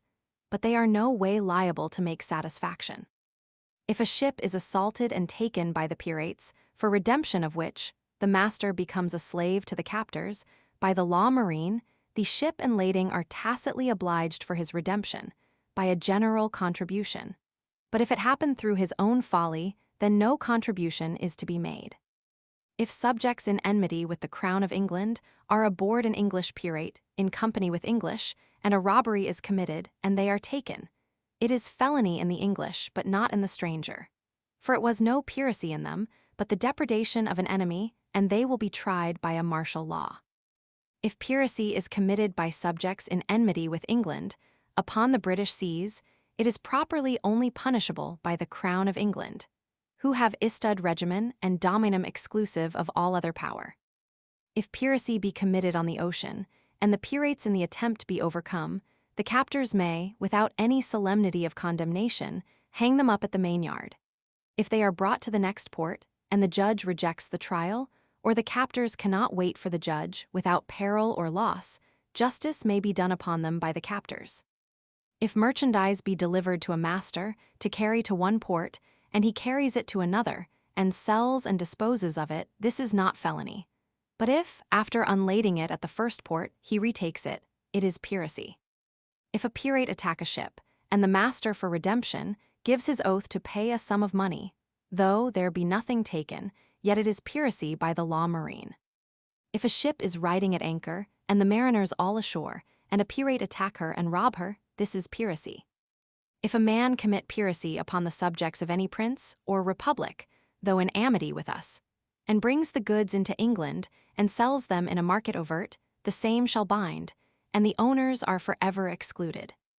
If a pirate enters a port of this kingdom and robs a ship at anchor there, it is not piracy, because not done super altum mare, but is robbery at common law, because infra corpus comitatus. A pardon of all felonies does not extend to piracy, but the same ought to be especially named. By 28H8, murders and robberies committed upon the sea, or in other places where the admiral pretends jurisdiction, shall be inquired into, tried, heard, and determined in such places and counties within the realm, as shall be limited by the king's commission, in like manner as if such offences were done at land.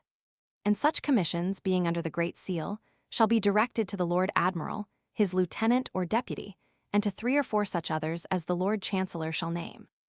The said commissioners, or 3 of them, have power to inquire of such offences by 12 lawful men of the country, so limited in their commission, as if such offences were done at land, within the same county, and every indictment so found and presented shall be good in law. And such order, progress, judgment, and execution shall be used, had, done, and made thereupon, as against offenders for murder and felony done at land. Also the trial of such offences, if they be denied, shall be had by 12 men of the county, limited in the said commission, as aforesaid, and no challenge shall be had for the 100. And such as shall be convict of such offences shall suffer death without benefit of clergy, and forfeit land and goods, as in case of felonies and murders done at land. This act shall not prejudice any person or persons, urged by necessity for taking victuals, cables, ropes, anchors, or sails, out of another ship that may spare them, so as they either pay ready money or money worth for them, or give a bill for the payment thereof. If on this side the Straits of Gibraltar, within 4 months, if beyond, within 12 months.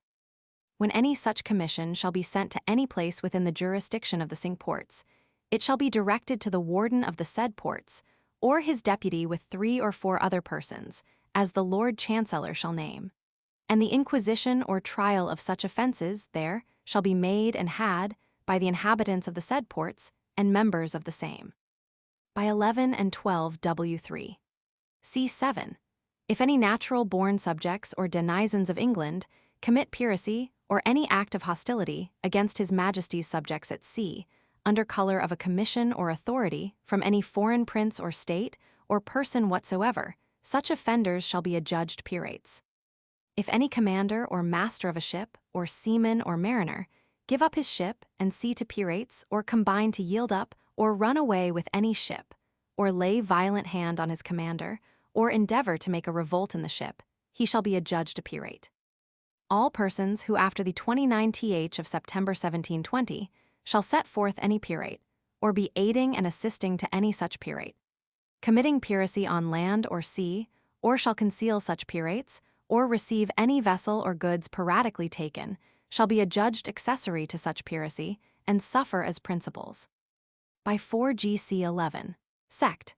7. All persons who have committed or shall commit any offences for which they ought to be adjudged pirates by the Act 11 and 12 W3. C7 may be tried for every such offence in such manner as by the Act 28 H8. C15 is directed.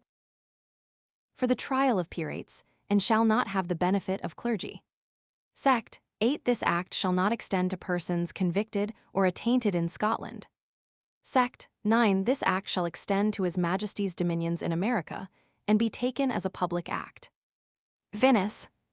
Next week will be published. Notes on several chirurgical subjects, by John Atkins, surgeon. N.B. 1 entire chapter on the distempers of Guinea. Printed for T. Warner in Pater Noster Row. End of the project Gutenberg ebook of a general history of the pirates, from their first rise and settlement in the island of Providence to the present time. By Daniel Defoe. A.